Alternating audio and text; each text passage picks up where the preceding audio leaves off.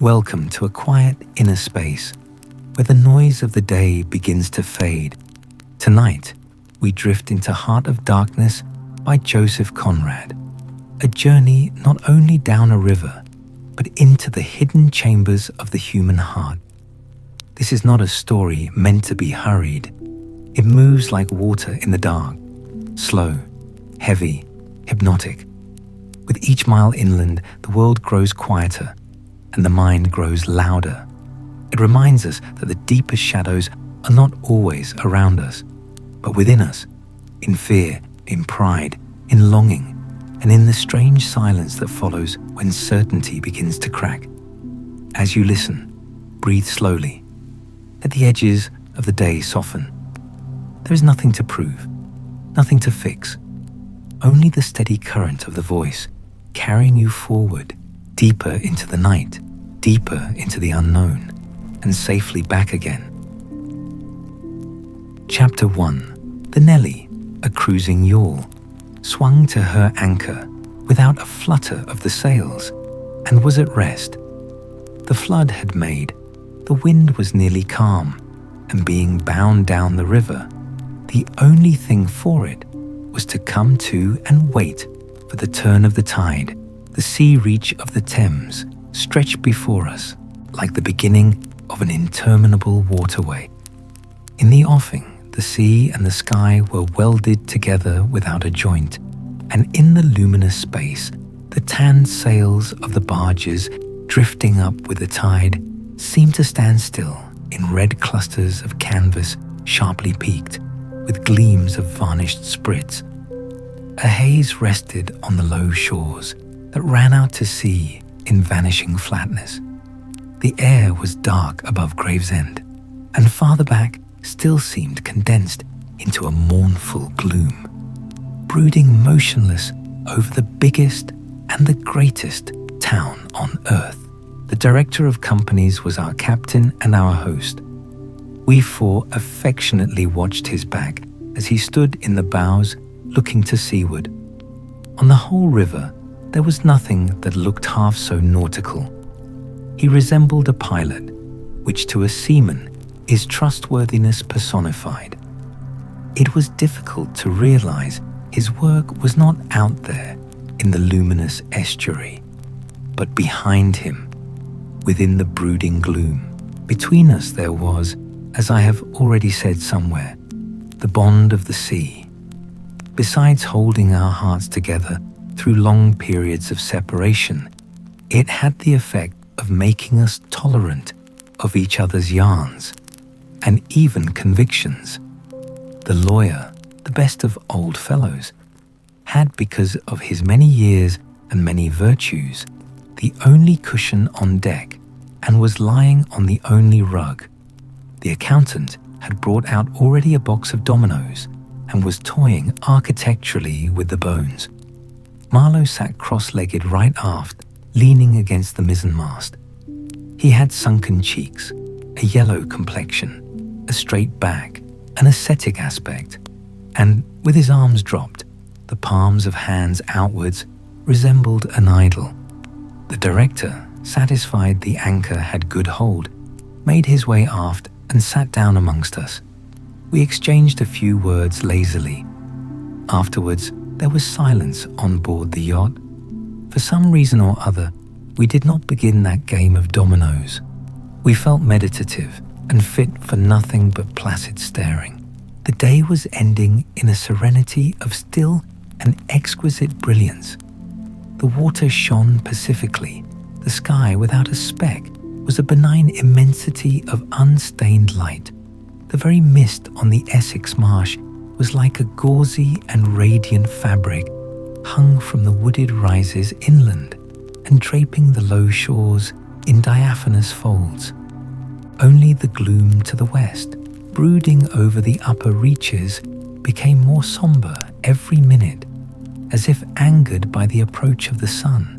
And at last, in its curved and imperceptible fall, the sun sank low, and from glowing white changed to a dull red, without rays and without heat, as if about to go out suddenly, stricken to death by the touch of that gloom, brooding over a crowd of men.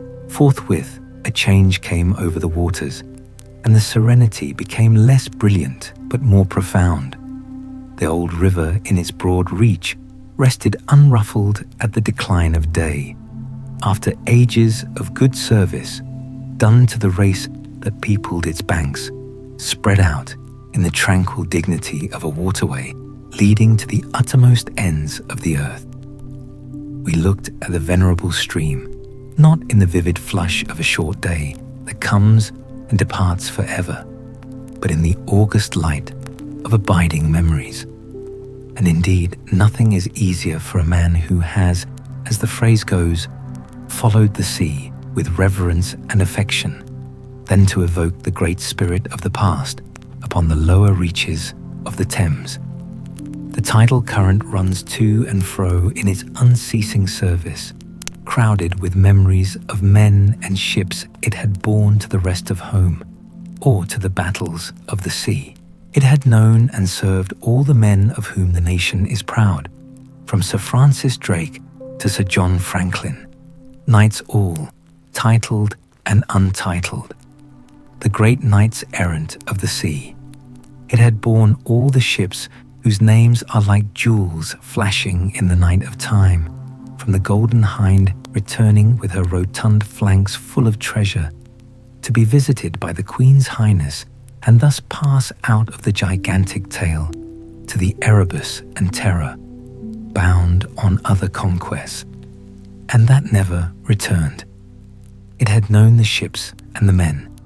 They had sailed from Deptford, from Greenwich, from Erith, the adventurers and the settlers, kings' ships and the ships of men on change, captains, admirals, the dark interlopers of the Eastern trade, and the commissioned generals of East India fleets, hunters for gold or pursuers of fame.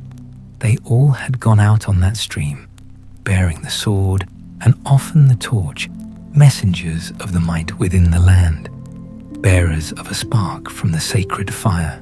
What greatness had not floated on the ebb of that river into the mystery of an unknown earth? The dreams of men, the seed of commonwealths, the germs of empires. The sun set, the dusk fell on the stream, and lights began to appear along the shore. The Chapman Lighthouse, a three-legged thing erect on a mud flat, shone strongly. Lights of ships moved in the fairway, a great stir of lights going up and going down. And farther west on the upper reaches, the place of the monstrous town was still marked ominously on the sky, a brooding gloom in sunshine, a lurid glare under the stars.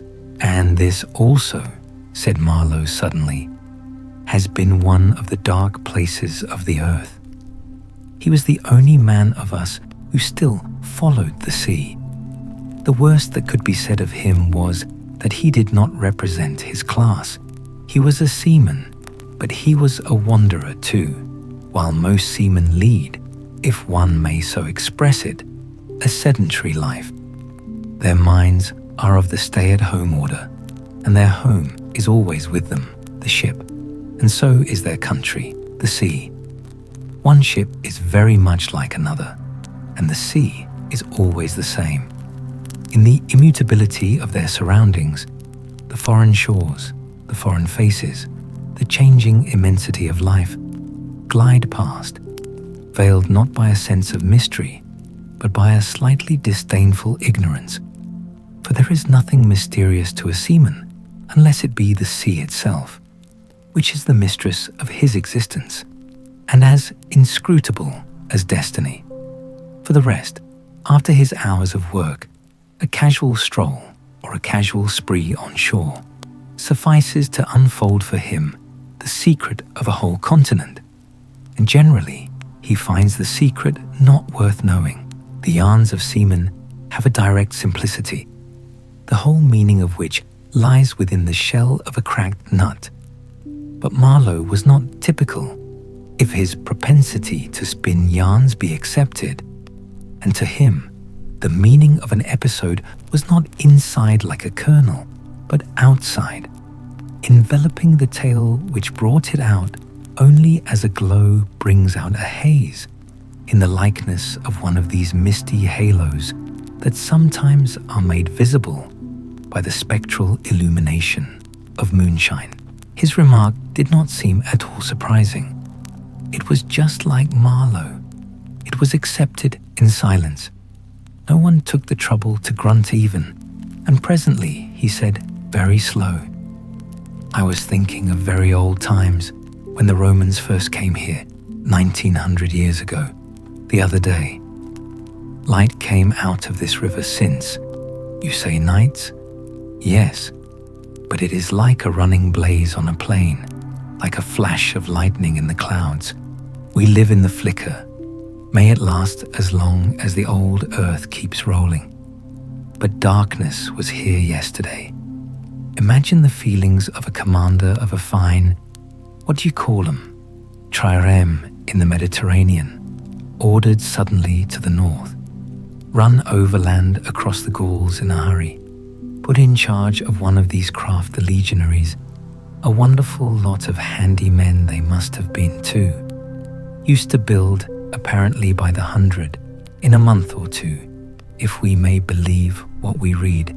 Imagine him here, the very end of the world, a sea the colour of lead, a sky the colour of smoke, a kind of ship about as rigid as a concertina, and going up this river with stores, or orders, or what you like. Sandbanks, marshes, forests, savages, precious little to eat, fit for a civilized man, nothing but Thames water to drink. No Falernian wine here, no going ashore. Here and there, a military camp lost in a wilderness, like a needle in a bundle of hay, cold, fog, tempests, disease, exile, and death. Death skulking in the air, in the water, in the bush. They must have been dying like flies here. Oh yes, he did it. Did it very well too, no doubt, and without thinking much about it either, except afterwards to brag of what he had gone through in his time perhaps. They were men enough to face the darkness.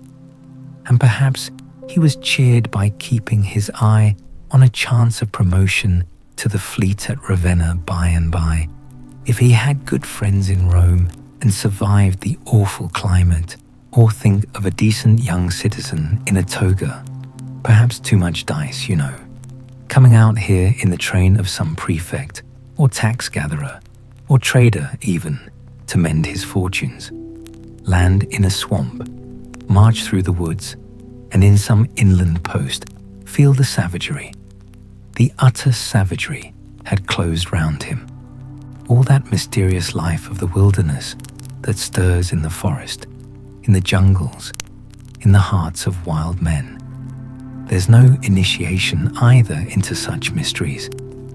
He has to live in the midst of the incomprehensible, which is also detestable. And it has a fascination too, that goes to work upon him. The fascination of the abomination.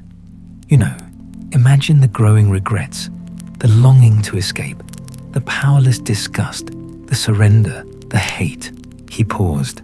Mind, he began again, lifting one arm from the elbow, the palm of the hand outwards, so that, with his legs folded before him, he had the pose of a Buddha, preaching in European clothes and without a lotus flower. Mind, none of us would feel exactly like this. What saves us? Its efficiency, the devotion to efficiency. But these chaps were not much account, really. They were no colonists. Their administration was merely a squeeze, and nothing more, I suspect. They were conquerors, and for that you want only brute force. Nothing to boast of when you have it, since your strength is just an accident arising from the weakness of others. They grabbed what they could get for the sake of what was to be got. It was just robbery with violence, aggravated murder on a great scale, and men going at it blind, as is very proper for those who tackle a darkness. The conquest of the earth, which mostly means the taking it away from those who have a different complexion or slightly flatter noses than ourselves, is not a pretty thing when you look into it too much. What redeems it is the idea only, an idea at the back of it, not a sentimental pretense, but an idea and an unselfish belief in the idea, something you can set up and bow down before and offer a sacrifice to. He broke off. Flames glided in the river, small green flames, red flames, white flames, pursuing, overtaking, joining, crossing each other, then separating slowly or hastily. The traffic of the great city went on in the deepening night upon the sleepless river. We looked on, waiting patiently. There was nothing else to do till the end of the flood, but it was only after a long silence when he said, in a hesitating voice, "I suppose you fellows remember I did once turn freshwater sailor for a bit, that we knew we were fated before the ebb began to run to hear about one of Marlow's inconclusive experiences. I don't want to bother you much with what happened to me personally," he began, showing in this remark the weakness of many tellers of tales who seem so often unaware of what their audience would like best to hear. Yet to understand the effect of it on me, you ought to know how I got out there, what I saw, how I went up that river to the place where I first met the poor chap. It was the farthest point of navigation and the culminating point of my experience. It seemed somehow to throw a kind of light on everything about me and into my thoughts. It was somber enough too, and pitiful, not extraordinary in any way, not very clear either. No, not very clear. And yet it seemed to throw a kind of light. I had then, as you remember, just returned to London after a lot of Indian Ocean, Pacific, China seas, a regular dose of the East, 6 years or so, and I was loafing about, hindering you fellows in your work and invading your homes, just as though I had got a heavenly mission to civilize you. It was very fine for a time, but after a bit I did get tired of resting. Then I began to look for a ship. I should think the hardest work on earth. But the ships wouldn't even look at me. And I got tired of that game too.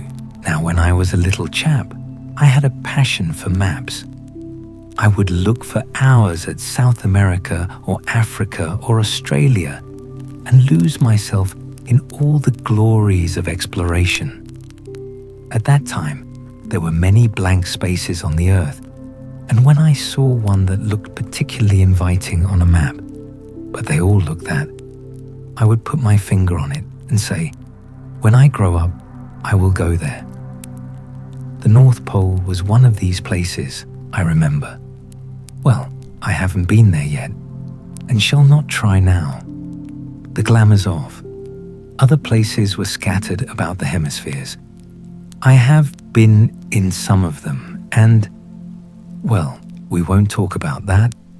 But there was one yet, the biggest, the most blank, so to speak, that I had a hankering after.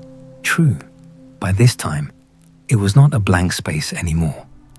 It had got filled since my boyhood with rivers and lakes and names. It had ceased to be a blank space of delightful mystery, a white patch for a boy to dream gloriously over. It had become a place of darkness. But there was in it one river especially, a mighty big river that you could see on the map, resembling an immense snake uncoiled, with its head in the sea, its body at rest, curving afar over a vast country, and its tail lost in the depths of the land. And as I looked at the map of it in a shop window, it fascinated me as a snake would a bird, a silly little bird. Then I remembered there was a big concern, a company for trade on that river. Dash it all! I thought to myself, they can't trade without using some kind of craft on that lot of fresh water, steamboats.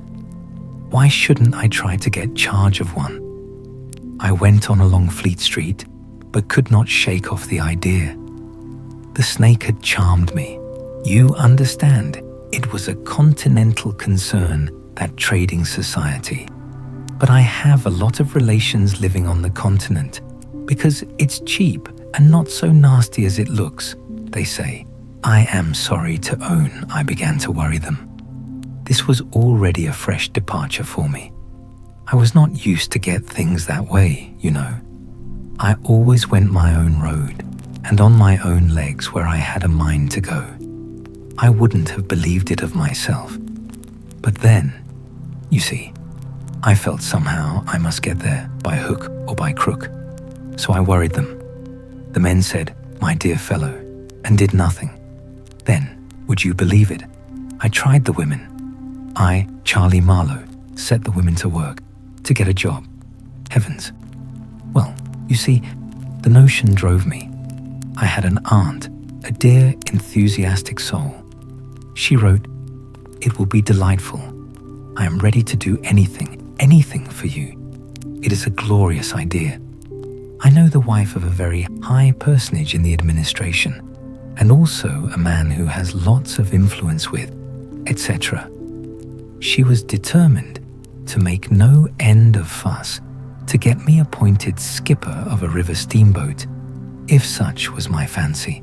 I got my appointment, of course, and I got it very quick. It appears the company had received news that one of their captains had been killed in a scuffle with the natives. This was my chance, and it made me the more anxious to go.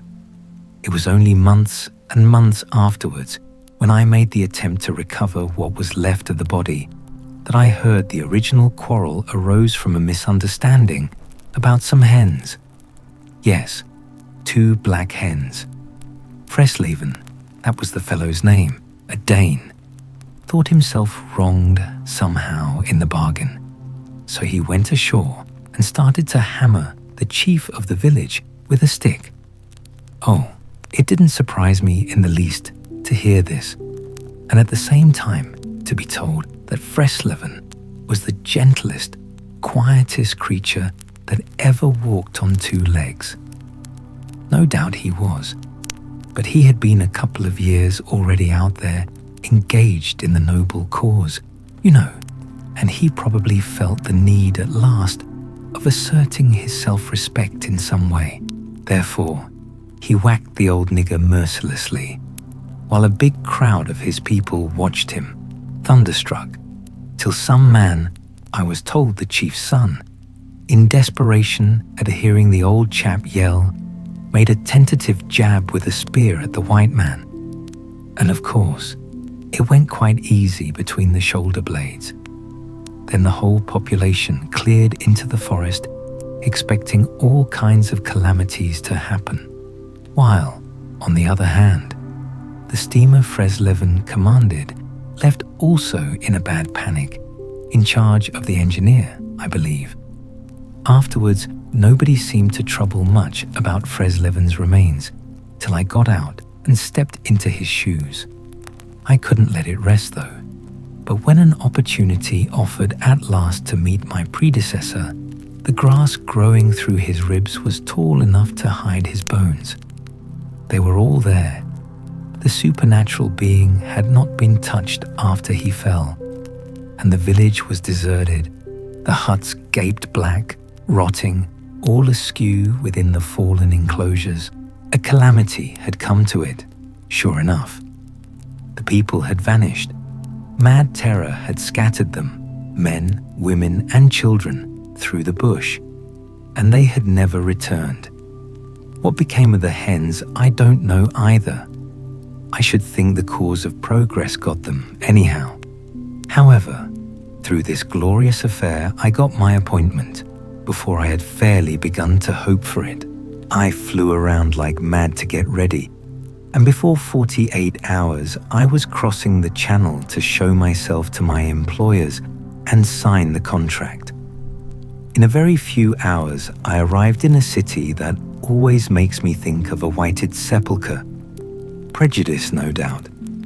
I had no difficulty in finding the company's offices. It was the biggest thing in the town, and everybody I met was full of it. They were going to run an overseas empire and make no end of coin by trade. A narrow and deserted street in deep shadow, high houses, innumerable windows with Venetian blinds, a dead silence, grass sprouting between the stones, imposing carriage archways right and left, immense double doors standing ponderously ajar. I slipped through one of these cracks, went up a swept and ungarnished staircase as arid as a desert, and opened the first door I came to. 2 women, one fat and the other slim, sat on straw-bottomed chairs, knitting black wool. The slim one got up and walked straight at me, still knitting with downcast eyes. And only just as I began to think of getting out of her way, as you would for a somnambulist, stood still and looked up. Her dress was as plain as an umbrella cover, and she turned round without a word and preceded me into a waiting room. I gave my name and looked about. Deal table in the middle, plain chairs all round the walls. On one end, a large shining map, marked with all the colours of a rainbow. There was a vast amount of red, good to see at any time, because one knows that some real work is done in there. A deuce of a lot of blue, a little green, smears of orange, and on the east coast, a purple patch, to show where the jolly pioneers of progress drink the jolly lager beer. However, I wasn't going into any of these. I was going into the yellow, dead in the center, and the river was there, fascinating, deadly, like a snake. Ah! A door opened. A white-haired secretarial head, but wearing a compassionate expression, appeared, and a skinny forefinger beckoned me into the sanctuary. Its light was dim, and a heavy writing desk squatted in the middle. From behind that structure came out an impression of pale plumpness in a frock coat. The great man himself. He was 5'6", I should judge, and had his grip on the handle end of ever so many millions. He shook hands, I fancy, murmured vaguely, was satisfied with my French. Bon voyage. In about 45 seconds, I found myself again in the waiting room with the compassionate secretary who, full of desolation and sympathy, made me sign some document. I believe I undertook, amongst other things, not to disclose any trade secrets. Well, I'm not going to. I began to feel slightly uneasy. You know, I'm not used to such ceremonies. And there was something ominous in the atmosphere. It was just as though I had been let into some conspiracy. I don't know. Something not quite right. And I was glad to get out. In the outer room, the 2 women knitted black wool feverishly. People were arriving, and the younger one was walking back and forth introducing them. The old one sat on her chair. Her flat cloth slippers were propped up on a foot warmer, and a cat reposed on her lap. She wore a starched white affair on her head, had a wart on one cheek, and silver-rimmed spectacles hung on the tip of her nose. She glanced at me above the glasses. The swift and indifferent placidity of that look troubled me.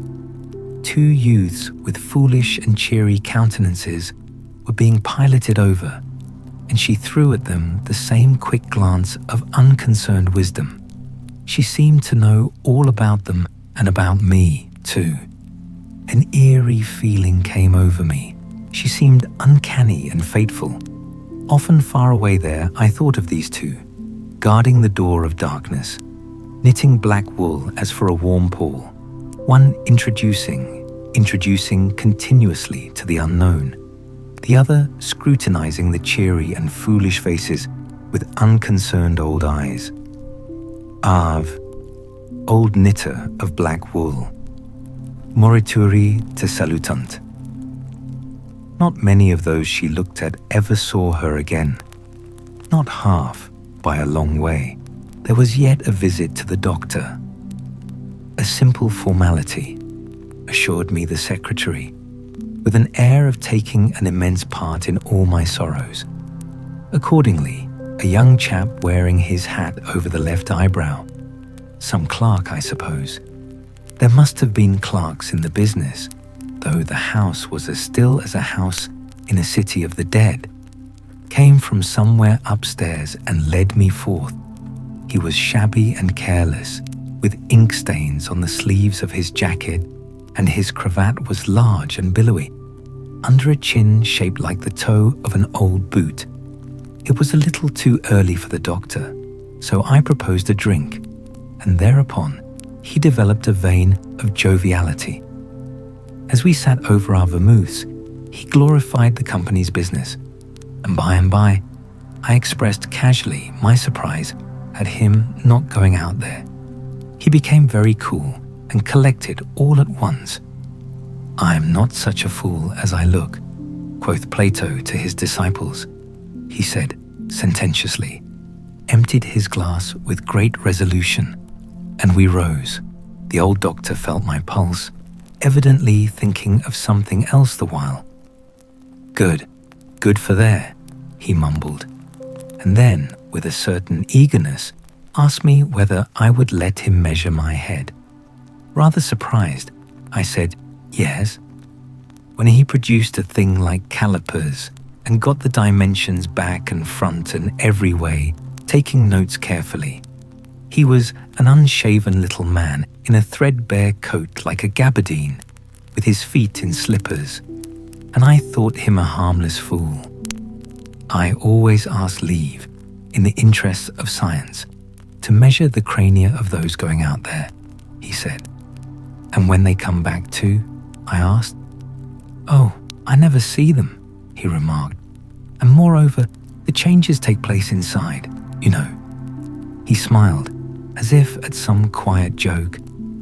"So you are going out there? Famous, interesting too." He gave me a searching glance and made another note. "Ever any madness in your family?" he asked, in a matter-of-fact tone. I felt very annoyed. Is that question in the interests of science too? "It would be," he said, without taking notice of my irritation. "Interesting for science to watch the mental changes of individuals on the spot. But are you an alienist?" I interrupted. "Every doctor should be a little," answered that original imperturbably. "I have a little theory which you messieurs who go out there must help me to prove. This is my share in the advantages my country shall reap from the possession of such a magnificent dependency. The mere wealth I leave to others. Pardon my questions, but you are the first Englishman coming under my observation." I hastened to assure him I was not in the least typical. "If I were," said I wouldn't be talking like this with you. What you say is rather profound and probably erroneous," he said with a laugh. "Avoid irritation more than exposure to the sun. Adieu. How do you English say, eh? Goodbye. Ah, goodbye. Adieu. In the tropics, one must before everything keep calm." He lifted a warning forefinger. "Du calme, du calme. One thing more remained to do. Say goodbye to my excellent aunt." I found her triumphant. I had a cup of tea, the last decent cup of tea for many days, and in a room that most soothingly looked just as you would expect a lady's drawing room to look. We had a long, quiet chat by the fireside. In the course of these confidences, it became quite plain to me I had been represented to the wife of the high dignitary, and goodness knows to how many more people besides, as an exceptional and gifted creature. a piece of good fortune for the company, a man you don't get hold of every day. Good heavens! And I was going to take charge of a 2-penny halfpenny river steamboat with a penny whistle attached. It appeared, however, I was also one of the workers, with a capital, you know. Something like an emissary of light, something like a lower sort of apostle. There had been a lot of such rot let loose in print and talk just about that time, and the excellent woman living right in the rush of all that humbug got carried off her feet. She talked about weaning those ignorant millions from their horrid ways, till, upon my word, she made me quite uncomfortable. I ventured to hint that the company was run for profit. You forget, dear Charlie, that the labourer is worthy of his hire, she said, brightly. It's queer how out of touch with truth women are.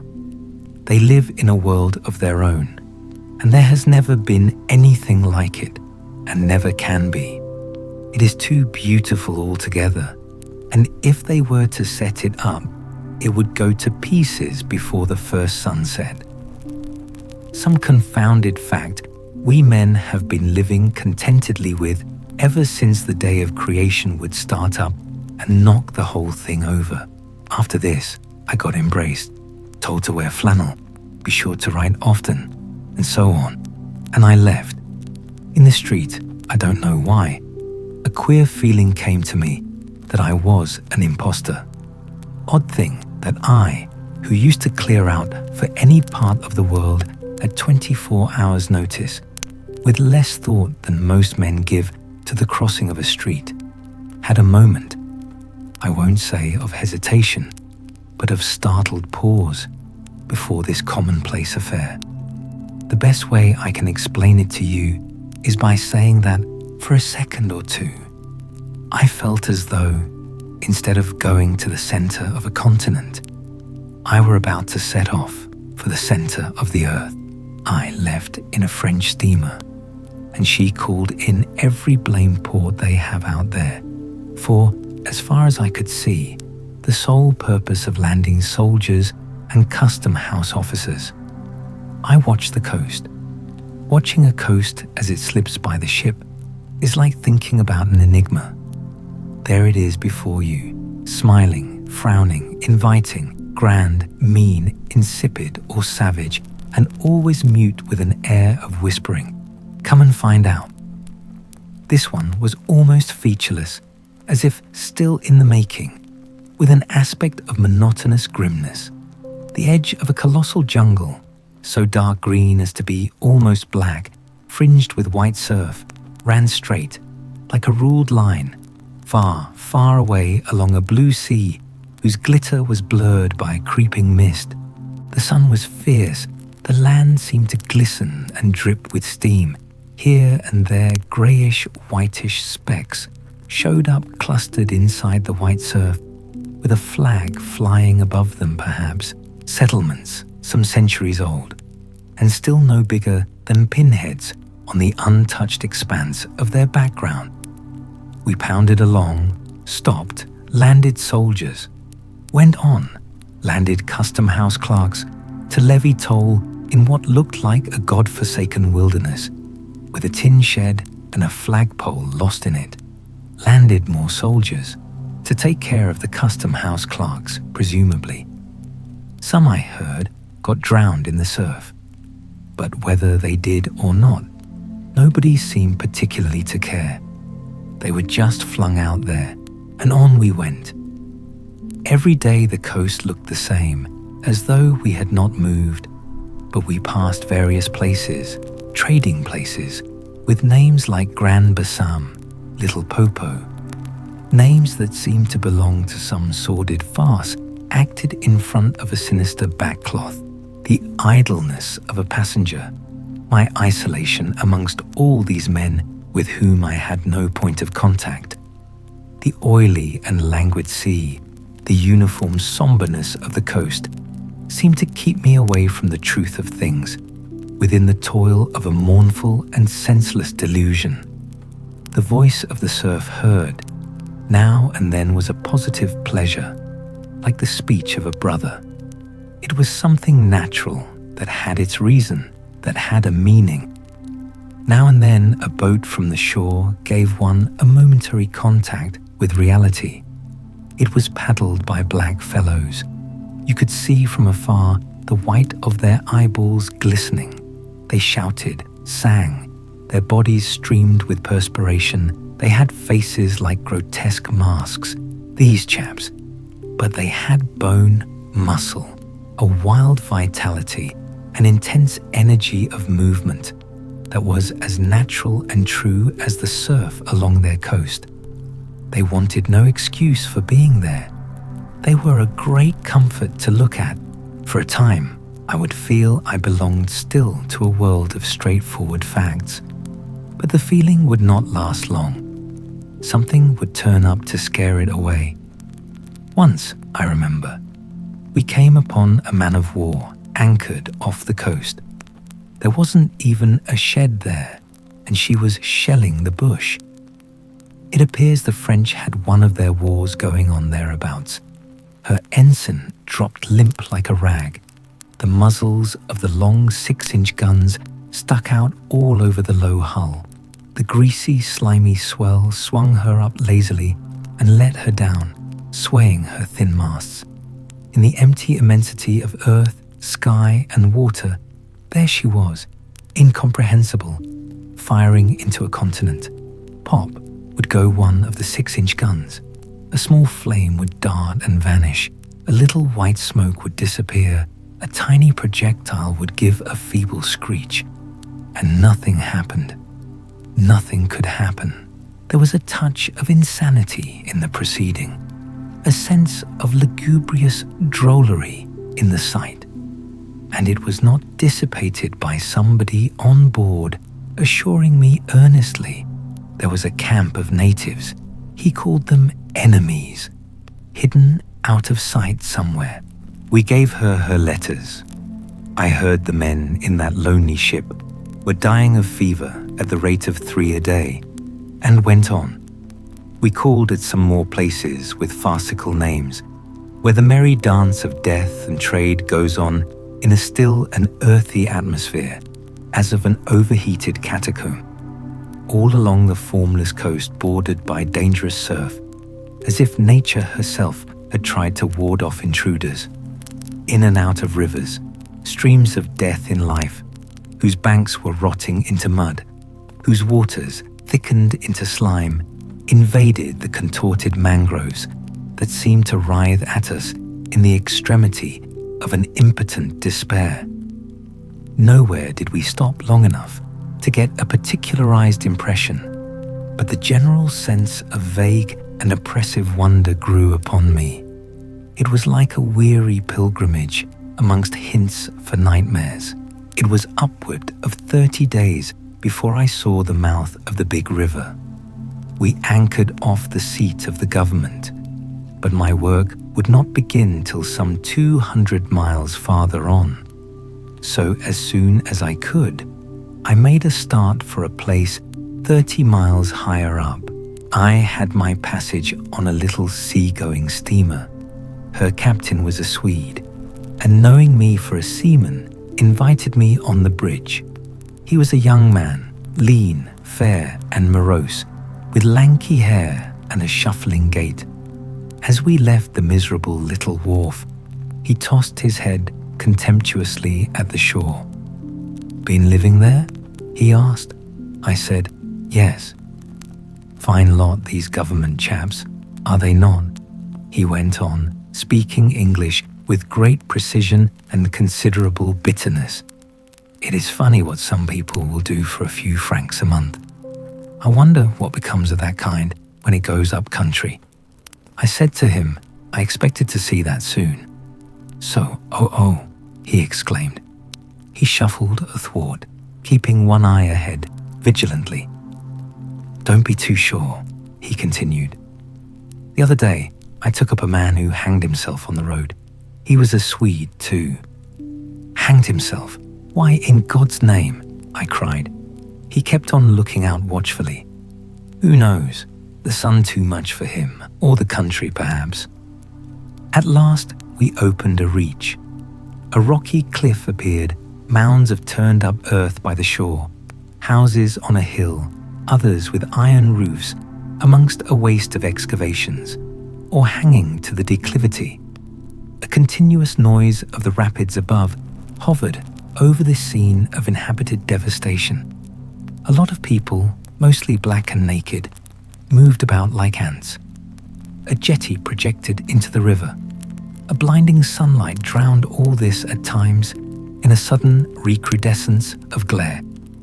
"There's your company station," said the Swede, pointing to 3 wooden barrack-like structures on the rocky slope. "I will send your things up. 4 boxes, did you say? So, farewell." I came upon a boiler wallowing in the grass, then found a path leading up the hill. It turned aside for the boulders and also for an undersized railway truck lying there on its back with its wheels in the air. One was off. The thing looked as dead as the carcass of some animal. I came upon more pieces of decaying machinery, a stack of rusty rails. To the left, a clump of trees made a shady spot where dark things seemed to stir feebly. I blinked. The path was steep. A horn tooted to the right, and I saw the black people run. A heavy and dull detonation shook the ground. A puff of smoke came out of the cliff, and that was all. No change appeared on the face of the rock. They were building a railway. The cliff was not in the way or anything, but this objectless blasting was all the work going on. A slight clinking behind me made me turn my head. 6 black men advanced in a file, toiling up the path. They walked erect and slow, balancing small baskets full of earth on their heads, and the clink kept time with their footsteps. Black rags were wound round their loins, and the short ends behind waggled to and fro like tails. I could see every rib. The joints of their limbs were like knots in a rope. Each had an iron collar on his neck, and all were connected together with a chain whose bites swung between them, rhythmically clinking. Another report from the cliff made me think suddenly of that ship of war I had seen firing into a continent. It was the same kind of ominous voice, but these men could by no stretch of imagination be called enemies. They were called criminals, and the outraged law, like the bursting shells, had come to them, an insoluble mystery from the sea. All their meager breasts panted together, the violently dilated nostrils quivered, the eyes stared stonily uphill. They passed me within 6 inches, without a glance, with that complete, death-like indifference of unhappy savages. Behind this raw matter, one of the reclaimed, the product of the new forces at work, strolled despondently, carrying a rifle by its middle. He had a uniform jacket with one button off, and seeing a white man on the path, hoisted his weapon to his shoulder with alacrity. This was simple prudence, white men being so much alike at a distance that he could not tell who I might be. He was speedily reassured, and with a large white rascally grin and a glance at his charge, seemed to take me into partnership in his exalted trust. After all, I also was a part of the great cause of these high and just proceedings. Instead of going up, I turned and descended to the left. My idea was to let that chain gang get out of sight before I climbed the hill. You know, I am not particularly tender. I've had to strike and to fend off. I've had to resist and to attack sometimes. That's only one way of resisting, without counting the exact cost, according to the demands of such sort of life as I had blundered into. I've seen the devil of violence and the devil of greed and the devil of hot desire, but by all the stars. These were strong, lusty, red-eyed devils that swayed and drove men, I tell you. But as I stood on this hillside, I foresaw that in the blinding sunshine of that land, I would become acquainted with a flabby, pretending, weak-eyed devil of a rapacious and pitiless folly. How insidious he could be, too, I was only to find out several months later and 1,000 miles farther. For a moment, I stood appalled, as though by a warning. Finally, I descended the hill, obliquely, towards the trees I had seen. I avoided a vast artificial hole somebody had been digging on the slope, the purpose of which I found it impossible to divine. It wasn't a quarry or a sandpit anyhow. It was just a hole. It might have been connected with the philanthropic desire of giving the criminals something to do. I don't know. Then I nearly fell into a very narrow ravine, almost no more than a scar in the hillside. I discovered that a lot of imported drainage pipes for the settlement had been tumbled in there. There wasn't one that was not broken. It was a wanton smash-up. At last, I got under the trees. My purpose was to stroll into the shade for a moment, but no sooner within than it seemed to me I had stepped into the gloomy circle of some inferno.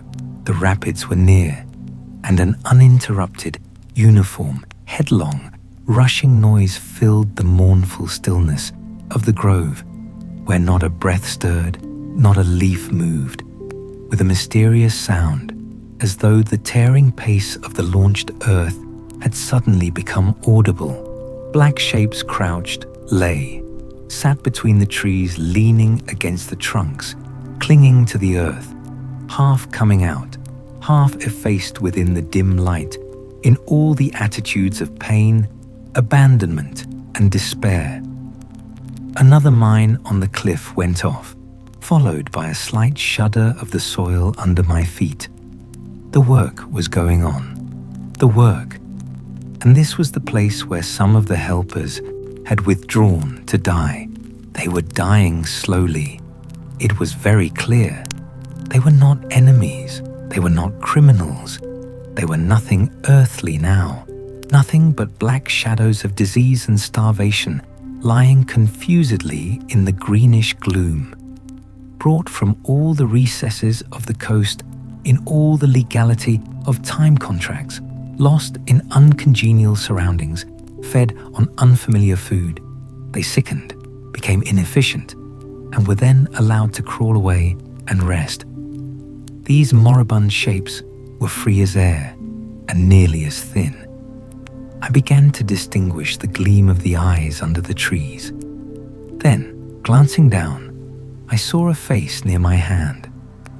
The black bones reclined at full length with one shoulder against the tree, and slowly the eyelids rose and the sunken eyes looked up at me, enormous and vacant, a kind of blind, white flicker in the depths of the orbs, which died out slowly. The man seemed young, almost a boy, but you know with them, it's hard to tell. I found nothing else to do but to offer him one of my good Swede's ship's biscuits I had in my pocket. The fingers closed slowly on it and held. There was no other movement and no other glance. He had tied a bit of white worsted round his neck. Why? Where did he get it? Was it a badge, an ornament, a charm, a propitiatory act? Was there any idea at all connected with it? It looked startling round his black neck, this bit of white thread from beyond the seas. Near the same tree, two more bundles of acute angles sat with their legs drawn up. One, with his chin propped on his knees, stared at nothing in an intolerable and appalling manner. His brother phantom rested its forehead, as if overcome with a great weariness, and all about others were scattered in every pose of contorted collapse, as in some picture of a massacre or a pestilence. While I stood horror-struck, one of these creatures rose to his hands and knees and went off on all fours towards the river to drink. He lapped out of his hand, then sat up in the sunlight, crossing his shins in front of him, and after a time let his woolly head fall on his breastbone. I didn't want any more loitering in the shade, and I made haste towards the station. When near the buildings, I met a white man in such an unexpected elegance of get-up that in the first moment I took him for a sort of vision. I saw a high starched collar, white cuffs, a light alpaca jacket, snowy trousers, a clean necktie, and varnished boots. No hat, hair parted, brushed, oiled, under a green-lined parasol held in a big white hand. He was amazing and had a pen holder behind his ear. I shook hands with this miracle, and I learned he was the company's chief accountant and that all the bookkeeping was done at this station. He had come out for a moment, he said, to get a breath of fresh air. The expression sounded wonderfully odd, with its suggestion of sedentary desk life. I wouldn't have mentioned the fellow to you at all, only it was from his lips that I first heard the name of the man who is so indissolubly connected with the memories of that time. Moreover, I respected the fellow. Yes, I respected his collars, his vast cuffs, his brushed hair. His appearance was certainly that of a hairdresser's dummy, but in the great demoralization of the land, he kept up his appearance. That's backbone.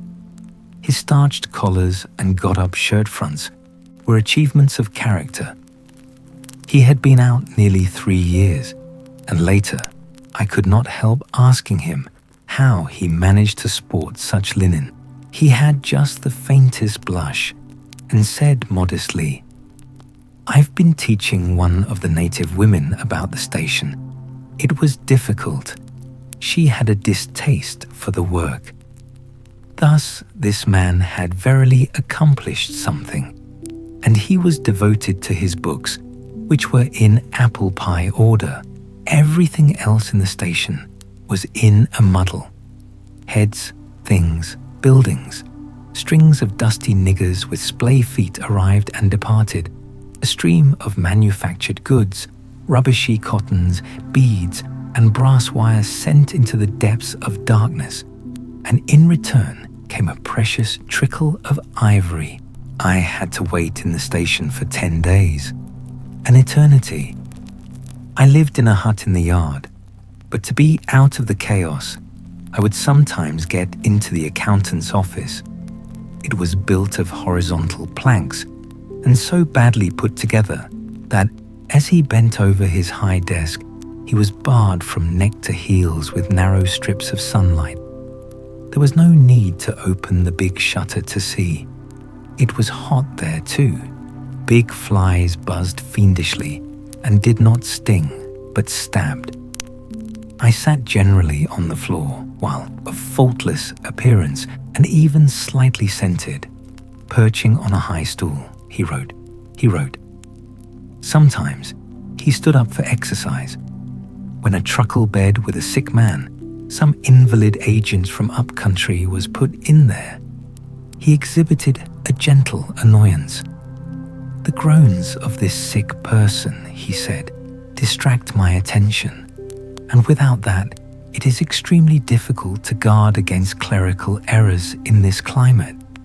One day he remarked, without lifting his head, "In the interior, you will no doubt meet Mr. Kurtz." On my asking who Mr. Kurtz was, he said he was a first-class agent, and seeing my disappointment at this information, he added slowly, laying down his pen, "He is a very remarkable person." Further questions elicited from him that Mr. Kurtz was at present in charge of a trading post, a very important one, in the true ivory country, at the very bottom of there. sends in as much ivory as all the others put together. He began to write again. The sick man was too ill to groan. The flies buzzed in a great peace. Suddenly, there was a growing murmur of voices and a great tramping of feet. A caravan had come in. A violent babble of uncouth sounds burst out on the other side of the planks. All the carriers were speaking together, and in the midst of the uproar, the lamentable voice of the chief agent was heard giving it up tearfully for the 20th time that day. He rose slowly. "What a frightful row," he said. He crossed the room gently to look at the sick man, and returning, said to me, "He does not hear." "What, dead?" I asked, startled. "No, not yet," he answered with great composure. Then, alluding with a toss of the head to the tumult in the station yard, "When one has got to make correct entries, one comes to hate those savages, hate them to the death." He remained thoughtful for a moment. "When you see Mr. Kurtz's," he went on, "tell him from me that everything here," he glanced at the deck, "is very satisfactory. I don't like to write to him. With those messengers of ours, you never know who may get hold of your letter at that central station." He stared at me for a moment with his mild, bulging eyes. "Oh, he will go far, very far," he began again. "He will be a somebody in the administration before long. They, above, the council in Europe, you know, mean him to be." He turned to his work. The noise outside had ceased, and presently, in going out, I stopped at the door. In the steady buzz of flies, the homeward-bound agent was lying finished and insensible. The other, bent over his books, was making correct entries of perfectly correct transactions. And 50 feet below the doorstep, I could see the still treetops of the Grove of Death. Next day, I left that station at last with a caravan of 60 men for a 200-mile tramp. No use telling you much about that. Paths, paths, everywhere. A stamped-in network of paths spreading over the empty land, through the long grass, through burnt grass, through thickets, down and up chilly ravines, up and down stony hills ablaze with heat, and a solitude. Nobody, not a hut. The population had cleared out a long time ago. Well, if a lot of mysterious niggers, armed with all kinds of fearful weapons, suddenly took to travelling on the road between Deal and Gravesend, catching the yokels right and left to carry heavy loads for them, I fancy every farm and cottage thereabouts would get empty very soon. Only here the dwellings were gone too. Still, I passed through several abandoned villages.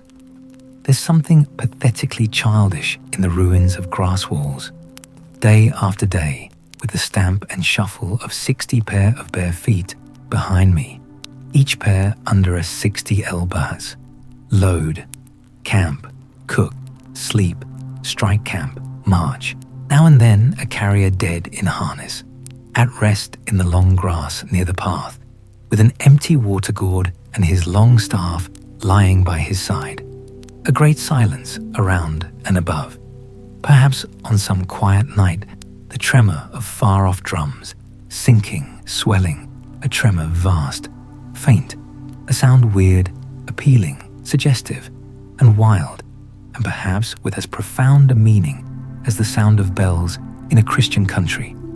Once a white man in an unbuttoned uniform, camping on the path with an armed escort of lank Zanzibaris, very hospitable and festive, not to say drunk, was looking after the upkeep of the road, he declared. Can't say I saw any road or any upkeep, unless the body of a middle-aged Negro with a bullet hole in the forehead, upon which I absolutely stumbled 3 miles farther on, may be considered as a permanent improvement.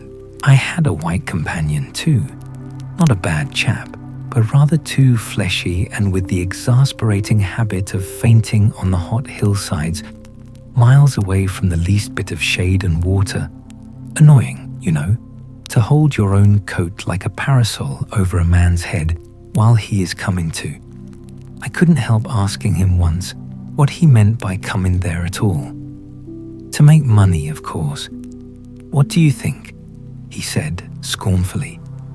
Then he got fever and had to be carried in a hammock slung under a pole. As he weighed 16 stone, I had no end of rows with the carriers. They jibbed, ran away, sneaked off with their loads in the night. Quite a mutiny.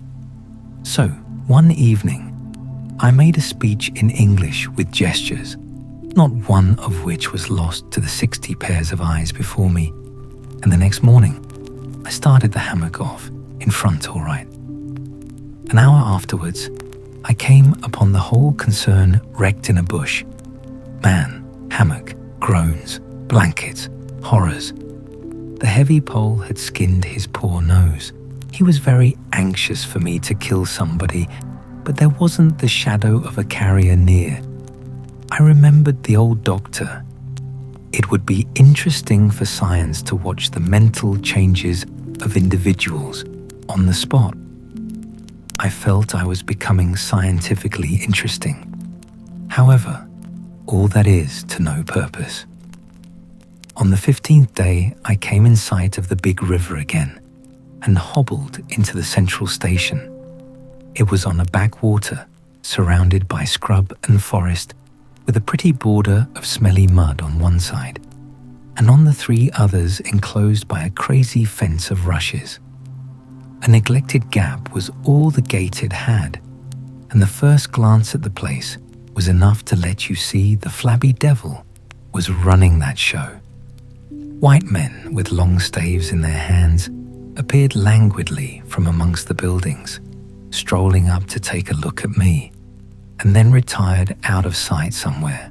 One of them, a stout, excitable chap with black mustaches, informed me with great volubility and many digressions, as soon as I told him who I was, that my steamer was at the bottom of the river.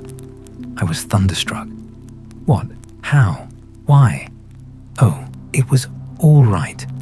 The manager himself was there, all quite correct.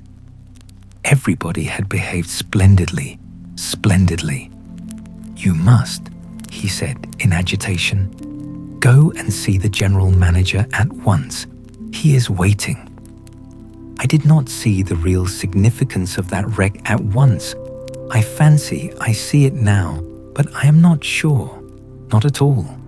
Certainly the affair was too stupid, when I think of it, to be altogether natural. Still, but at the moment, it presented itself simply as a confounded nuisance. The steamer was sunk. They had started 2 days before in a sudden hurry up the river with the manager on board, in charge of some volunteer skipper, and before they had been out 3 hours, they tore the bottom out of her on stones, and she sank near the south bank. I asked myself what I was to do there, now my boat was lost. As a matter of fact, I had plenty to do in fishing my command out of the river. I had to set about it the very next day. That and the repairs when I brought the pieces to the station took some months. My first interview with the manager was curious. He did not ask me to sit down after my 20-mile walk that morning. He was commonplace in complexion, in features, in manners, and in voice. He was of middle size and of ordinary build. His eyes, of the usual blue, were perhaps remarkably cold, and he certainly could make his glance fall on one as trenchant and heavy as an axe. But even at these times, the rest of his person seemed to disclaim the intention. Otherwise, there was only an indefinable faint expression of his lips, something stealthy, a smile, not a smile. I remember it, but I can't explain. It was unconscious, this smile was. Though just after he had said something, it got intensified for an instant. It came at the end of his speeches like a seal applied on the words to make the meaning of the commonest phrase appear absolutely inscrutable. He was a common trader from his youth up employed in these parts. Nothing more. He was obeyed, yet he inspired neither love nor fear, nor even respect. He inspired uneasiness. That was it. Uneasiness. Not a definite mistrust, just uneasiness. Nothing more. You have no idea how effective such a faculty can be. He had no genius for organizing, for initiative, or for order even. That was evident in such things as the deplorable state of the station. He had no learning and no intelligence. His position had come to him. Why? Perhaps because he was never ill. He had served 3 terms of 3 years out there. Because triumphant health in the general rout of constitutions is a kind of power in itself. When he went home on leave, he rioted on a large scale, pompously, Jack ashore, with a difference, in externals only. This one could gather from his casual talk. He originated nothing. He could keep the routine going, that's all. But he was great. He was great by this little thing, that it was impossible to tell what could control such a man. He never gave that secret away. Perhaps there was nothing within him. Such a suspicion made one pause, for out there were no external checks. Once, when various tropical diseases had laid low almost every agent in the station, he was heard to say, "Men who come out here should have no entrails." He sealed the utterance with that smile of his, as though it had been a door opening into a darkness he had in his keeping. You fancied you had seen things, but the seal was on. When annoyed at meal times by the constant quarrels of the white men about precedence, he ordered an immense round table to be made, for which a special house had to be built. This was the station's mess room. Where he sat was the first place, the rest were nowhere. One felt this to be his unalterable conviction. He was neither civil nor uncivil. He was quiet. He allowed his boy, an overfed young Negro from the coast, to treat the white men under his very eyes with provoking insolence. He began to speak as soon as he saw me. I had been very long on the road. He could not wait, had to start without me. The upriver stations had to be relieved. There had been so many delays already that he did not know who was dead and who was alive and how they got on, and so on and so on. He paid no attention to my explanations, and playing with a stick of sealing wax, repeated several times that the situation was very grave, very grave. There were rumors that a very important station was in jeopardy, and its chief, Mr. Kurtz, was ill. Hoped it was not true. Mr. Kurtz was... I felt weary and irritable. Hang Kurtz, I thought. I interrupted him by saying I had heard of Mr. Kurtz on the coast. Ah, so they talk of him down there, he murmured to himself. Then he began again, assuring me Mr. Kurtz was the best agent he had, an exceptional man, of the greatest importance to the company. Therefore, I could understand his anxiety. He was, he said, very, very uneasy. Certainly, he fidgeted on his chair a good deal, exclaimed, "Ah, Mr. Kurtz," broke the stick of sealing wax and seemed dumbfounded by the accident. Next thing he wanted to know how long it would take to... I interrupted him again, being hungry, you know, and kept on my feet too. I was getting savage. "How can I tell?" I said. "I haven't even seen the wreck yet. Some months, no doubt." All this talk seemed to me so futile. "Some months," he said. "Well, let us say 3 months before we can make a start." "Yes, that ought to do the affair."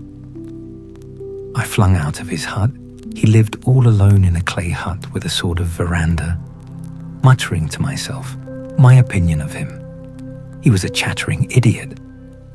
Afterwards, I took it back when it was borne in upon me, startlingly, with what extreme nicety he had estimated the time requisite for the affair.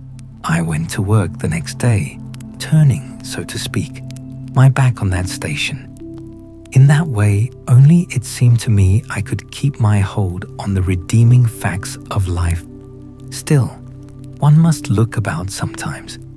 And then I saw this station, these men strolling aimlessly about in the sunshine of the yard. I asked myself sometimes what it all meant.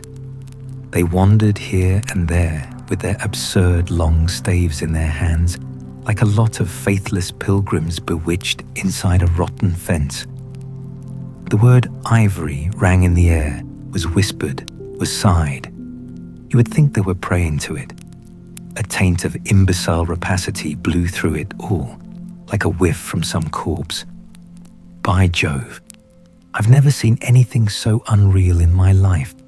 And outside, the silent wilderness surrounding this cleared speck on the earth struck me as something great and invincible, like evil or truth, waiting patiently for the passing away of this fantastic invasion. Oh, these months. Well, never mind. Various things happened. One evening, a grass shed full of calico, cotton prints, beads, and I don't know what else, burst into a blaze so suddenly that you would have thought the earth had opened to let an avenging fire consume all that trash. I was smoking my pipe quietly by my dismantled steamer and saw them all cutting capers in the light with their arms lifted high when the stout man with mustaches came tearing down to the river.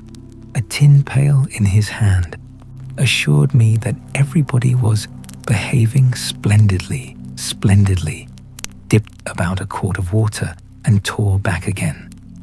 I noticed there was a hole in the bottom of his pail. I strolled up. There was no hurry. You see, the thing had gone off like a box of matches. It had been hopeless from the very first. The flame had leaped high, driven everybody back, lighted up everything, and collapsed. The shed was already a heap of embers glowing fiercely. A nigger was being beaten nearby. They said he had caused the fire in some way. Be that as it may, he was screeching most horribly. I saw him later, for several days, sitting in a bit of shade looking very sick and trying to recover himself. Afterwards, he arose and went out, and the wilderness, without a sound, took him into its bosom again. As I approached the glow from the dark, I found myself at the back of two men, talking. I heard the name of Kurtz pronounced, then the words, "Take advantage of this unfortunate accident." One of the men was the manager. I wished him a good evening. "Did you ever see anything like it? Eh? It is incredible," he said, and walked off. The other man remained. He was a first-class agent, young, gentlemanly, a bit reserved, with a forked little beard and a hooked nose. He was standoffish with the other agents, and they, on their side, said he was the manager's spy upon them. As to me, I had hardly ever spoken to him before. We got into talk. By and by, we strolled away from the hissing ruins. Then he asked me to his room, which was in the main building of the station. He struck a match, and I perceived that this young aristocrat had not only a silver-mounted dressing case, but also a whole candle all to himself. Just at that time, the manager was the only man supposed to have any right to candles. Native mats covered the clay walls. A collection of spears, assegais, shields, knives was hung up in trophies. The business entrusted to this fellow was the making of bricks, so I had been informed. But there wasn't a fragment of a brick anywhere in the station. and he had been there more than a year, waiting. It seems he could not make bricks without something. I don't know what. Straw, maybe. Anyway, it could not be found there, and as it was not likely to be sent from Europe, it did not appear clear to me what he was waiting for. An act of special creation, perhaps. However, they were all waiting, all the 16 or 20 pilgrims of them, for something. And upon my word, it did not seem an uncongenial occupation from the way they took it, though the only thing that ever came to them was disease, as far as I could see. They beguiled the time by backbiting and intriguing against each other in a foolish kind of way. There was an air of plotting about that station, but nothing came of it, of course. It was as unreal as everything else, as the philanthropic pretense of the whole concern, as their talk, as their government, as their show of work. The only real feeling was a desire to get appointed to a trading post where ivory was to be had, so that they could earn percentages. They intrigued and slandered and hated each other only on that account. But as to effectually lifting a little finger, oh no, by heavens, there is something after all in the world allowing one man to steal a horse while another must not look at a halter. Steal a horse straight out. Very well, he has done it. Perhaps he can ride. But there is a way of looking at a halter that would provoke the most charitable of saints into a kick. I had no idea why he wanted to be sociable, but as we chatted in there, it suddenly occurred to me the fellow was trying to get at something, in fact, pumping me. He alluded constantly to Europe, to the people I was supposed to know there, putting leading questions as to my acquaintances in the sepulchral city, and so on. His little eyes glittered like mica discs with curiosity, though he tried to keep up a bit of superciliousness. At first, I was astonished, but very soon I became awfully curious to see what he would find out from me. I couldn't possibly imagine what I had in me to make it worth his while. It was very pretty to see how he baffled himself, for in truth, my body was full only of chills, and my head had nothing in it but that wretched steamboat business. It was evident he took me for a perfectly shameless prevaricator. At last, he got angry, and to conceal a movement of furious annoyance, he yawned. I rose. Then I noticed a small sketch in oils on a panel representing a woman, draped and blindfolded, carrying a lighted torch. The background was somber, almost black. The movement of the woman was stately, and the effect of the torchlight on the face was sinister. It arrested me, and he stood by civilly, holding an empty half-pint champagne bottle, medical comforts, with the candle stuck in it. To my question, he said Mr. Kurtz had painted this in this very station more than a year ago, while waiting for means to go to his trading post. "Tell me, pray," said I, "who is this Mr. Kurtz?" "The chief of the inner station," he answered in a short tone, looking away. "Much obliged," I said, laughing. "And you are the brickmaker of the central station. Everyone knows that." He was silent for a while. "He is a prodigy," he said at last. "He is an emissary of pity and science and progress, and devil knows what else. We want," he began to declaim suddenly, "for the guidance of the cause entrusted to us by Europe, so to speak, higher intelligence, wide sympathies, a singleness of purpose." "Who says that?" I asked. "Lots of them," he replied. "Some even write that, and so he comes here, a special being, as you ought to know." "Why ought I to know?" I interrupted, really surprised. He paid no attention. Yes, today he is chief of the best station. Next year he will be assistant manager, 2 years more, but I dare say you know what he will be in 2 years' time. You are of the new gang, the gang of virtue. The same people who sent him specially also recommended you. Oh, don't say no. I've my own eyes to trust. Light dawned upon me. My dear aunt's influential acquaintances were producing an unexpected effect upon that young man. I nearly burst into a laugh. Do you read the company's confidential correspondence? I asked. He hadn't a word to say. It was great fun. When Mr. Kurtz, I continued severely, is general manager, you won't have the opportunity. He blew the candle out suddenly, and we went outside. The moon had risen. Black figures strolled about listlessly, pouring water on the glow, whence proceeded a sound of hissing. Steam ascended in the moonlight. The beaten nigger groaned somewhere.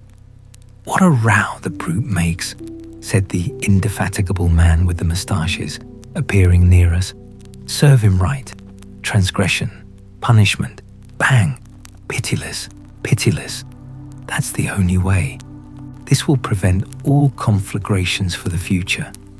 I was just telling the manager. He noticed my companion and became crestfallen all at once.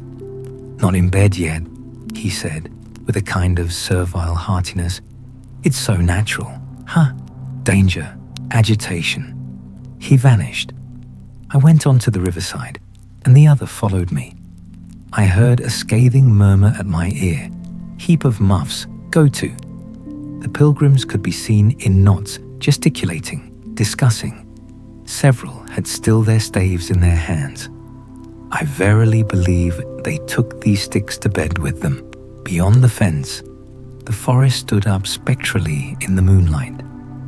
And through that dim stir, through the faint sounds of that lamentable courtyard, the silence of the land went home to one's very heart.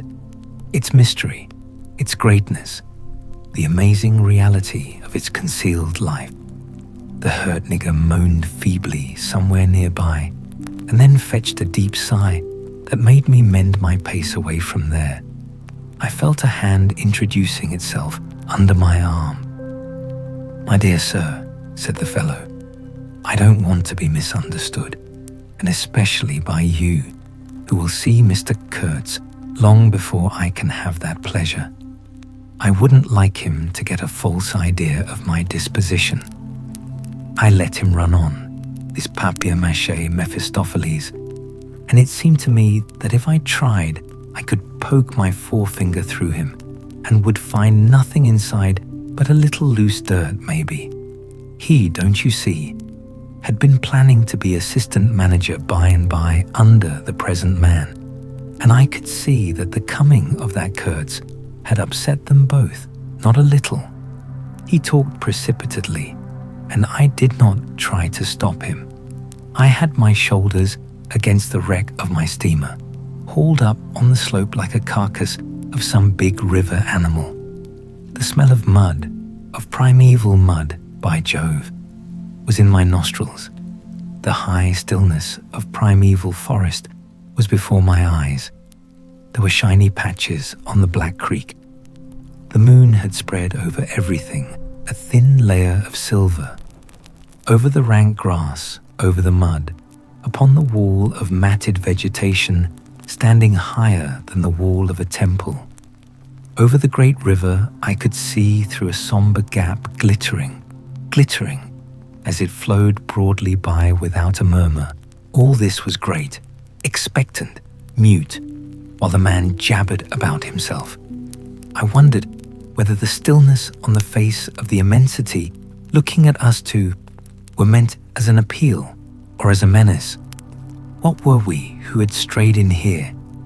Could we handle that dumb thing, or would it handle us?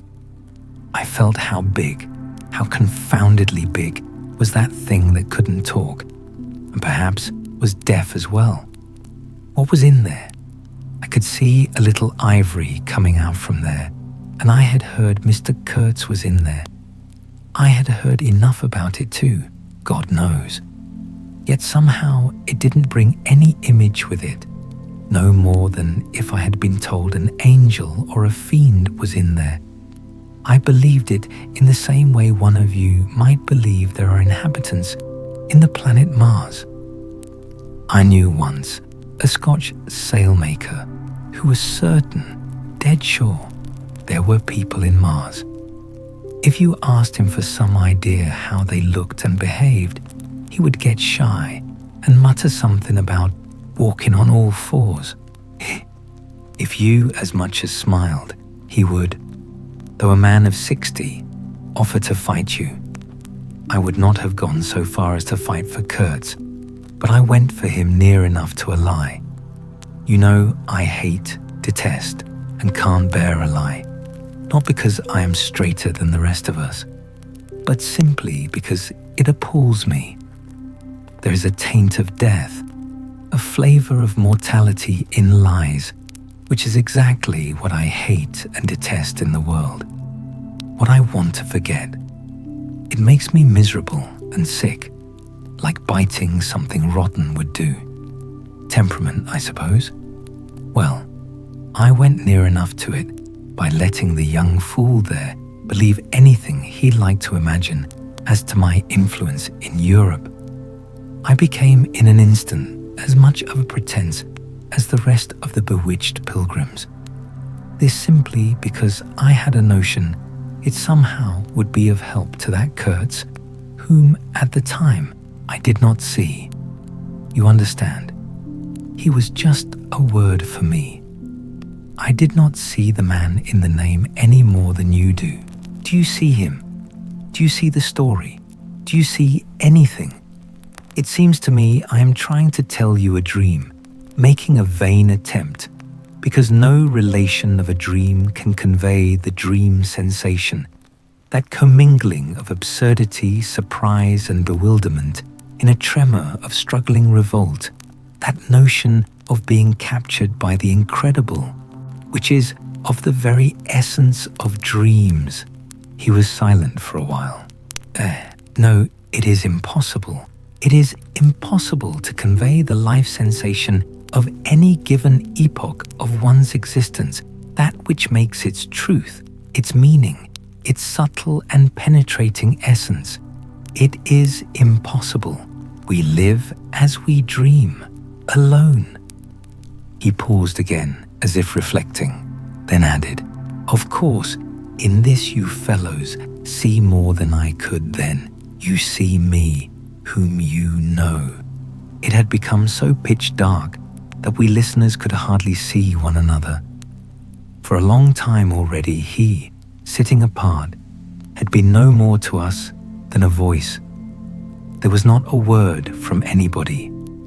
The others might have been asleep, but I was awake. I listened.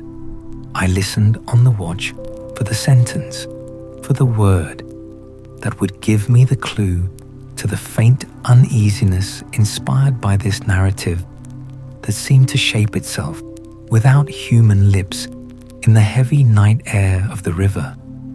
Yes, I let him run on. Marlow began again, and think what he pleased about the powers that were behind me. I did, and there was nothing behind me. There was nothing but that wretched, old, mangled steamboat I was leaning against, while he talked fluently about the necessity for every man to get on.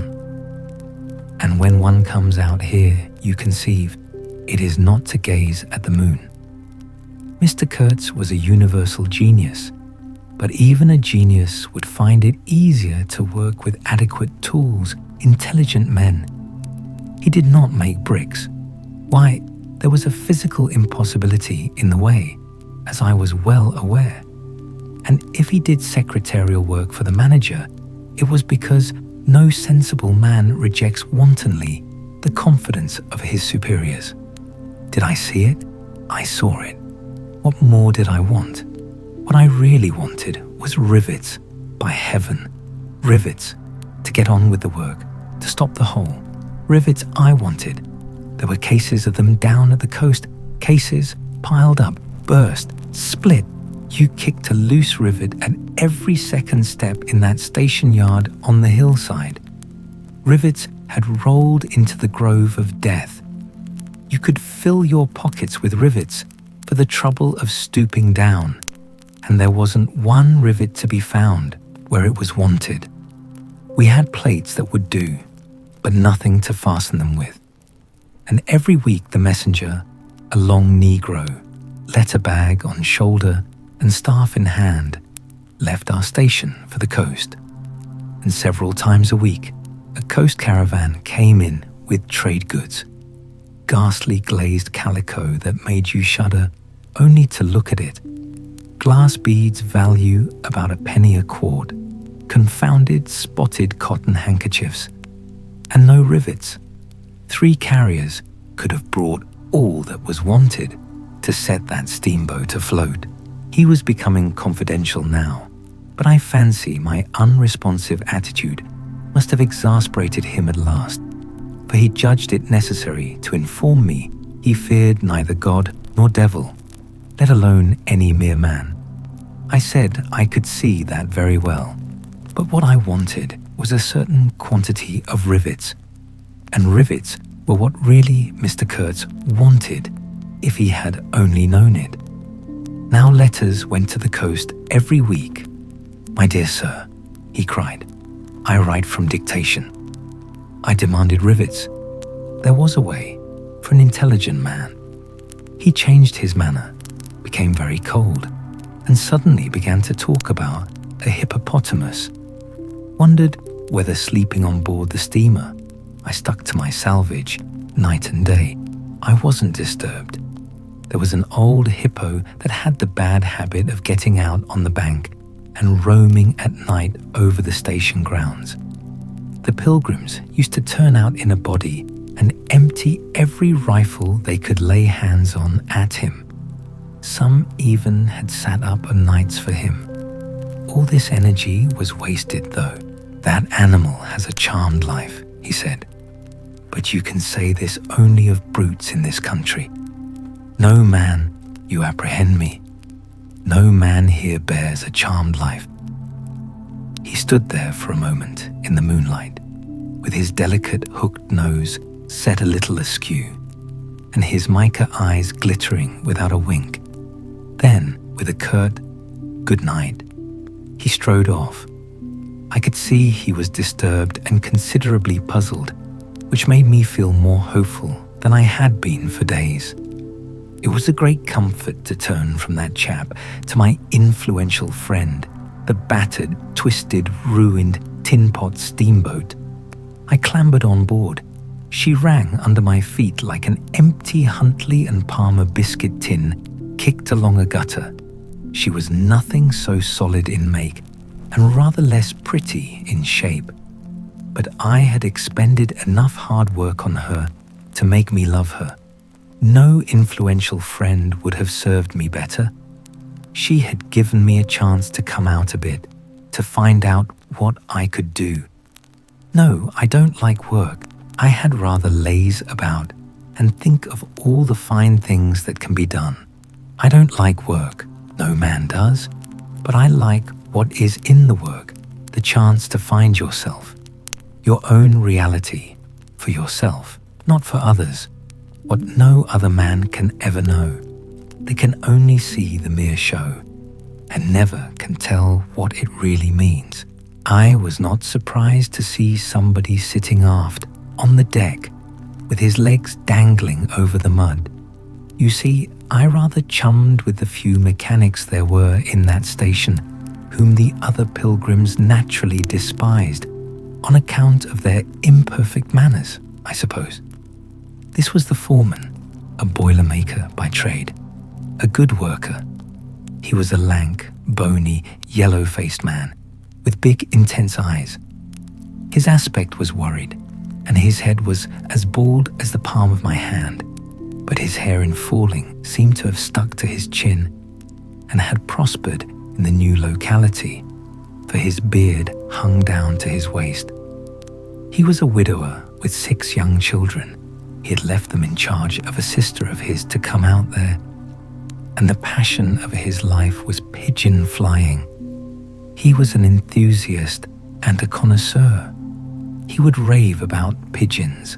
After work hours, he used sometimes to come over from his hut for a talk about his children and his pigeons. At work, when he had to crawl in the mud under the bottom of the steamboat, he would tie up that beard of his in a kind of white serviette he brought for the purpose. It had loops to go over his ears. In the evening, he could be seen squatted on the bank rinsing that wrapper in the creek with great care, then spreading it solemnly on a bush to dry. I slapped him on the back and shouted, "We shall have rivets." He scrambled to his feet, exclaiming, "No, rivets," as though he couldn't believe his ears. Then, in a low voice, "You, eh?" I don't know why we behaved like lunatics. I put my finger to the side of my nose and nodded mysteriously.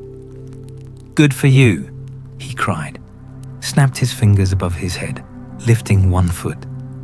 I tried a jig. We capered on the iron deck. A frightful clatter came out of that hulk, and the virgin forest on the other bank of the creek sent it back in a thundering roll upon the sleeping station. It must have made some of the pilgrims sit up in their hovels.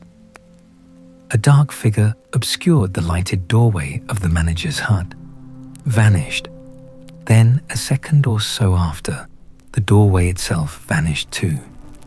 We stopped, and the silence driven away by the stamping of our feet flowed back again from the recesses of the land, the great wall of vegetation, an exuberant and entangled mass of trunks, branches, leaves, boughs, festoons, motionless in the moonlight, was like a rioting invasion of soundless life, a rolling wave of plants piled up, crested, ready to topple over the creek, to sweep every little man of us out of his little existence.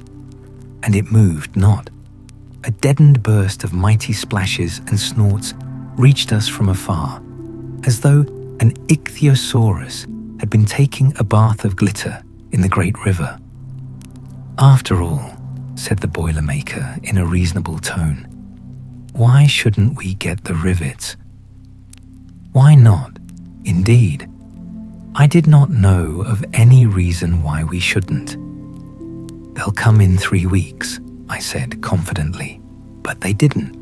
Instead of rivets, there came an invasion, an infliction, a visitation. It came in sections during the next 3 weeks, each section headed by a donkey carrying a white man in new clothes and tan shoes, bowing from that elevation right and left to the impressed pilgrims. A quarrelsome band of footsore, sulky niggers trod on the heels of the donkey.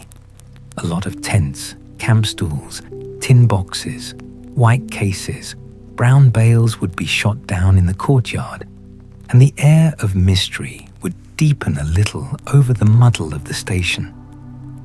5 such installments came, with their absurd air of disorderly flight, with the loot of innumerable outfit shops and provision stores, that one would think they were lugging, after a raid, into the wilderness for equitable division. It was an inextricable mess of things, decent in themselves, but that human folly made look like the spoils of thieving.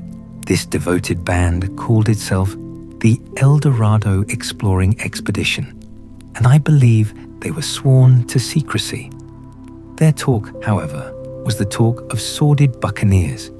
It was reckless without hardihood, greedy without audacity, and cruel without courage. There was not an atom of foresight or of serious intention in the whole batch of them, and they did not seem aware these things are wanted for the work of the world. To tear treasure out of the bowels of the land was their desire, with no more moral purpose at the back of it than there is in burglars breaking into a safe. Who paid the expenses of the noble enterprise, I don't know. But the uncle of our manager was leader of that lot. In exterior, he resembled a butcher in a poor neighborhood, and his eyes had a look of sleepy cunning. He carried his fat paunch with ostentation on his short legs, and during the time his gang infested the station, spoke to no one but his nephew. You could see these two roaming about all day long, with their heads close together in an everlasting confab. I had given up worrying myself about the rivets. One's capacity for that kind of folly is more limited than you would suppose. I said, hang, and let things slide. I had plenty of time for meditation, and now and then I would give some thought to Kurtz. I wasn't very interested in him. No, still, I was curious to see whether this man, who had come out equipped with moral ideas of some sort, would climb to the top after all, and how he would set about his work when there. Thin. Chapter 2. One evening, as I was lying flat on the deck of my steamboat, I heard voices approaching, and there were the nephew and the uncle strolling along the bank. I laid my head on my arm again, and had nearly lost myself in a doze, when somebody said in my ear, as it were, I am as harmless as a little child, but I don't like to be dictated to. Am I the manager, or am I not? I was ordered to send him there. It's incredible. I became aware that the two were standing on the shore alongside the forepart of the steamboat, just below my head. I did not move. It did not occur to me to move. I was sleepy. It is unpleasant, grunted the uncle. He has asked the administration to be sent there, said the other, with the idea of showing what he could do, and I was instructed accordingly. Look at the influence that man must have. Is it not frightful? They both agreed it was frightful, then made several bizarre remarks. Make rain and fine weather, one man, the council, by the nose. Bits of absurd sentences that got the better of my drowsiness, so that I had pretty near the whole of my wits about me when the uncle said, the climate may do away with this difficulty for you. Is he alone there? Yes, answered the manager. He sent his assistant down the river with a note to me in these terms. Clear this poor devil out of the country and don't bother sending more of that sort. I had rather be alone than have the kind of men you can dispose of with me. It was more than a year ago. Can you imagine such impudence? Anything since then? Asked the other hoarsely. Ivory, jerked the nephew. Lots of it. Prime sort. Lots. Most annoying. From him. And with that? Questioned the heavy rumble. Invoice, was the reply, fired out, so to speak. Then silence. They had been talking about Kurtz. I was broad awake by this time, but lying perfectly at ease, remained still, having no inducement to change my position. How did that ivory come all this way? Growled the elder man, who seemed very vexed. The other explained that it had come with a fleet of canoes in charge of an English half-caste clerk Kurtz had with him.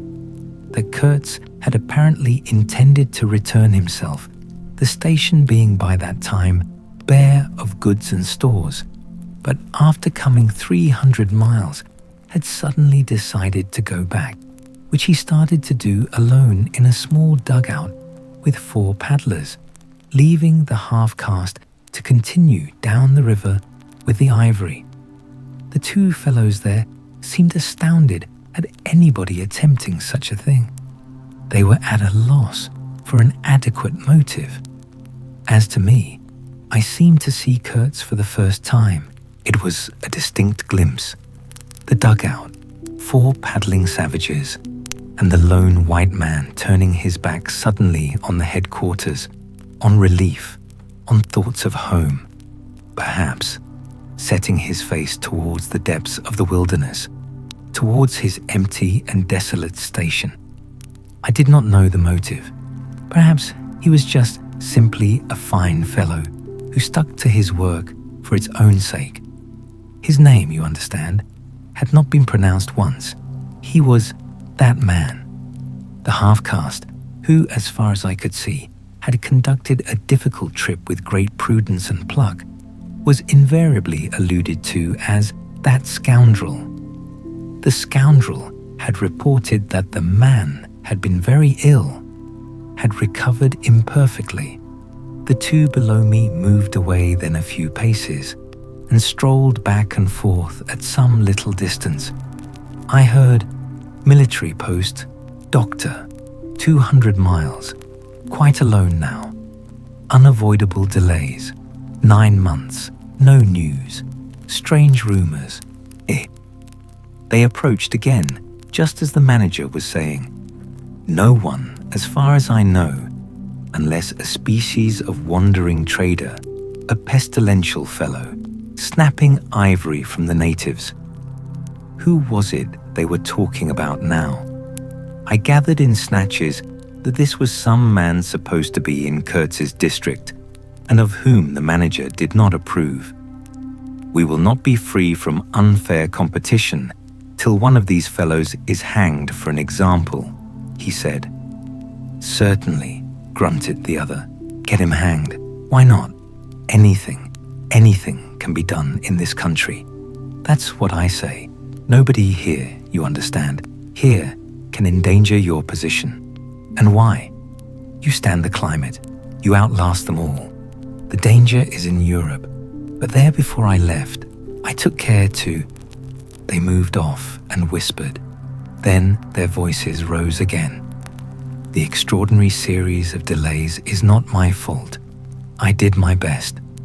The fat man sighed, very sad. "And the pestiferous absurdity of his talk," continued the other. "He bothered me enough when he was here. Each station should be like a beacon on the road towards better things, a center for trade, of course, but also for humanizing, improving, instructing. Conceive you, that ass, and he wants to be manager. No, it's..." Here he got choked by excessive indignation, and I lifted my head the least bit. I was surprised to see how near they were, right under me. I could have spat upon their hats. They were looking on the ground, absorbed in thought. The manager was switching his leg with a slender twig. His sagacious relative lifted his head. "You have been well since you came out this time?" he asked. The other gave a start. "Who? I? Oh, like a charm. But the rest, oh my goodness, all sick. They die so quick too that I haven't the time to send them out of the country. It's incredible." Just so," grunted the uncle. "Ah, my boy, trust to this. I say, trust to this." I saw him extend his short flipper of an arm for a gesture that took in the forest, the creek, the mud, the river, seemed to beckon with a dishonoring flourish before the sunlit face of the land, a treacherous appeal to the lurking death, to the hidden evil, to the profound darkness of its heart. It was so startling that I leapt to my feet and looked back at the edge of the forest, as though I had expected an answer of some sort to that black display of confidence. You know the foolish notions that come to one sometimes. The high stillness confronted these two figures with its ominous patience, waiting for the passing away of a fantastic invasion. They swore aloud together, out of sheer fright, I believe. Then, pretending not to know anything of my existence, turned back to the station. The sun was low, and leaning forward side by side, They seemed to be tugging painfully uphill their two ridiculous shadows of unequal length that trailed behind them slowly over the tall grass without bending a single blade. In a few days, the El Dorado expedition went into the patient wilderness that closed upon it as the sea closes over a diver. Long afterwards, the news came that all the donkeys were dead. I know nothing as to the fate of the less valuable animals. They, no doubt, like the rest of us, found what they deserved. I did not inquire. I was then rather excited at the prospect of meeting Kurtz very soon. When I say very soon, I mean it comparatively. It was just 2 months from the day we left the creek when we came to the bank below Kurtz's station. Going up that river was like traveling back to the earliest beginnings of the world, when vegetation rioted on the earth and the big trees were kings. An empty stream, a great silence, an impenetrable forest. The air was warm, thick, heavy, sluggish. There was no joy in the brilliance of sunshine. The long stretches of the waterway ran on, deserted, into the gloom of overshadowed distances. On silvery sandbanks, hippos and alligators sunned themselves side by side. The broadening waters flowed through a mob of wooded islands. You lost your way on that river as you would in a desert, and butted all day long against shoals, trying to find the channel, till you thought yourself bewitched and cut off forever from everything you had known once, somewhere, far away, in another existence perhaps. There were moments when one's past came back to one, as it will sometimes when you have not a moment to spare for yourself. But it came in the shape of an unrestful and noisy dream, remembered with wonder amongst the overwhelming realities of this strange world of plants and water and silence. And this stillness of life did not in the least resemble a peace. It was the stillness of an implacable force brooding over an inscrutable intention. It looked at you with a vengeful aspect. I got used to it afterwards. I did not see it anymore. I had no time. I had to keep guessing at the channel. I had to discern, mostly by inspiration, the signs of hidden banks. I watched for sunken stones. I was learning to clap my teeth smartly before my heart flew out when I shaved by a fluke some infernal sly old snag that would have ripped the life out of the tin pot steamboat and drowned all the pilgrims. I had to keep a lookout for the signs of dead wood we could cut up in the night for next day's steaming. When you have to attend to things of that sort, to the mere incidents of the surface, the reality, I tell you, fades. The inner truth is hidden. Luckily. But I felt it all the same. I felt often its mysterious stillness watching me at my monkey tricks, just as it watches you fellows performing on your respective tightropes for, what is it, half a crown a tumble. Try to be civil, Marlow, growled a voice, and I knew there was at least one listener awake besides myself. I beg your pardon. I forgot the heartache which makes up the rest of the price. And indeed, what does the price matter if the trick be well done? You do your tricks very well, and I didn't do badly either, since I managed not to sink that steamboat on my first trip. It's a wonder to me yet. Imagine a blindfolded man set to drive a van over a bad road. I sweated and shivered over that business considerably, I can tell you. After all, for a seaman, to scrape the bottom of the thing that's supposed to float all the time under his care is the unpardonable sin. No one may know of it, but you never forget the thump, eh? A blow on the very heart. You remember it, you dream of it, you wake up at night and think of it, years after, and go hot and cold all over. I don't pretend to say that Steamboat floated all the time. More than once she had to wade for a bit, with 20 cannibals splashing around and pushing. We had enlisted some of these chaps on the way for a crew, fine fellows, cannibals in their place. They were men one could work with, and I am grateful to them. And after all, they did not eat each other before my face. They had brought along a provision of hippo meat, which went rotten and made the mystery of the wilderness stink in my nostrils. Phew, I can sniff it now. I had the manager on board and 3 or 4 pilgrims with their staves, all complete. Sometimes we came upon a station close by the bank, clinging to the skirts of the unknown, and the white men rushing out of a tumble-down hovel with great gestures of joy and surprise and welcome seemed very strange, had the appearance of being held there captive by a spell. The word ivory would ring in the air for a while. Anon, we went again into the silence, along empty reaches, round the still bends, between the high walls of our winding way, reverberating in hollow claps the ponderous beat of the stern wheel. Trees, trees, millions of trees, massive, immense, running up high, and at their foot, hugging the bank against the stream, crept the little begrimed steamboat, like a sluggish beetle crawling on the floor of a lofty portico. It made you feel very small, very lost, and yet it was not altogether depressing, that feeling. After all, if you were small, the grimy beetle crawled on, which was just what you wanted it to do. Where the pilgrims imagined it crawled to, I don't know. To some place where they expected to get something, I bet.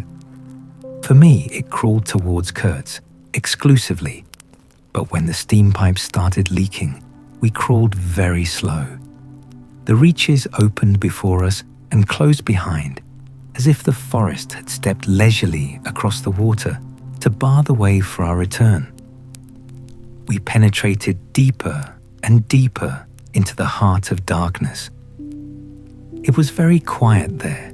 At night, sometimes the roll of drums behind the curtain of trees would run up the river and remain sustained faintly, as if hovering in the air high over our heads till the first break of day. Whether it meant war, peace, or prayer, we could not tell.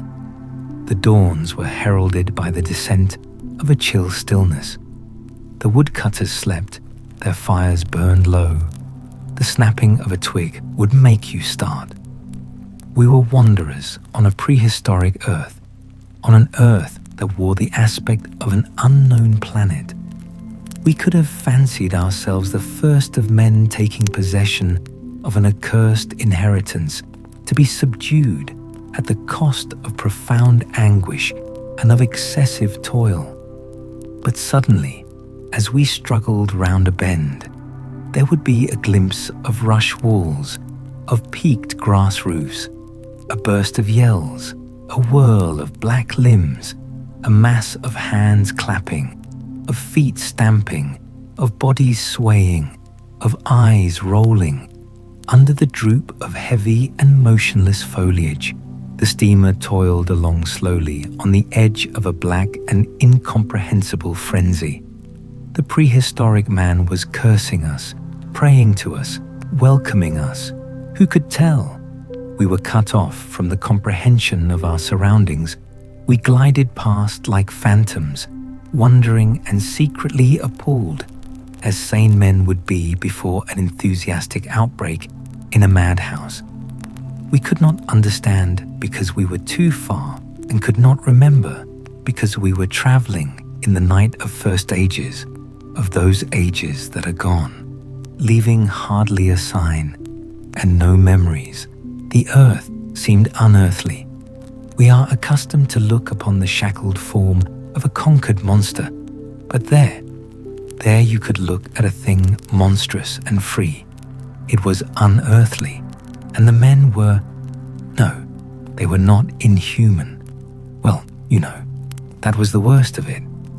This suspicion of their not being inhuman. It would come slowly to one. They howled and leaped and spun and made horrid faces, but what thrilled you was just the thought of their humanity, like yours. The thought of your remote kinship with this wild and passionate uproar. Ugly. Yes, it was ugly enough. But if you were man enough, you would admit to yourself that there was in you just the faintest trace of a response to the terrible frankness of that noise, a dim suspicion of there being a meaning in it which you so remote from the night of first ages, could comprehend. And why not? The mind of man is capable of anything, because everything is in it, all the past as well as all the future. What was there after all? Joy, fear, sorrow, devotion, valor, rage, who can tell? But truth stripped of its cloak of time. Let the fool gape and shudder, the man knows, and can look on without a wink. But he must at least be as much of a man as these on the shore. He must meet that truth with his own true stuff, with his own inborn strength. Principles won't do. Acquisitions, clothes, pretty rags that would fly off at the first good shake. No, you want a deliberate belief. An appeal to me in this fiendish row, is there? Very well. I hear, I admit. But I have a voice too, and for good or evil mine is the speech that cannot be silenced. Of course, a fool, what with sheer fright and fine sentiments, is always safe. Who's that grunting? You wonder I didn't go ashore for a howl and a dance? Well, no, I didn't. Fine sentiments, you say. Fine sentiments. Be hanged.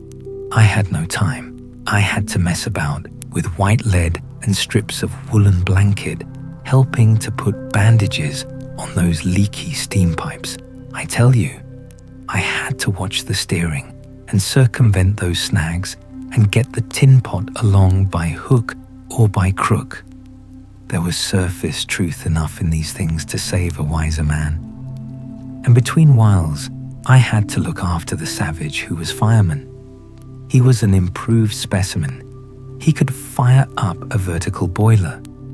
He was there below me, and upon my word, to look at him was as edifying as seeing a dog in a parody of breeches and a feather hat, walking on his hind legs. A few months of training had done for that really fine chap. He squinted at the steam gauge and at the water gauge with an evident effort of intrepidity, and he had filed teeth too, the poor devil, and the wool of his pate shaved into queer patterns, and 3 ornamental scars on each of his cheeks. He ought to have been clapping his hands and stamping his feet on the bank, instead of which he was hard at work, a thrall to strange witchcraft, full of improving knowledge. He was useful because he had been instructed, and what he knew was this: that should the water in that transparent thing disappear, the evil spirit inside the boiler would get angry through the greatness of his thirst and take a terrible vengeance. So he sweated and fired up and watched the glass fearfully, with an impromptu charm made of rags tied to his arm and a piece of polished bone as big as a watch stuck flatways through his lower lip, while the wooded banks slipped past us slowly. The short noise was left behind, the interminable miles of silence, and we crept on towards Kurtz. But the snags were thick, the water was treacherous and shallow. The boiler seemed indeed to have a sulky devil in it, and thus neither that fireman nor I had any time to peer into our creepy thoughts. Some 50 miles below the inner station, we came upon a hut of reeds. an inclined and melancholy pole with the unrecognizable tatters of what had been a flag of some sort flying from it, and a neatly stacked wood pile. This was unexpected. We came to the bank and on the stack of firewood found a flat piece of board with some faded pencil writing on it. When deciphered, it said, "Wood for you. Hurry up. Approach cautiously." There was a signature, but it was illegible. Not Kurtz, a much longer word. Hurry up. Where? Up the river? Approach cautiously. We had not done so, but the warning could not have been meant for the place where it could be only found after approach. Something was wrong above. But what and how much? That was the question. We commented adversely upon the imbecility of that telegraphic style. The bush around said nothing, and would not let us look very far either. A torn curtain of red twill hung in the doorway of the hut and flapped sadly in our faces.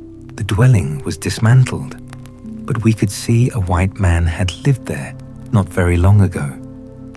There remained a rude table, a plank on 2 posts. A heap of rubbish reposed in a dark corner, and by the door I picked up a book. It had lost its covers, and the pages had been thumbed into a state of extremely dirty softness, but the back had been lovingly stitched afresh with white cotton thread, which looked clean yet. It was an extraordinary find. Its title was An Inquiry into Some Points of Seamanship by a man Towson, some such name, master in His Majesty's Navy. The matter looked dreary reading enough, with illustrative diagrams and repulsive tables of figures, and the copy was 60 years old. I handled this amazing antiquity with the greatest possible tenderness, lest it should dissolve in my hands. Within, Towson or Towser was inquiring earnestly into the breaking strain of ship's chains and tackle, and other such matters. Not a very enthralling book, but at the first glance you could see there a singleness of intention, an honest concern for the right way of going to work, which made these humble pages, thought out so many years ago, luminous with another than a professional light. The simple old sailor, with his talk of chains and purchases, made me forget the jungle and the pilgrims in a delicious sensation of having come upon something unmistakably real. Such a book being there was wonderful enough, but still more astounding were the notes penciled in the margin and plainly referring to the text. I couldn't believe my eyes. They were in cipher. Yes, it looked like cipher. Fancy a man lugging with him a book of that description into this nowhere and studying it and making notes in cipher at that. It was an extravagant mystery. I had been dimly aware for some time of a worrying noise, and when I lifted my eyes, I saw the woodpile was gone, and the manager, aided by all the pilgrims, was shouting at me from the riverside. I slipped the book into my pocket. I assure you, to leave off reading was like tearing myself away from the shelter of an old and solid friendship. I started the lame engine ahead. "It must be this miserable trader, this intruder," exclaimed the manager, looking back malevolently at the place we had left. "He must be English," I said.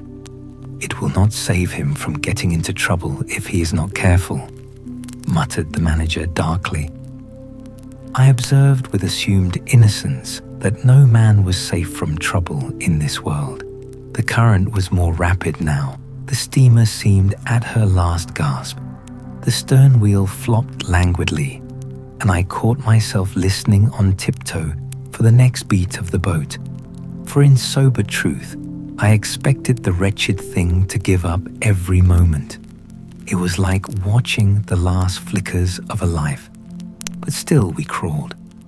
Sometimes I would pick out a tree a little way ahead to measure our progress towards Kurtz by, but I lost it invariably before we got abreast. To keep the eyes so long on one thing was too much for human patience. The manager displayed a beautiful resignation. I fretted and fumed and took to arguing with myself whether or no I would talk openly with Kurtz. But before I could come to any conclusion, it occurred to me that my speech or my silence, indeed any action of mine, would be a mere futility. What did it matter what anyone knew or ignored? What did it matter who was manager? One gets sometimes such a flash of insight. The essentials of this affair lay deep under the surface, beyond my reach, and beyond my power of meddling. Towards the evening of the second day, we judged ourselves about 8 miles from Kurtz's station. I wanted to push on, but the manager looked grave and told me the navigation up there was so dangerous that it would be advisable, the sun being very low already, to wait where we were till next morning.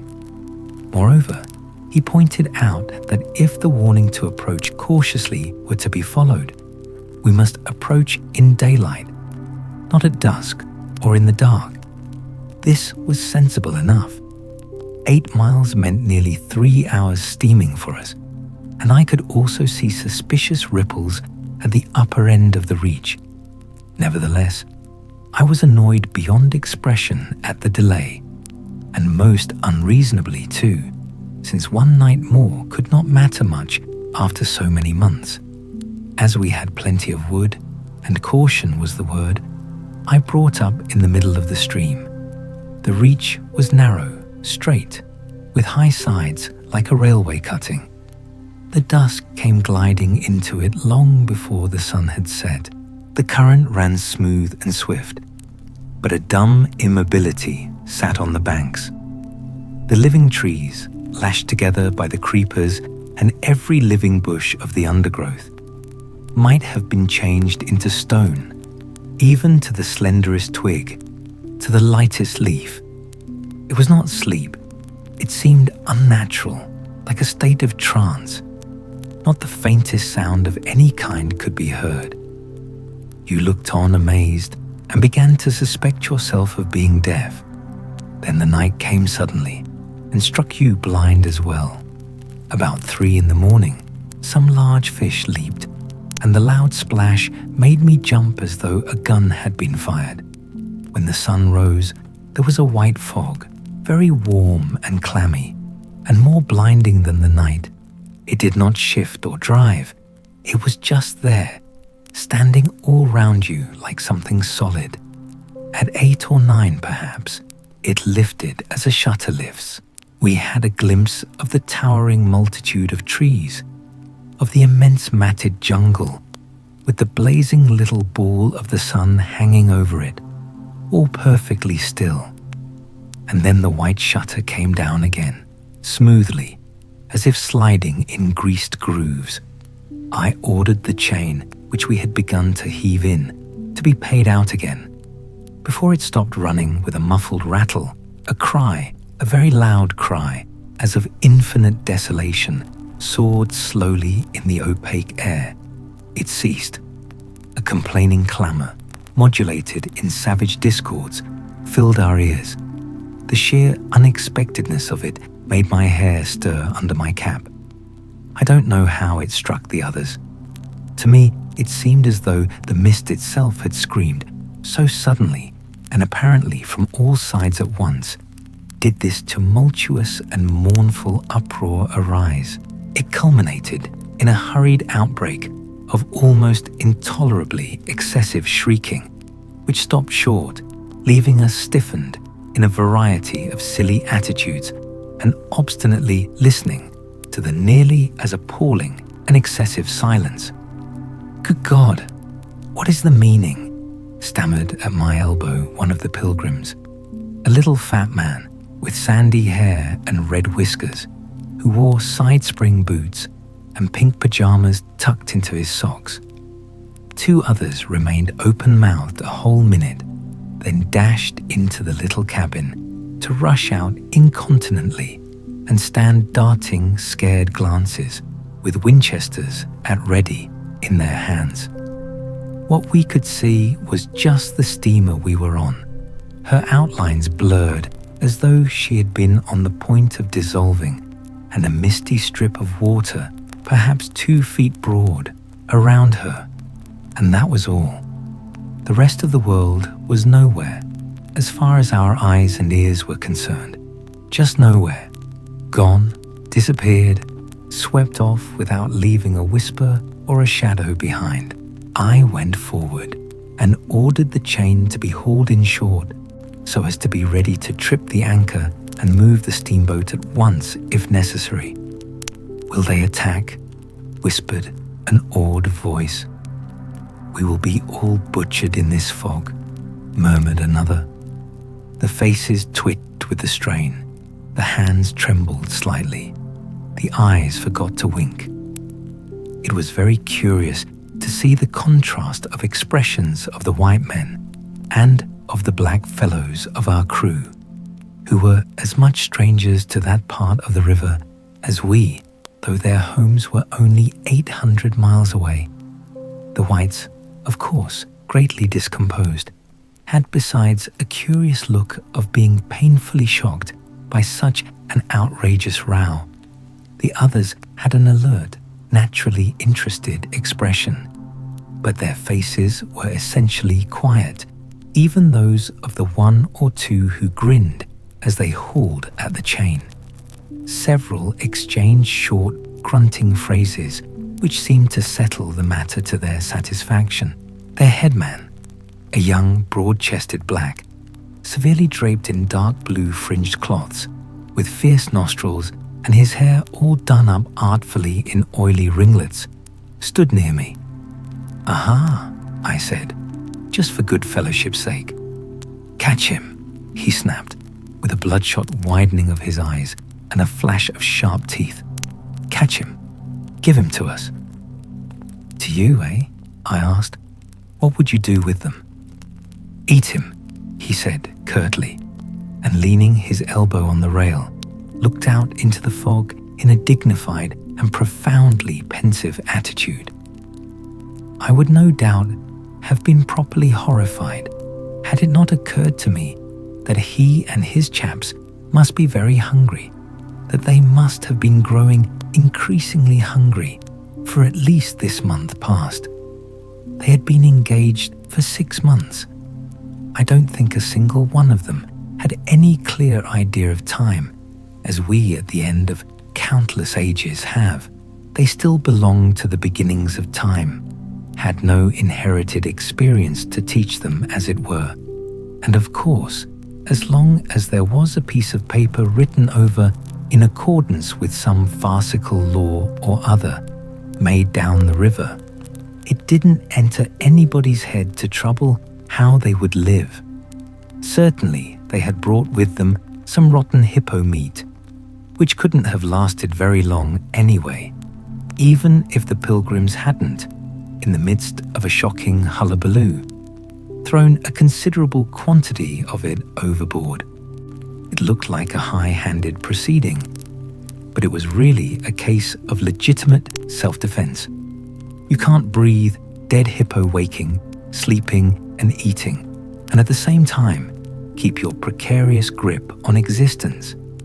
Besides that, they had given them every week 3 pieces of brass wire, each about 9 inches long, and the theory was they were to buy their provisions with that currency in riverside villages. You can see how that worked. There were either no villages, or the people were hostile, or the director, who like the rest of us, fed out of tins, with an occasional old he-goat thrown in, didn't want to stop the steamer for some more or less recondite reason. So, unless they swallowed the wire itself or made loops of it to snare the fishes with, I don't see what good their extravagant salary could be to them. I must say it was paid with a regularity worthy of a large and honourable trading company. For the rest, the only thing to eat, though it didn't look eatable in the least, I saw in their possession was a few lumps of some stuff like half-cooked dough, of a dirty lavender colour they kept wrapped in leaves, and now and then swallowed a piece of, but so small that it seemed done more for the looks of the thing than for any serious purpose of sustenance. Why, in the name of all the gnawing devils of hunger, they didn't go for us. They were 30 to 5, and have a good tuck-in for once, amazes me now when I think of it. They were big, powerful men, with not much capacity to weigh the consequences, with courage, with strength. Even yet, though their skins were no longer glossy, and their muscles no longer hard. And I saw that something restraining, one of those human secrets that baffle probability, had come into play there. I looked at them with a swift quickening of interest, not because it occurred to me I might be eaten by them before very long, though I own to you that just then I perceived, in a new light as it were, how unwholesome the pilgrims looked, and I hoped, yes, I positively hoped, that my aspect was not so, what shall I say, so unappetizing, a touch of fantastic vanity which fitted well with the dream sensation that pervaded all my days at that time. Perhaps I had a little fever too. One can't live with one's finger everlastingly on one's pulse. I had often a little fever, or a little touch of other things, the playful paw strokes of the wilderness, the preliminary trifling before the more serious onslaught which came in due course. Yes, I looked at them as you would on any human being, with a curiosity of their impulses, motives, capacities, weaknesses, when brought to the test of an inexorable physical necessity. Restraint. What possible restraint? Was it superstition, disgust, patience, fear, or some kind of primitive honor? No fear can stand up to hunger. No patience can wear it out. Disgust simply does not exist where hunger is. And as to superstition, beliefs, and what you may call principles, they are less than chaff in a breeze. Don't you know the devilry of lingering starvation, its exasperating torment, its black thoughts, its somber and brooding ferocity? Well, I do. It takes a man all his inborn strength to fight hunger properly. It's really easier to face bereavement, dishonor, and the perdition of one's soul than this kind of prolonged hunger. Sad, but true. And these chaps too had no earthly reason for any kind of scruple. Restraint. I would just as soon have expected restraint from a hyena prowling amongst the corpses of a battlefield. But there was the fact facing me, the fact dazzling to be seen, like the foam on the depths of the sea, like a ripple on an unfathomable enigma, a mystery greater when I thought of it than the curious, inexplicable note of desperate grief in this savage clamor that had swept by us on the riverbank, behind the blind whiteness of the fog. Two pilgrims were quarreling in hurried whispers as to which bank. Left. No. How can you? Right. Of course. It is very serious, said the manager's voice behind me. I would be desolated if anything should happen to Mr. Kurtz before we came up. I looked at him and had not the slightest doubt. He was sincere. He was just the kind of man who would wish to preserve appearances. That was his restraint. But when he muttered something about going on at once, I did not even take the trouble to answer him. I knew, and he knew, that it was impossible. Were we to let go our hold of the bottom, we would be absolutely in the air, in space. We wouldn't be able to tell where we were going to, whether up or downstream or across, till we fetched against one bank or the other, and then we wouldn't know at first which it was. Of course, I made no move. I had no mind for a smash-up. You couldn't imagine a more deadly place for a shipwreck.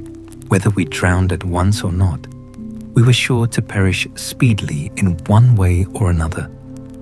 I authorize you to take all the risks, he said after a short silence. I refuse to take any, I said shortly, which was just the answer he expected, though its tone might have surprised him.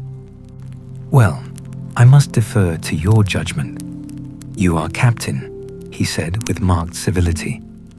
I turned my shoulder to him in sign of my appreciation and looked into the fog. How long would it last? It was the most hopeless lookout. The approach to this Kurtz grubbing for ivory in the wretched bush was beset by as many dangers as though he had been an enchanted princess sleeping in a fabulous castle. Will they attack, do you think? Asked the manager in a confidential tone. I did not think they would attack, for several obvious reasons. The thick fog was one. If they left the bank in their canoes, they would get lost in it, as we would be if we attempted to move. Still, I had also judged the jungle of both banks quite impenetrable, and yet eyes were in it, eyes that had seen us. The riverside bushes were certainly very thick, but the undergrowth behind was evidently penetrable.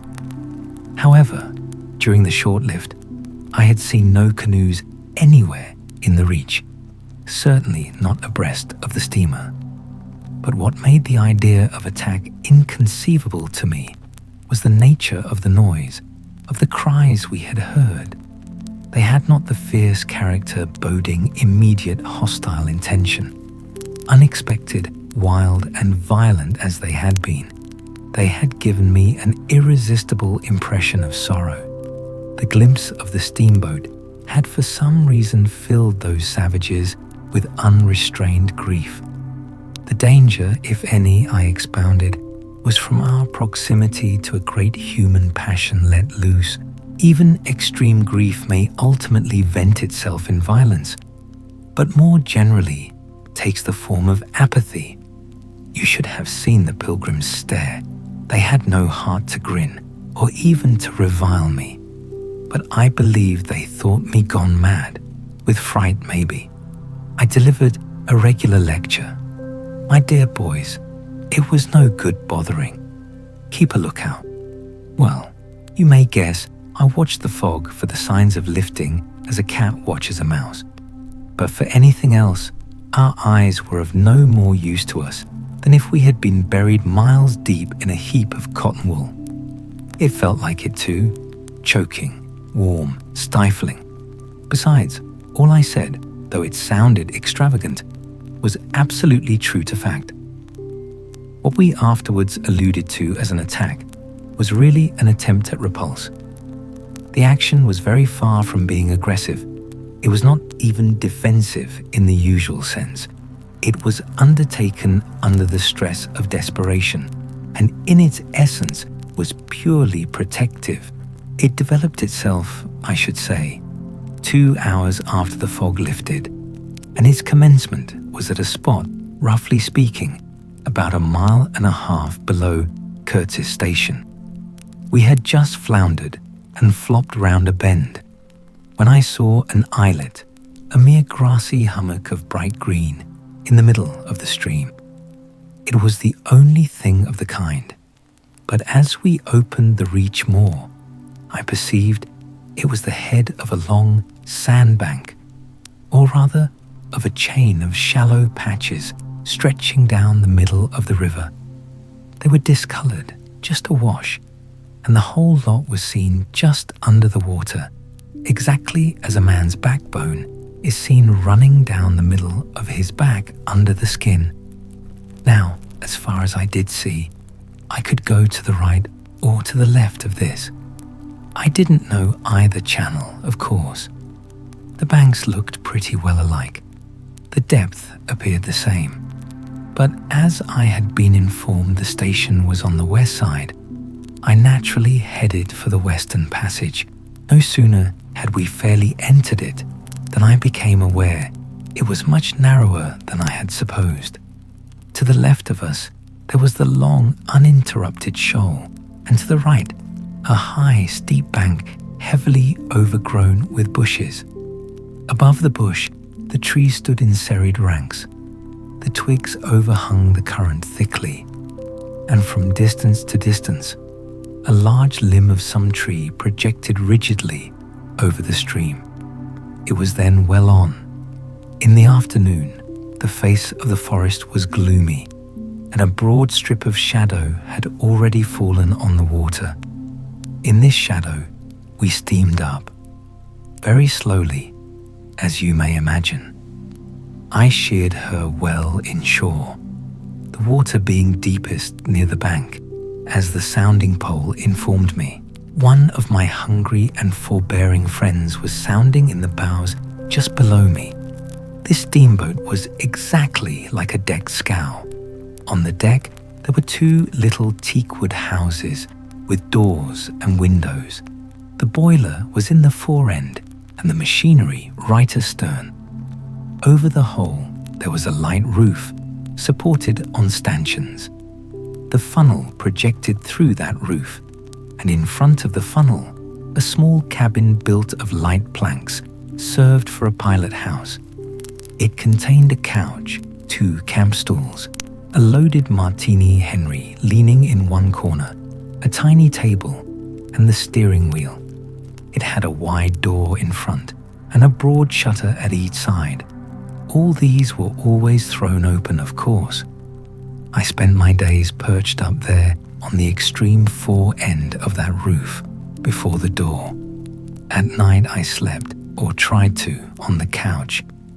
An athletic black belonging to some coast tribe and educated by my poor predecessor was the helmsman. He sported a pair of brass earrings, wore a blue cloth wrapper from the waist to the ankles, and thought all the world of himself.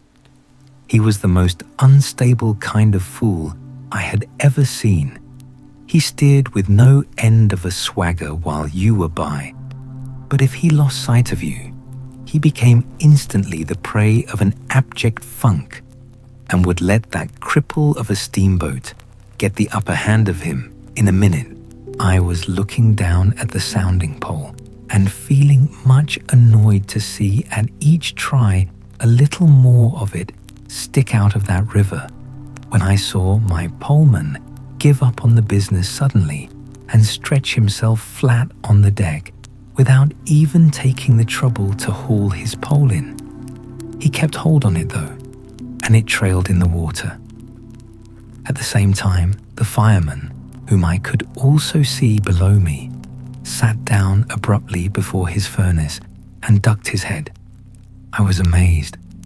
Then I had to look at the river mighty quick, because there was a snag in the fairway. Sticks, little sticks, were flying about. Thick. They were whizzing before my nose, dropping below me, striking behind me against my pilot house. All this time, the river, the shore, the woods were very quiet, perfectly quiet.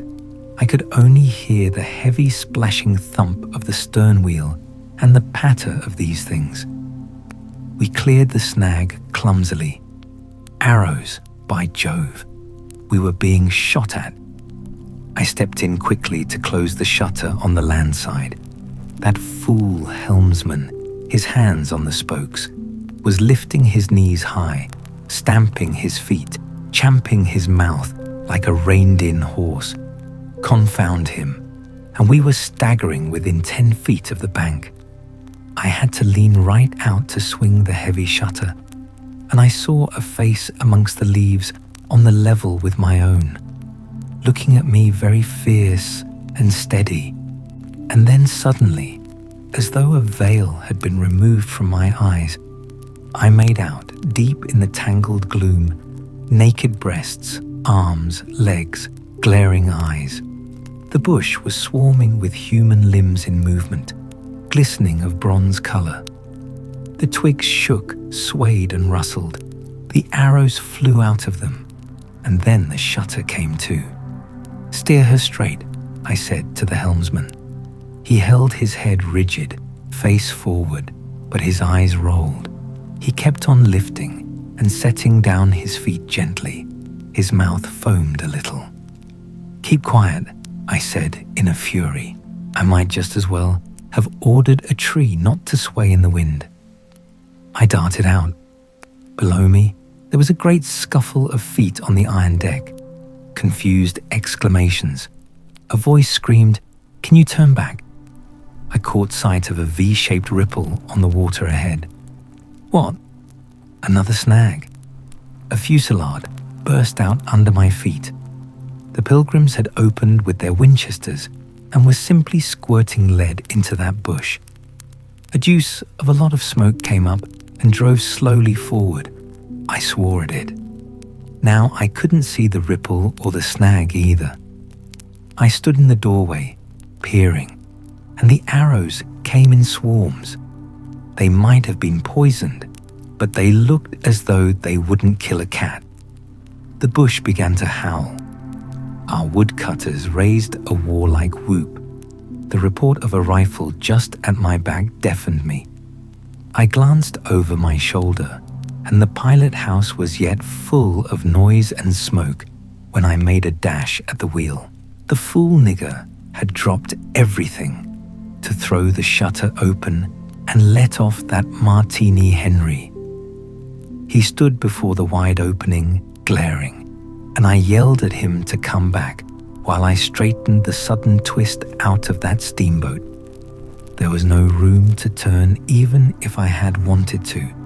The snag was somewhere very near ahead in that confounded smoke. There was no time to lose, so I just crowded her into the bank, right into the bank, where I knew the water was deep. We tore slowly along the overhanging bushes in a whirl of broken twigs and flying leaves. The fusillade below stopped short, as I had foreseen it would, when the squirts got empty. I threw my head back to a glinting whiz that traversed the pilot house, in at one shutter hole and out at the other. Looking past that mad helmsman who was shaking the empty rifle and yelling at the shore, I saw vague forms of men running bent double, leaping, gliding, distinct, incomplete, evanescent. Something big appeared in the air before the shutter. The rifle went overboard, and the man stepped back swiftly, looked at me over his shoulder in an extraordinary, profound, familiar manner, and fell upon my feet. The side of his head hit the wheel twice, and the end of what appeared a long cane clattered round and knocked over a little camp stool. It looked as though, after wrenching that thing from somebody ashore, he had lost his balance in the effort. The thin smoke had blown away. We were clear of the snag, and looking ahead, I could see that in another 100 yards or so, I would be free to sheer off, away from the bank. But my feet felt so very warm and wet that I had to look down. The man had rolled on his back and stared straight up at me.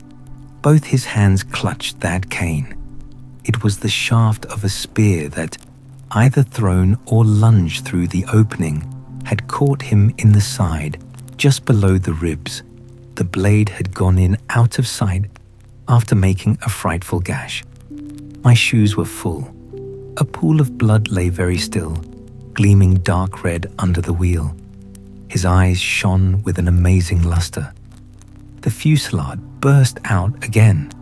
He looked at me anxiously, gripping the spear like something precious, with an air of being afraid I would try to take it away from him. I had to make an effort to free my eyes from his gaze and attend to the steering. With one hand, I felt above my head for the line of the steam whistle and jerked out screech after screech hurriedly. The tumult of angry and warlike yells was checked instantly. And then, from the depths of the woods went out such a tremulous and prolonged wail of mournful fear and utter despair as may be imagined, to follow the flight of the last hope from the earth. There was a great commotion in the bush. The shower of arrows stopped. A few dropping shots rang out sharply. Then silence, in which the languid beat of the stern wheel came plainly to my ears. I put the helm hard a starboard at the moment when the pilgrim in pink pajamas, very hot and agitated, appeared in the doorway. "The manager sends me," he began in an official tone, and stopped short. "Good God," he said, glaring at the wounded man. We two whites stood over him, and his lustrous and inquiring glance enveloped us both. I declare it looked as though he would presently put to us some questions in an understandable language, but he died without uttering a sound, without moving a limb, without twitching a muscle. Only in the very last moment, as though in response to some sign we could not see, to some whisper we could not hear, he frowned heavily, and that frown gave to his black death mask an inconceivably somber, brooding, and menacing expression. The luster of inquiring glance faded swiftly into vacant glassiness. "Can you steer?" I asked the agent eagerly. He looked very dubious, but I made a grab at his arm, and he understood at once I meant him to steer whether or no. To tell you the truth, I was morbidly anxious to change my shoes and socks. "He is dead," murmured the fellow, immensely impressed. "No doubt about it," said I, tugging like mad at the shoelaces. "And by the way, I suppose Mr. Kurtz is dead as well by this time." For the moment, that was the dominant thought. There was a sense of extreme disappointment, as though I had found out I had been striving after something altogether without a substance. I couldn't have been more disgusted if I had travelled all this way for the sole purpose of talking with Mr. Kurtz. I flung one shoe overboard and became aware that that was exactly what I had been looking forward to. A talk with Kurtz. I made the strange discovery that I had never imagined him as doing, but as discoursing. I didn't say to myself, "Now I will never see him," or "Now I will never shake him by the hand," but "Now I will never hear him." The man presented himself as a voice. Not, of course, that I did not connect him with some sort of action. Hadn't I been told in all the tones of jealousy and admiration that he had collected, bartered, swindled, or stolen more ivory than all the other agents together? That was not the point. The point was in his being a gifted creature, and that of all his gifts, the one that stood out preeminently, that carried with it a sense of real presence, was his ability to talk, his words, the gift of expression, the bewildering, the illuminating, the most exalted, and the most contemptible, the pulsating stream of light, or the deceitful flow from the heart of an impenetrable darkness. The other shoe went flying unto the devil god of that river. I thought, by Jove, it's all over. We are too late. He has vanished. The gift has vanished by means of some spear, arrow, or club. I will never hear that chap speak after all. And my sorrow had a startling extravagance of emotion, even such as I had noticed in the howling sorrow of these savages in the bush. I couldn't have felt more of lonely desolation somehow had I been robbed of a belief or had missed my destiny in life. Why do you sigh in this beastly way, somebody? Absurd? Well, absurd. Good Lord. Mustn't a man ever, here, give me some tobacco? There was a pause of profound stillness. Then a match flared, and Marlow's lean face appeared, worn, hollow, with downward folds and dropped eyelids, with an aspect of concentrated attention. And as he took vigorous draws at his pipe, it seemed to retreat and advance out of the night in the regular flicker of tiny flame. The match went out. "Absurd!" he cried. "This is the worst of trying to tell. Here you all are, each moored with two good addresses, like a hulk with two anchors, a butcher round one corner, a policeman round another, excellent appetites and temperature normal. You hear? Normal from year's end to year's end. And you say absurd. Absurd be. Exploded. Absurd. My dear boys, what can you expect from a man who, out of sheer nervousness, had just flung overboard a pair of new shoes? Now I think of it, it is amazing I did not shed tears. I am, upon the whole, proud of my fortitude.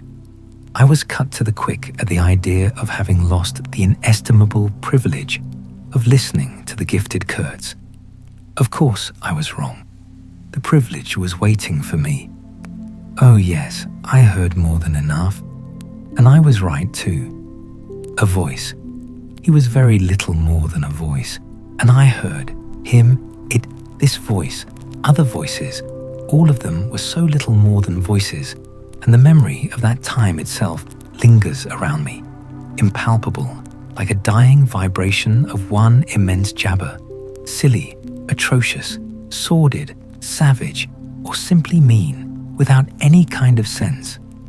Voices, voices, even the girl herself. Now, he was silent for a long time. I laid the ghost of his gifts at last with a lie. He began suddenly. Girl, what? Did I mention a girl? Oh, she is out of it, completely. They, the women, I mean, are out of it, should be out of it. We must help them to stay in that beautiful world of their own, lest ours gets worse. Oh, she had to be out of it. You should have heard the disinterred body of Mr. Kurtz saying, "My intended." You would have perceived directly then how completely she was out of it. And the lofty frontal bone of Mr. Kurtz. They say the hair goes on growing sometimes, but this, specimen, was impressively bald. The wilderness had patted him on the head, and behold, it was like a ball, an ivory ball. It had caressed him, and, lo, he had withered. It had taken him, loved him, embraced him, got into his veins, consumed his flesh, and sealed his soul to its own by the inconceivable ceremonies of some devilish initiation. He was its spoiled and pampered favourite. Ivory? I should think so. Heaps of it. Stacks of it. The old mud shanty was bursting with it. You would think there was not a single tusk left, either above or below the ground, in the whole country. Mostly fossil, the manager had remarked disparagingly. It was no more fossil than I am, but they call it fossil when it is dug up. It appears these niggers do bury the tusks sometimes, but evidently they couldn't bury this parcel deep enough to save the gifted Mr. Kurtz from his fate. We filled the steamboat with it and had to pile a lot on the deck. Thus he could see and enjoy as long as he could see, because the appreciation of this favour had remained with him to the last. You should have heard him say, "My ivory." Oh yes, I heard him. My intended, my ivory, my station, my river, my everything belonged to him. It made me hold my breath in expectation of hearing the wilderness burst into a prodigious peal of laughter that would shake the fixed stars in their places. Everything belonged to him, but that was a trifle. The thing was to know what he belonged to, how many powers of darkness claimed him for their own. That was the reflection that made you creepy all over. It was impossible. It was not good for one either, trying to imagine. He had taken a high seat amongst the devils of the land. I mean literally. You can't understand. How could you? With solid pavement under your feet, surrounded by kind neighbors ready to cheer you or to fall on you, stepping delicately between the butcher and the policeman in the holy terror of scandal and gallows and lunatic asylums. How can you imagine what particular region of the first ages a man's untrammeled feet may take him into by the way of solitude, utter solitude without a policeman, by the way of silence, utter silence, where no warning voice of a kind neighbor can be heard whispering of public opinion? These little things make all the great difference. When they are gone, you must fall back upon your own innate strength, upon your own capacity for faithfulness. Of course, you may be too much of a fool to go wrong, too dull even to know you are being assaulted by the powers of darkness. I take it, no fool ever made a bargain for his soul with the devil. The fool is too much of a fool, or the devil too much of a devil. I don't know which. Or you may be such a thunderingly exalted creature as to be altogether deaf and blind to anything but heavenly sights and sounds. Then the earth for you is only a standing place, and whether to be like this is your loss or your gain, I won't pretend to say. But most of us are neither one nor the other. The earth for us is a place to live in, where we must put up with sights, with sounds, with smells too, by Jove. Breathe dead hippo, so to speak, and not be contaminated. And there, don't you see? Your strength comes in. The faith in your ability for the digging of unostentatious holes to bury the stuff in. Your power of devotion, not to yourself, but to an obscure, back-breaking business. And that's difficult enough. Mind, I am not trying to excuse or even explain. I am trying to account to myself for Mr. Kurtz, for the shade of Mr. Kurtz. This initiated wraith from the back of nowhere honored me with its amazing confidence before it vanished altogether.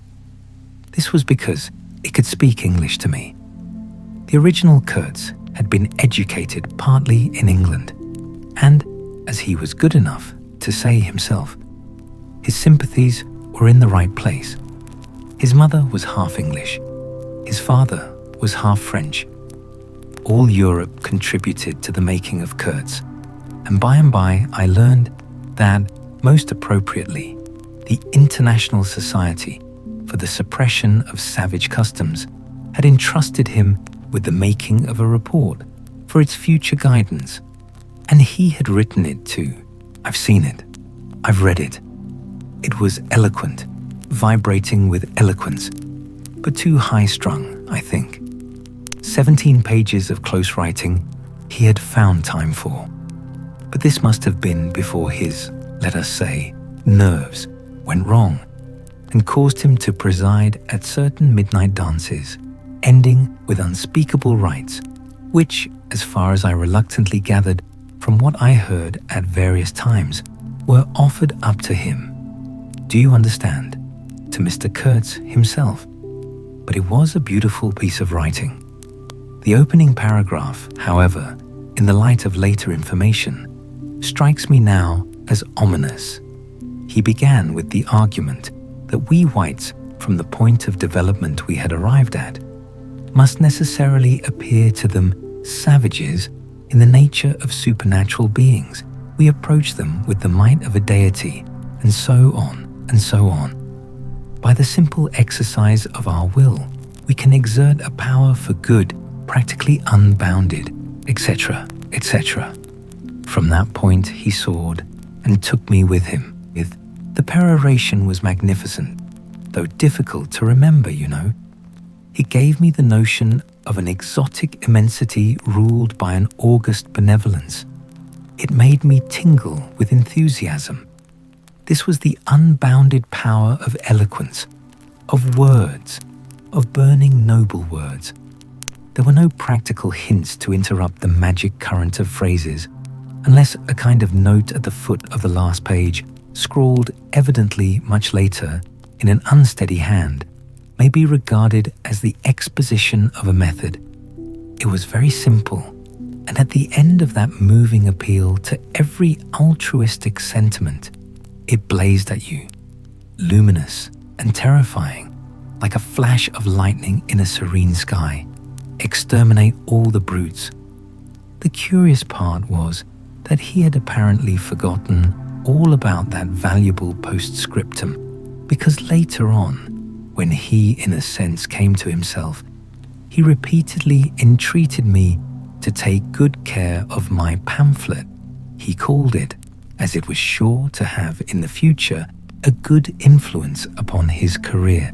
I had full information about all these things, and besides, as it turned out, I was to have the care of his memory. I've done enough for it to give me the indisputable right to lay it, if I choose, for an everlasting rest in the dustbin of progress, amongst all the sweepings and, figuratively speaking, all the dead cats of civilization. But then, you see, I can't choose. He won't be forgotten. Whatever he was not common. He had the power to charm or frighten rudimentary souls into an aggravated witch dance in his honor. He could also fill the small souls of the pilgrims with bitter misgivings. He had one devoted friend at least, and he had conquered one soul in the world that was neither rudimentary nor tainted with self-seeking. No, I can't forget him, though I am not prepared to affirm the fellow was exactly worth the life we lost in getting to him. I missed my late helmsman awfully. I missed him even while his body was still lying in the pilot house. Perhaps you will think it passing strange, this regret for a savage who was no more account than a grain of sand in a black Sahara. Well, don't you see? He had done something. He had steered. For months I had him at my back, a help, an instrument. It was a kind of partnership. He steered for me. I had to look after him. I worried about his deficiencies, and thus a subtle bond had been created, of which I only became aware when it was suddenly broken. And the intimate profundity of that look he gave me when he received his hurt remains to this day in my memory, like a claim of distant kinship affirmed in a supreme moment. Poor fool! If he had only left that shutter alone. He had no restraint, just like Kurtz, a tree swayed by the wind. As soon as I had put on a dry pair of slippers, I dragged him out, after first jerking the spear out of his side, which operation, I confess, I performed with my eyes shut tight. His heels leaped together over the little doorstep. His shoulders were pressed to my breast. I hugged him from behind desperately. Oh, he was heavy, heavier than any man on earth, I should imagine. Then without more ado, I tipped him overboard. The current snatched him as though he had been a wisp of grass, and I saw the body roll over twice before I lost sight of it forever. All the pilgrims and the manager were then congregated on the awning deck about the pilot house, chattering at each other like a flock of excited magpies, and there was a scandalized murmur at my heartless promptitude. What they wanted to keep that body hanging about for, I can't guess. Embalm it, maybe, but I had also heard another, and a very ominous murmur on the deck below. My friends the woodcutters were likewise scandalized, and with a better show of reason, though I admit that the reason itself was quite inadmissible. Oh, quite. I had made up my mind that if my late helmsman was to be eaten, the fishes alone should have him. He had been a very second-rate helmsman while alive, but now he was dead. He might have become a first-class temptation and possibly cause some startling trouble. Besides, I was anxious to take the wheel, the man in pink pajamas showing himself a hopeless duffer at the business. This I did directly. The simple funeral was over. We were going half speed, keeping right in the middle of the stream, and I listened to the talk about me. They had given up Kurtz. They had given up the station. Kurtz was dead, and the station had been burnt, and so on, and so on. The red-haired pilgrim was beside himself with the thought that at least this poor Kurtz had been properly avenged. Say, we must have made a glorious slaughter of them in the bush. Eh? What do you think? Say? He positively danced, the bloodthirsty little gingery beggar, and he had nearly fainted when he saw the wounded man. I could not help saying, "You made a glorious lot of smoke anyhow." I had seen, from the way the tops of the bushes rustled and flew, that almost all the shots had gone too high. You can't hit anything unless you take aim and fire from the shoulder, but these chaps fired from the hip with their eyes shut. The retreat, I maintained, and I was right, was caused by the screeching of the steam whistle. Upon this they forgot Kurtz and began to howl at me with indignant protests. The manager stood by the wheel murmuring confidentially about the necessity of getting well away down the river, before dark at all events, when I saw in the distance a clearing on the riverside and the outlines of some sort of building. "What's this?" I asked. He clapped his hands in wonder. "The station!" he cried. I edged in at once, still going half speed. Through my glasses, I saw the slope of a hill interspersed with rare trees and perfectly free from undergrowth. A long, decaying building on the summit was half buried in the high grass. The large holes in the peaked roof gaped black from afar. The jungle and the woods made a background. There was no enclosure or fence of any kind, but there had been one apparently, for near the house, half a dozen slim posts remained in a row, roughly trimmed, and with their upper ends ornamented with round carved balls. The rails, or whatever there had been between, had disappeared. Of course, the forest surrounded all that. The riverbank was clear, and on the waterside I saw a white man under a hat, like a cartwheel, beckoning persistently with his whole arm. Examining the edge of the forest above and below, I was almost certain I could see movements, human forms gliding here and there. I steamed past prudently, then stopped the engines and let her drift down. The man on the shore began to shout, urging us to land. "We have been attacked," screamed the manager. I know, it's all right," yelled back the other, as cheerful as you please. "Come along, it's all right, I am glad." His aspect reminded me of something I had seen, something funny I had seen somewhere. As I maneuvered to get alongside, I was asking myself, what does this fellow look like? Suddenly I got it. He looked like a harlequin. His clothes had been made of some stuff that was brown holland probably, but it was covered with patches all over, with bright patches, blue, red, and yellow.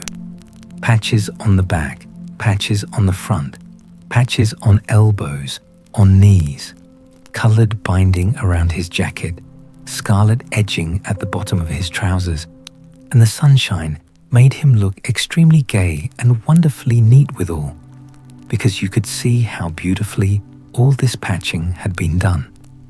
A beardless, boyish face, very fair, no features to speak of, nose peeling, little blue eyes, smiles and frowns chasing each other over that open countenance like sunshine and shadow on a wind-swept plain. "Look out, Captain," he cried. "There's a snag lodged in here last night." "What? Another snag?" I confess I swore shamefully. I had nearly holed my cripple to finish off that charming trip. The harlequin on the bank turned his little pug nose up to me. "You English?" he asked, all smiles. "Are you?" I shouted from the wheel. The smiles vanished, and he shook his head as if sorry for my disappointment. Then he brightened up. "Never mind," he cried encouragingly. "Are we in time?" I asked. "He is up there," he replied, with a toss of the head up the hill and becoming gloomy all of a sudden. His face was like the autumn sky, overcast one moment and bright the next. When the manager, escorted by the pilgrims, all of them armed to the teeth, had gone to the house this chap came on board. "I say, I don't like this. These natives are in the bush," I said. He assured me earnestly it was all right. "They are simple people," he added. "Well, I'm glad you came. It took me all my time to keep them off." "But you said it was all right," I cried. "Oh, they meant no harm," he said. And as I stared, he corrected himself. "Not exactly."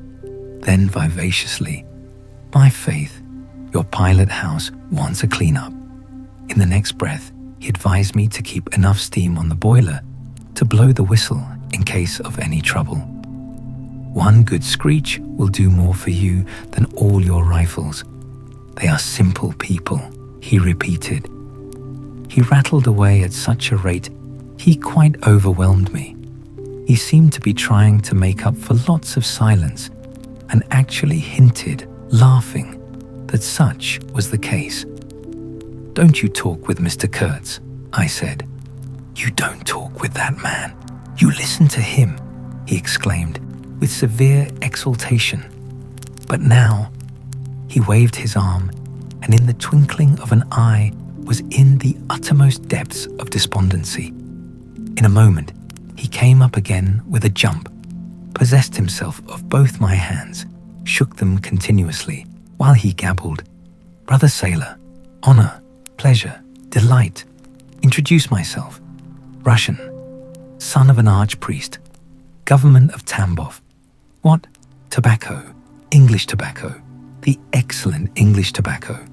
Now, that's brotherly. Smoke. Where's a sailor that does not smoke?"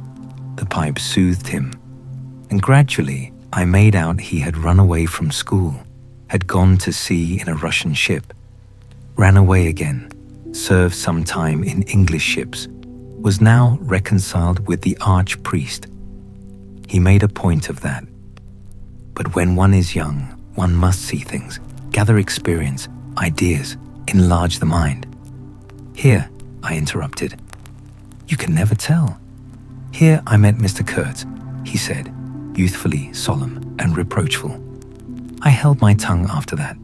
It appears he had persuaded a Dutch trading house on the coast to fit him out with stores and goods, and had started for the interior with a light heart and no more idea of what would happen to him than a baby. He had been wandering about that river for nearly 2 years alone, cut off from everybody and everything. "I am not so young as I look. I am 25, he said. At first, old Van Scheuten would tell me to go to the devil, he narrated with keen enjoyment.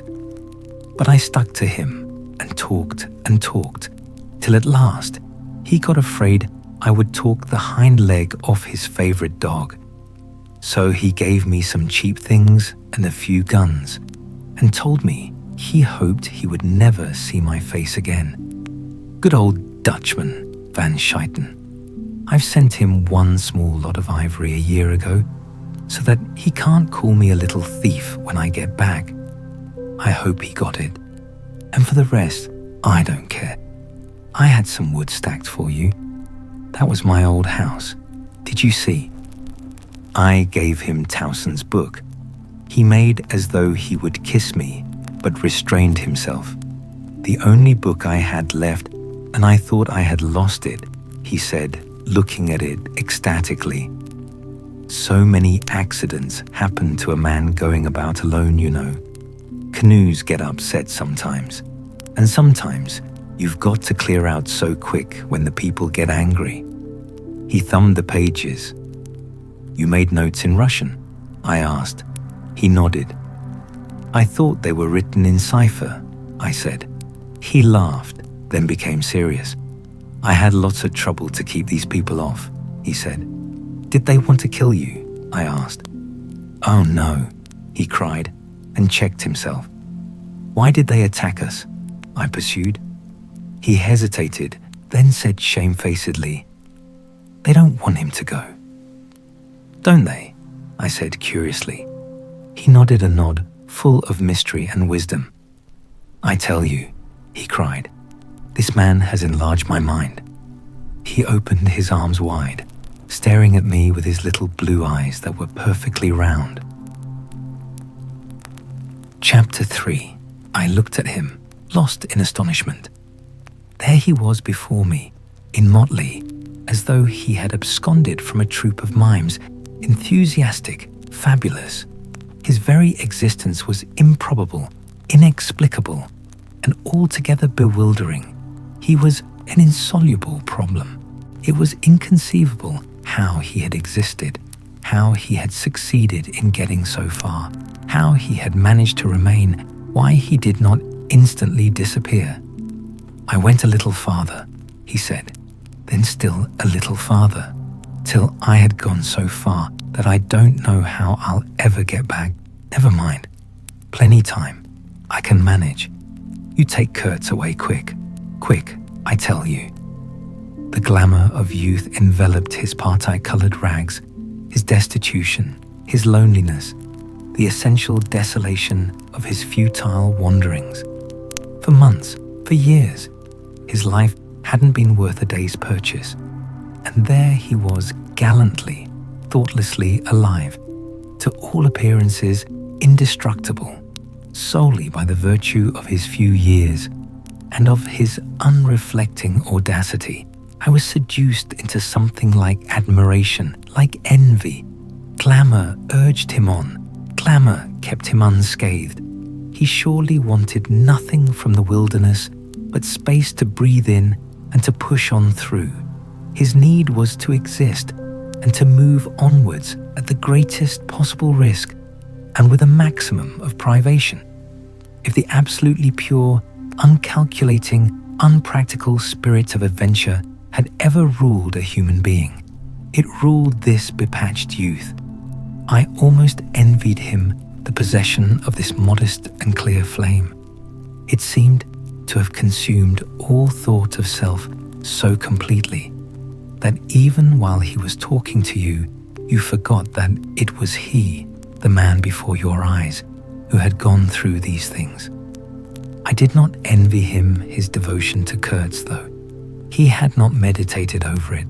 It came to him, and he accepted it with a sort of eager fatalism. I must say that to me, it appeared about the most dangerous thing in every way he had come upon so far.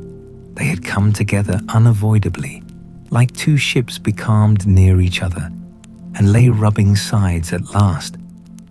I suppose Kurtz wanted an audience, because on a certain occasion, when encamped in the forest, they had talked all night, or more probably, Kurtz had talked. We talked of everything, he said, quite transported at the recollection. I forgot there was such a thing as sleep. The night did not seem to last an hour. Everything. Of love, too. Ah, he talked to you of love, I said, much amused.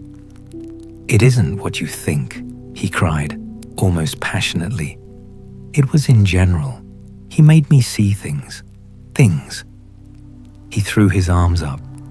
We were on deck at the time, and the headman of my woodcutters, lounging nearby, turned upon him his heavy and glittering eyes. I looked around, and I don't know why, but I assure you that never before did this land, this river, this jungle, the very arch of this blazing sky appear to me so hopeless and so dark, so impenetrable to human thought, so pitiless to human weakness. And ever since, you have been with him, of course, I said. On the contrary, it appears their intercourse had been very much broken by various causes. He had, as he informed me proudly, managed to nurse Kurtz through 2 illnesses. He alluded to it as you would to some risky feat. But as a rule, Kurtz wandered alone, far in the depths of the forest. Very often, coming to the station, I had to wait days and days before he would turn up, he said. It was worth waiting for. Sometimes. What was he doing? Exploring or what? I asked. Oh yes, of course. He had discovered lots of villages, a lake too. He did not know exactly in what direction. It was dangerous to inquire too much. But mostly his expeditions had been for ivory. But he had no goods to trade with by that time, I objected. There's a good lot of cartridges left even yet, he answered, looking away. To speak plainly, he raided the country, I said. He nodded. Not alone, surely. He muttered something about the villages round that lake. Kurtz got the tribe to follow him, did he? I suggested. He fidgeted a little. They adored him, he said. The tone of these words was so extraordinary that I looked at him searchingly. It was curious to see his mingled eagerness and reluctance to speak of Kurtz. The man filled his life, occupied his thoughts, swayed his emotions. What can you expect? He burst out. He came to them with thunder and lightning, you know, and they had never seen anything like it, and very terrible. He could be very terrible. You can't judge Mr. Kurtz as you would an ordinary man. No. Now, just to give you an idea, I don't mind telling you, he wanted to shoot me too one day, but I don't judge him. Shoot you? I cried. What for? Well, I had a small lot of ivory the chief of that village near my house gave me. You see, I used to shoot game for them. Well, he wanted it and wouldn't hear reason.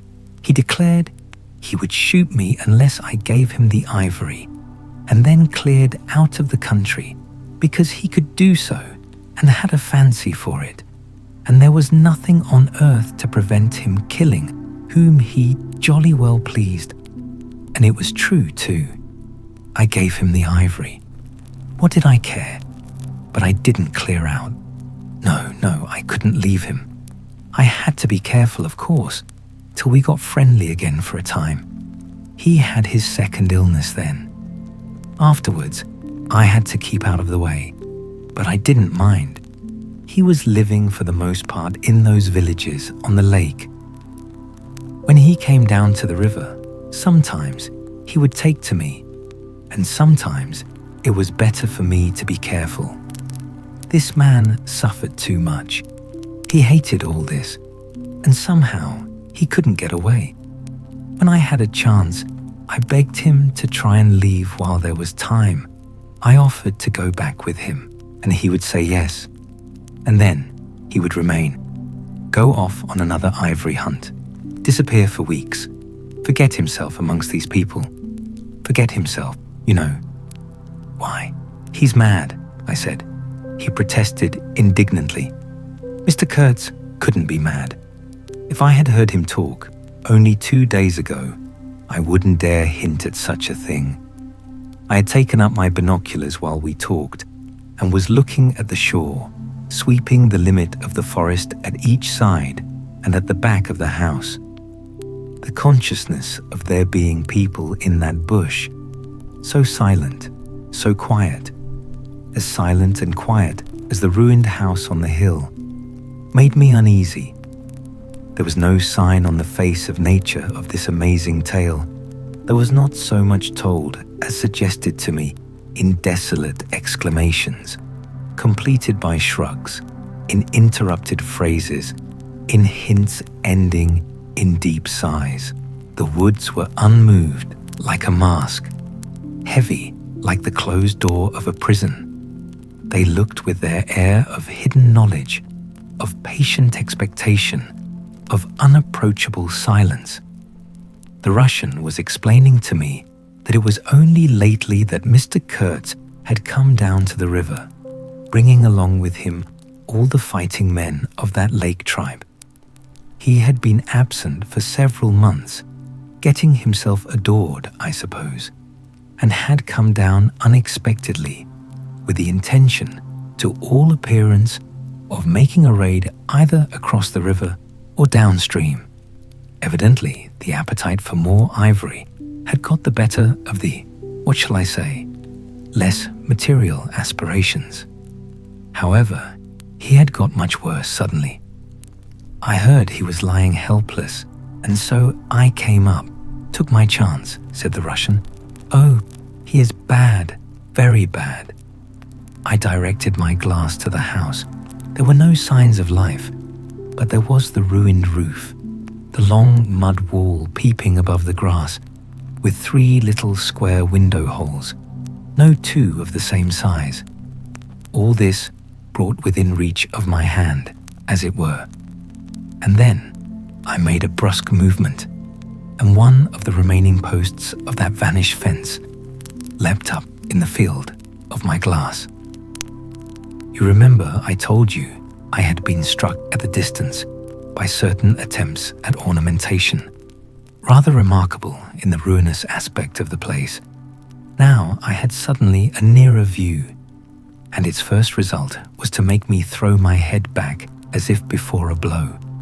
Then I went carefully from post to post with my glass, and I saw my mistake. These round knobs were not ornamental, but symbolic. They were expressive and puzzling, striking and disturbing, food for thought and also for vultures, if there had been any looking down from the sky, but at all events for such ants as were industrious enough to ascend the pole. They would have been even more impressive, those heads on the stakes, if their faces had not been turned to the house. Only one, the first I had made out, was facing my way. I was not so shocked as you may think. The start back I had given was really nothing but a movement of surprise. I had expected to see a knob of wood there, you know. I returned deliberately to the first I had seen, and there it was, black, dried, sunken, with closed eyelids, a head that seemed to sleep at the top of that pole, and with the shrunken, dry lips showing a narrow white line of the teeth, was smiling too, smiling continuously at some endless and jocose dream of that eternal slumber. I am not disclosing any trade secrets. In fact, the manager said afterwards that Mr. Kurtz's methods had ruined the district. I have no opinion on that point, but I want you clearly to understand that there was nothing exactly profitable in these heads being there. They only showed that Mr. Kurtz lacked restraint in the gratification of his various lusts, that there was something wanting in him, some small matter which, when the pressing need arose, could not be found under his magnificent eloquence. Whether he knew of this deficiency himself, I can't say. I think the knowledge came to him at last, only at the very last. But the wilderness had found him out early and had taken on him a terrible vengeance for the fantastic invasion.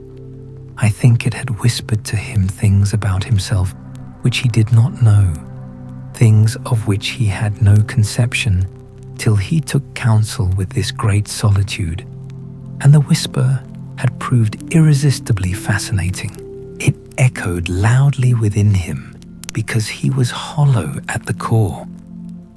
I put down the glass, and the head that had appeared near enough to be spoken to seemed at once to have leaped away from me into inaccessible distance. The admirer of Mr. Kurtz was a bit crestfallen. In a hurried, indistinct voice, he began to assure me he had not dared to take these, say, symbols down. He was not afraid of the natives. They would not stir till Mr. Kurtz gave the word. His ascendancy was extraordinary. The camps of these people surrounded the place, and the chiefs came every day to see him. They would crawl. I don't want to know anything of the ceremonies used when approaching Mr. Kurtz, I shouted. Curious, this feeling that came over me that such details would be more intolerable than those heads drying on the stakes under Mr. Kurtz's windows. After all, that was only a savage sight, while I seemed at one bound to have been transported into some lightless region of subtle horrors, where pure, uncomplicated savagery was a positive relief, being something that had a right to exist, obviously, in the sunshine. The young man looked at me with surprise. I suppose it did not occur to him that Mr. Kurtz was no idol of mine. He forgot I hadn't heard any of these splendid monologues on, what was it? On love, justice, conduct of life, or whatnot. If it had come to crawling before Mr. Kurtz, he crawled as much as the veriest savage of them all. I had no idea of the conditions, he said. These heads were the heads of rebels. I shocked him excessively by laughing. Rebels. What would be the next definition I was to hear?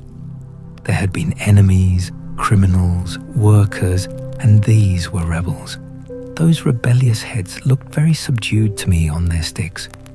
You don't know how such a life tries a man like Kurtz, cried Kurtz's last disciple. Well, and you, I said. I'm a simple man. I have no great thoughts. I want nothing from anybody. How can you compare me to? His feelings were too much for speech, and suddenly he broke down. I don't understand, he groaned. I've been doing my best to keep him alive, and that's enough. I had no hand in all this. I have no abilities. There hasn't been a drop of medicine or a mouthful of invalid food for months here. He was shamefully abandoned. A man like this with such ideas, shamefully, I haven't slept for the last 10 nights. His voice lost itself in the calm of the evening. The long shadows of the forest had slipped downhill while we talked, had gone far beyond the ruined hovel, beyond the symbolic row of stakes. All this was in the gloom, while we down there were yet in the sunshine, and the stretch of the river abreast of the clearing glittered in a still and dazzling splendor, with a murky and overshadowed bend above and below. Not a living soul was seen on the shore. The bushes did not rustle. Suddenly, round the corner of the house, a group of men appeared, as though they had come up from the ground. They waded waist-deep in the grass, in a compact body, bearing an improvised stretcher in their midst. Instantly, in the emptiness of the landscape, a cry arose whose shrillness pierced the still air like a sharp arrow flying straight to the very heart of the land.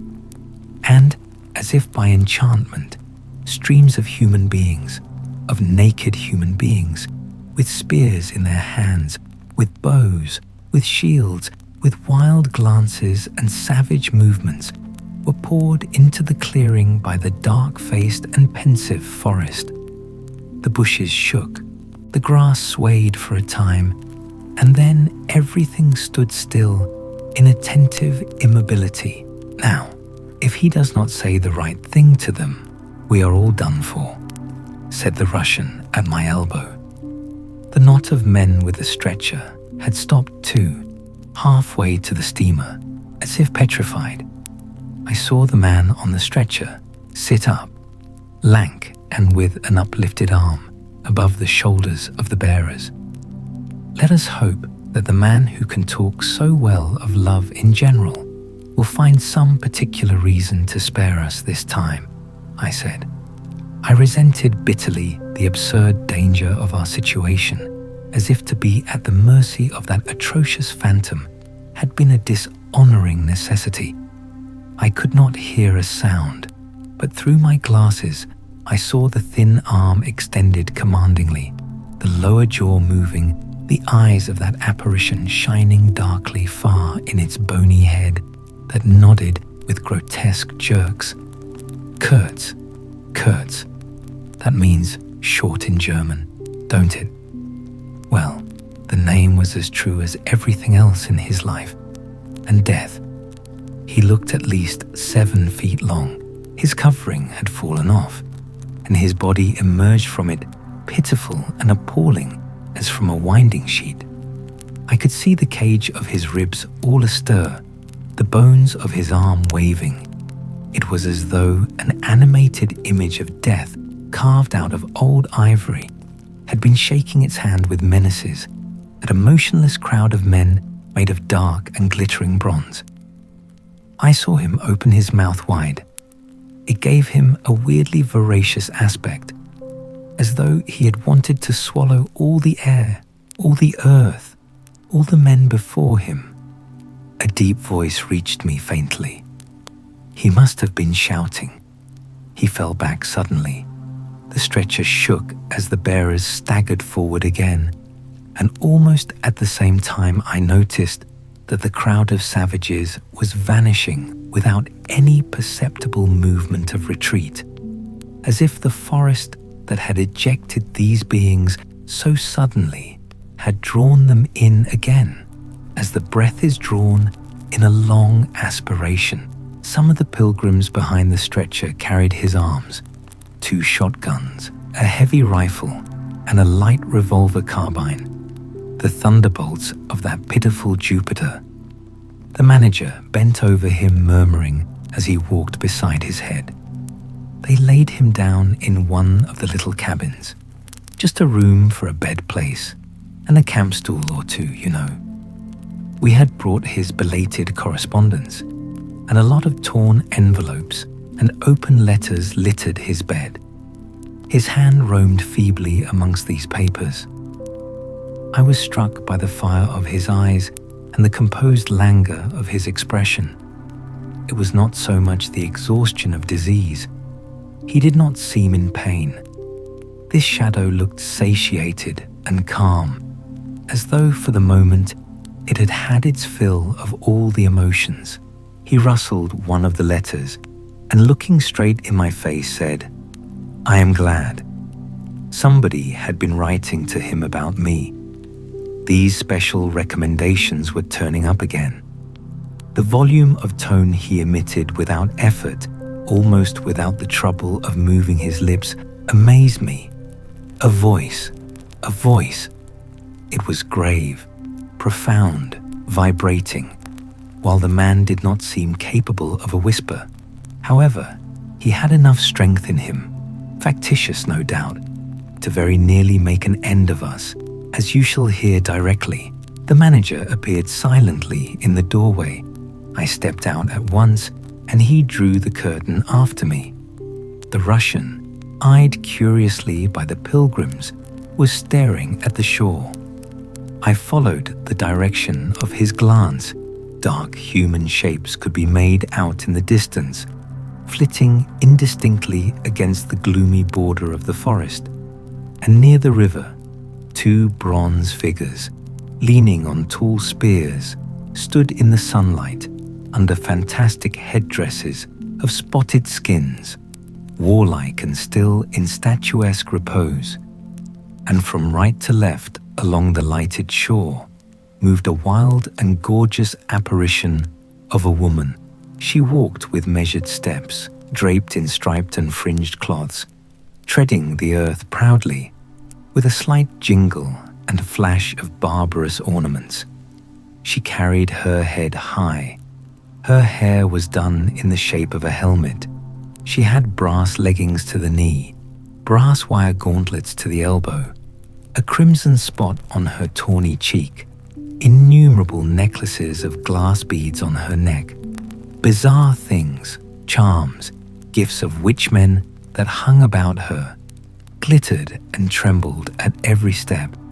She must have had the value of several elephant tusks upon her. She was savage and superb, wild-eyed and magnificent. There was something ominous and stately in her deliberate progress, and in the hush that had fallen suddenly upon the whole sorrowful land. The immense wilderness, the colossal body of the fecund and mysterious life, seemed to look at her, pensive, as though it had been looking at the image of its own tenebrous and passionate soul. She came abreast of the steamer, stood still, and faced us. Her long shadow fell to the water's edge. Her face had a tragic and fierce aspect of wild sorrow and of dumb pain, mingled with the fear of some struggling, half-shaped resolve. She stood looking at us without a stir, and like the wilderness itself, with an air of brooding over an inscrutable purpose. A whole minute passed, and then she made a step forward. There was a low jingle, a glint of yellow metal, a sway of fringed draperies, and she stopped as if her heart had failed her. The young fellow by my side growled. The pilgrims murmured at my back. She looked at us all as if her life had depended upon the unswerving steadiness of her glance. Suddenly, she opened her bared arms and threw them up rigid above her head, as though in an uncontrollable desire to touch the sky. And at the same time, the swift shadows darted out on the earth, swept around on the river, gathering the steamer into a shadowy embrace. A formidable silence hung over the scene. She turned away slowly, walked on, following the bank, and passed into the bushes to the left. Once, only her eyes gleamed back at us in the dusk of the thickets before she disappeared. If she had offered to come aboard, I really think I would have tried to shoot her, said the man of patches nervously. I have been risking my life every day for the last fortnight to keep her out of the house. She got in one day and kicked up a row about those miserable rags I picked up in the storeroom to mend my clothes with. I wasn't decent. At least, it must have been that. For she talked like a fury to Kurtz for an hour, pointing at me now and then. I don't understand the dialect of this tribe. Luckily for me, I fancy Kurtz felt too ill that day to care, or there would have been mischief. I don't understand. No, it's too much for me. Well, it's all over now. At this moment, I heard Kurtz's deep voice behind the curtain. Save me. Save the ivory, you mean. Don't tell me. Save me. Why, I've had to save you. You are interrupting my plans now. Sick, not so sick as you would like to believe. Never mind. I'll carry my ideas out yet. I will return. I'll show you what can be done. You with your little peddling notions. You are interfering with me. I will return. The manager came out. He did me the honor to take me under the arm and lead me aside. He is very low, he said. He considered it necessary to sigh, but neglected to be consistently sorrowful. We have done all we could for him, haven't we? But there is no disguising the fact. Mr. Kurtz has done more harm than good to the company. He did not see the time was not ripe for vigorous action. Cautiously. That's my principle. We must be cautious yet. The district is closed to us for a time. Deplorable. Upon the whole, the trade will suffer. I don't deny there is a remarkable quantity of ivory, mostly fossil. We must save it, at all events. But look how precarious the position is. And why? Because the method is unsound. Do you, said I, looking at the shore, call it unsound method? Without doubt, he exclaimed hotly. Don't you? No method at all, I murmured after a while. Exactly, he exulted. I anticipated this. Shows a complete want of judgment. It is my duty to point it out in the proper quarter. "Oh," said I, "that fellow, what's his name, the brickmaker, will make a readable report for you." He appeared confounded for a moment. It seemed to me I had never breathed an atmosphere so vile, and I turned mentally to Kurtz for relief. Positively for relief. "Nevertheless, I think Mr. Kurtz is a remarkable man," I said with emphasis. He started, dropped on me a heavy glance, said very quietly he was, and turned his back on me. My hour of favor was over. I found myself lumped along with Kurtz as a partisan of methods for which the time was not ripe. I was unsound.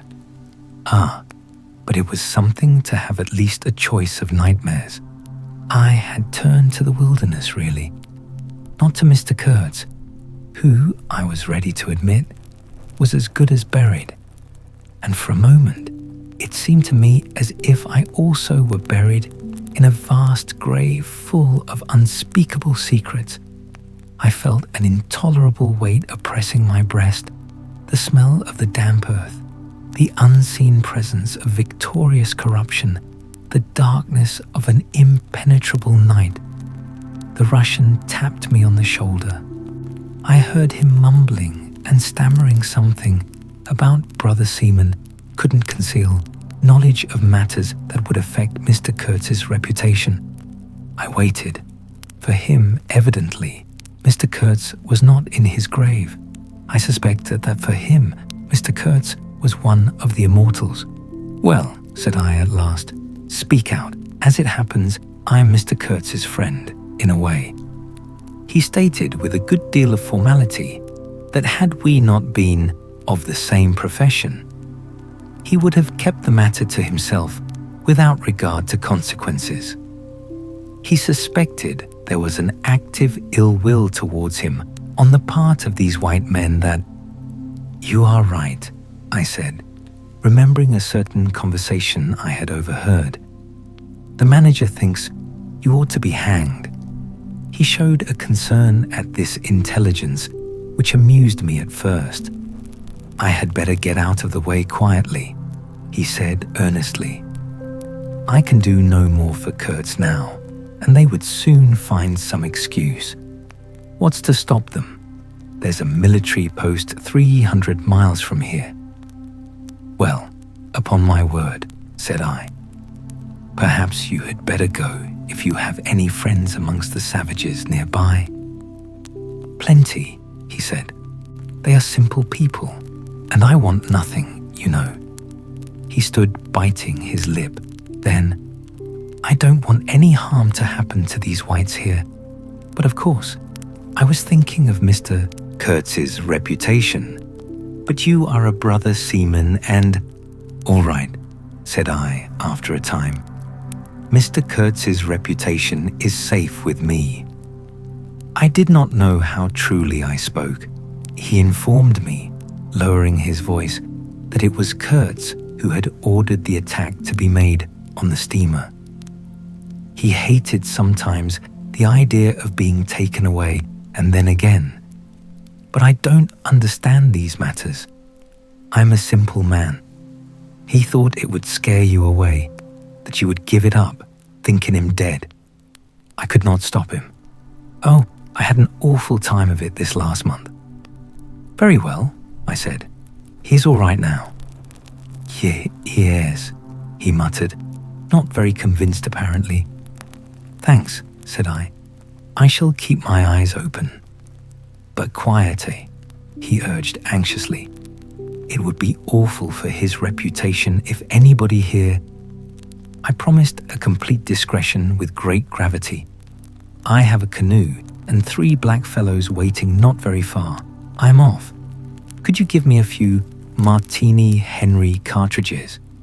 I could, and did, with proper secrecy. He helped himself, with a wink at me, to a handful of my tobacco. Between sailors, you know, good English tobacco. At the door of the pilot house, he turned round. "I say, haven't you a pair of shoes you could spare?" He raised one leg. "Look." The soles were tied with knotted strings sandal-wise under his bare feet. I rooted out an old pair, at which he looked with admiration before tucking it under his left arm. One of his pockets, bright red, was bulging with cartridges. From the other, dark blue, peeped Towson's Inquiry, etc., etc. He seemed to think himself excellently well equipped for a renewed encounter with the wilderness. Ah, I'll never, never meet such a man again. You ought to have heard him recite poetry. His own, too, it was, he told me. Poetry. He rolled his eyes at the recollection of these delights. Oh, he enlarged my mind. Goodbye, said I. He shook hands and vanished in the night. Sometimes I ask myself whether I had ever really seen him, whether it was possible to meet such a phenomenon. When I woke up shortly after midnight, his warning came to my mind with its hint of danger that seemed, in the starred darkness, real enough to make me get up for the purpose of having a look round. On the hill, a big fire burned, illuminating fitfully a crooked corner of the station house.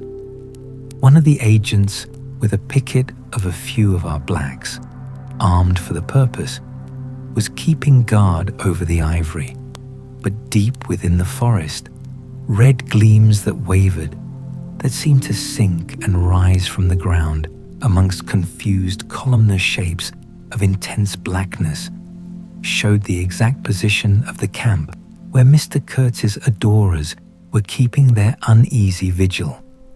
The monotonous beating of a big drum filled the air with muffled shocks and a lingering vibration. A steady droning sound of many men chanting each to himself some weird incantation came out from the black, flat wall of the woods as the humming of bees comes out of a hive, and had a strange narcotic effect upon my half-awake senses. I believe I dozed off leaning over the rail, till an abrupt burst of yells, an overwhelming outbreak of a pent-up and mysterious frenzy, woke me up in a bewildered wonder. It was cut short all at once, and the low droning went on with an effect of audible and soothing silence. I glanced casually into the little cabin. A light was burning within, but Mr. Kurtz was not there. I think I would have raised an outcry if I had believed my eyes. But I didn't believe them at first. The thing seemed so impossible. The fact is, I was completely unnerved by a sheer blank fright, pure abstract terror, unconnected with any distinct shape of physical danger.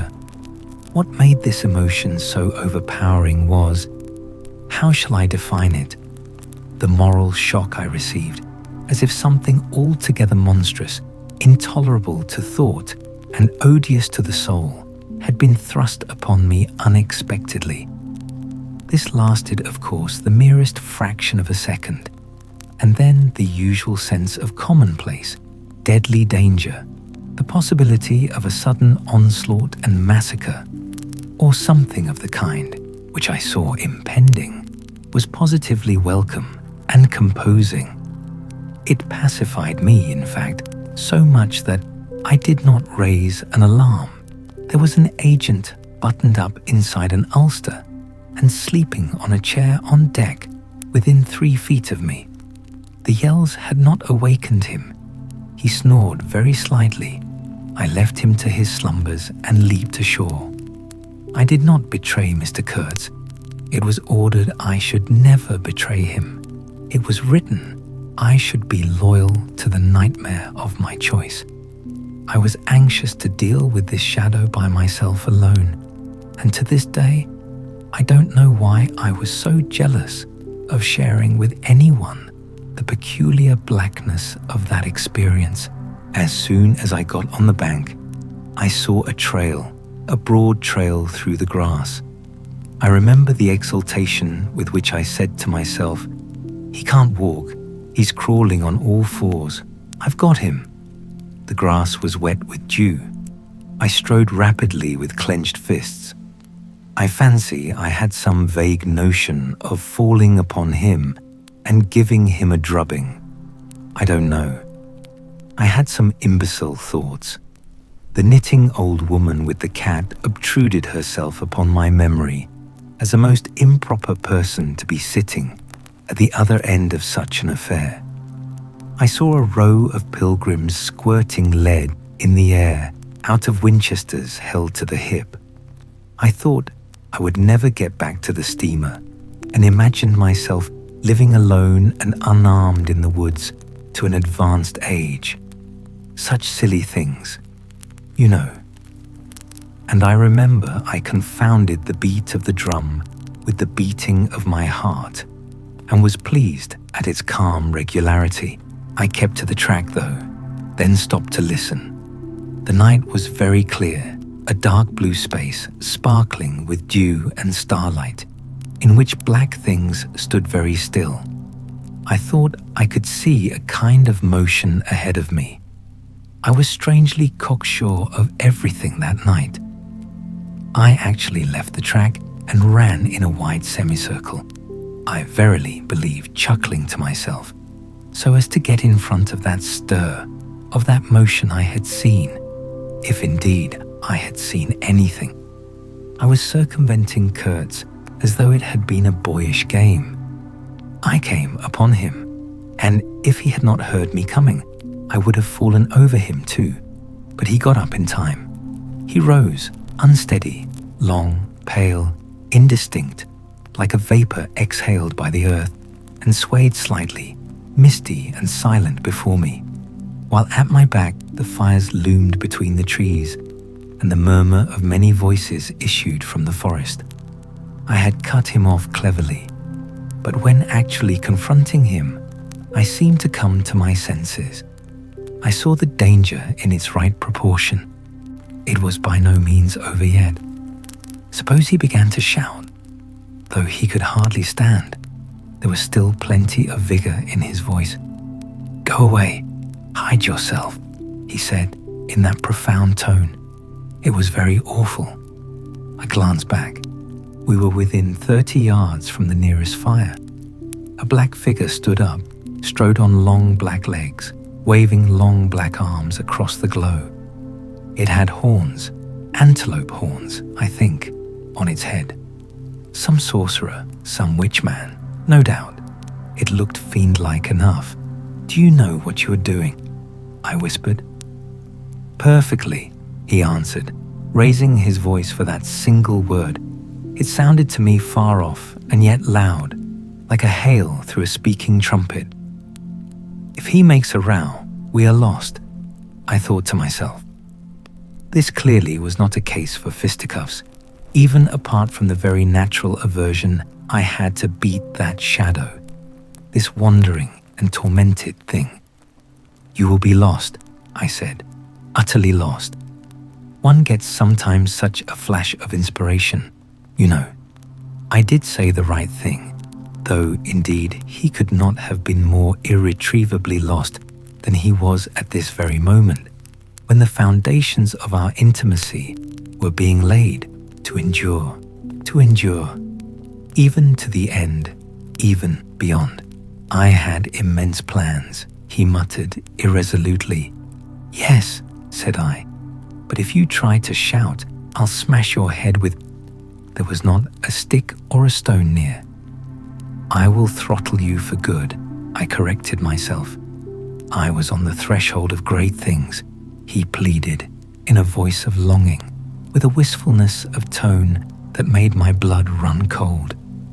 "And now for this stupid scoundrel." "Your success in Europe is assured in any case," I affirmed steadily. I did not want to have the throttling of him. You understand? And indeed, it would have been very little use for any practical purpose. I tried to break the spell, the heavy, mute spell of the wilderness that seemed to draw him to its pitiless breast by the awakening of forgotten and brutal instincts, by the memory of gratified and monstrous passions. This alone, I was convinced, had driven him out to the edge of the forest, to the bush, towards the gleam of fires, the throb of drums, the drone of weird incantations. This alone had beguiled his unlawful soul beyond the bounds of permitted aspirations. And don't you see, the terror of the position was not in being knocked on the head, though I had a very lively sense of that danger too, but in this, that I had to deal with a being to whom I could not appeal in the name of anything high or low. I had, even like the niggers, to invoke him, himself, his own exalted and incredible degradation. There was nothing either above or below him, and I knew it. He had kicked himself loose of the earth. Confound the man. He had kicked the very earth to pieces. He was alone, and I before him did not know whether I stood on the ground or floated in the air. I've been telling you what we said, repeating the phrases we pronounced, but what's the good? They were common everyday words, the familiar vague sounds exchanged on every waking day of life. But what of that? They had behind them, to my mind, the terrific suggestiveness of words heard in dreams, of phrases spoken in nightmares. Soul. If anybody ever struggled with a soul, I am the man, and I wasn't arguing with a lunatic either. Believe me or not, his intelligence was perfectly clear, concentrated, it is true, upon himself with horrible intensity, yet clear, and therein was my only chance, barring, of course, the killing him there and then, which wasn't so good on account of unavoidable noise. But his soul was mad. Being alone in the wilderness, it had looked within itself, and by heavens, I tell you, it had gone mad. I had, for my sins, I suppose, to go through the ordeal of looking into it myself. No eloquence could have been so withering to one's belief in mankind as his final burst of sincerity. He struggled with himself too. I saw it, I heard it. I saw the inconceivable mystery of a soul that knew no restraint, no faith, and no fear, yet struggling blindly with itself. I kept my head pretty well, but when I had him at last stretched on the couch, I wiped my forehead while my legs shook under me, as though I had carried 1/2 a ton on my back down that hill. And yet I had only supported him, his bony arm clasped round my neck, and he was not much heavier than a child. When next day we left at noon, the crowd, of whose presence behind the curtain of trees I had been acutely conscious all the time, flowed out of the woods again, filled the clearing, covered the slope with a mass of naked, breathing, quivering bronze bodies. I steamed up a bit, then swung downstream, and 2,000 eyes followed the evolutions of the splashing, thumping, fierce river demon, beating the water with its terrible tail and breathing black smoke into the air. In front of the first rank, along the river, 3 men, plastered with bright red earth from head to foot, strutted to and fro restlessly. When we came abreast again, they faced the river, stamped their feet, nodded their horned heads, swayed their scarlet bodies. They shook towards the fierce river demon a bunch of black feathers, a mangy skin with a pendant tail, something that looked a dried gourd. They shouted periodically together strings of amazing words that resembled no sounds of human language, and the deep murmurs of the crowd, interrupted suddenly, were like the responses of some satanic litany. We had carried Kurtz into the pilot house. There was more air there. Lying on the couch, he stared through the open shutter. There was an eddy in the mass of human bodies, and the woman with helmeted head and tawny cheeks rushed out to the very brink of the stream. She put out her hands, shouted something, and all that wild mob took up the shout in a roaring chorus of articulated, rapid, breathless utterance. "Do you understand this?" I asked. He kept on looking out past me with fiery, longing eyes, with a mingled expression of wistfulness and hate. He made no answer, but I saw a smile of indefinable meaning appear on his colorless lips that a moment after twitched convulsively. "Do I not?" he said slowly, gasping, as if the words had been torn out of him by a supernatural power.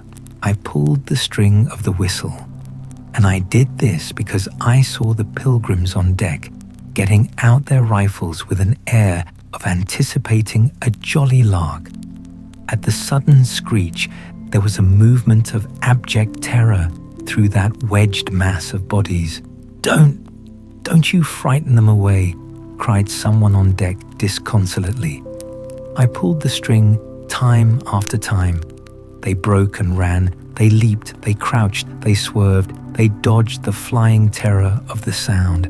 The 3 red chaps had fallen flat, face down on the shore, as though they had been shot dead. Only the barbarous and superb woman did not so much as flinch, and stretched tragically her bare arms after us over the somber and glittering river. And then that imbecile crowd down on the deck started their little fun, and I could see nothing more for smoke. The brown current ran swiftly out of the heart of darkness, bearing us down towards the sea with twice the speed of our upward progress. And Kurtz's life was running swiftly too, ebbing out of his heart into the sea of inexorable time. The manager was very placid. He had no vital anxieties now. He took us both in with a comprehensive and satisfied glance. The affair had come off as well as could be wished. I saw the time approaching when I would be left alone of the party of unsound method. The pilgrims looked upon me with disfavor. I was, so to speak, numbered with the dead. It is strange how I accepted this unforeseen partnership, this choice of nightmares forced upon me in the tenebrous land invaded by these mean and greedy phantoms. Kurtz discoursed. A voice. It rang deep to the very last. It survived his strength to hide in the magnificent folds of eloquence the barren darkness of his heart. Oh, he struggled. The wastes of his weary brain were haunted by shadowy images now. Images of wealth and fame revolving obsequiously round his unextinguishable gift of noble and lofty expression. My intended, my station, my career, my ideas. These were the subjects for the occasional utterances of elevated sentiments. The shade of the original Kurtz frequented the bedside of the hollow sham, whose fate it was to be buried presently in the mould of primeval earth. But both the diabolic love and the unearthly hate of the mysteries it had penetrated fought for the possession of that soul, satiated with primitive emotions, avid of lying fame, of sham distinction, of all the appearances of success and power. Sometimes he was contemptibly childish. He desired to have kings meet him at railway stations on his return from some ghastly nowhere where he intended to accomplish great things. You show them you have in you something that is really profitable, and then there will be no limits to the recognition of your ability, he would say. Of course, you must take care of the motives, right motives, always. The long reaches that were like one and the same reach, monotonous bends that were exactly alike, slipped past the steamer with their multitude of secular trees, looking patiently after this grimy fragment of another world, the forerunner of change, of conquest, of trade, of massacres, of blessings. I looked ahead, piloting. "Close the shutter," said Kurtz suddenly one day. "I can't bear to look at this." I did so. There was a silence. "Oh, but I will wring your heart yet," he cried at the invisible wilderness. We broke down, as I had expected, and had to lie up for repairs at the head of an island. This delay was the first thing that shook Kurtz's confidence. One morning, he gave me a packet of papers and a photograph, the lot tied together with a shoestring. "Keep this for me," he said. "This noxious fool," meaning the manager, "is capable of prying into my boxes when I am not looking." In the afternoon, I saw him. He was lying on his back with closed eyes, and I withdrew quietly, but I heard him mutter, "Live rightly, die, die." I listened. There was nothing more. Was he rehearsing some speech in his sleep? Or was it a fragment of a phrase from some newspaper article? He had been writing for the papers and meant to do so again, for the furthering of my ideas. It's a duty. His was an impenetrable darkness.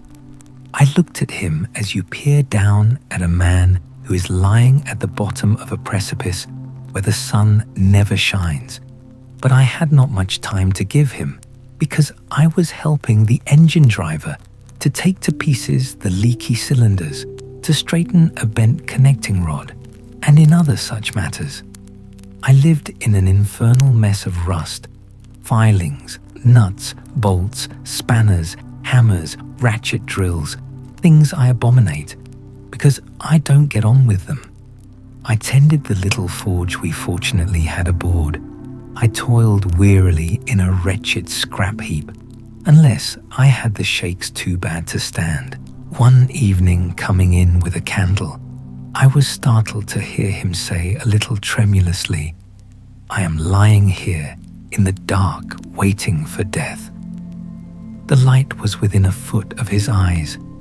I forced myself to murmur, "Oh, nonsense," and stood over him as if transfixed.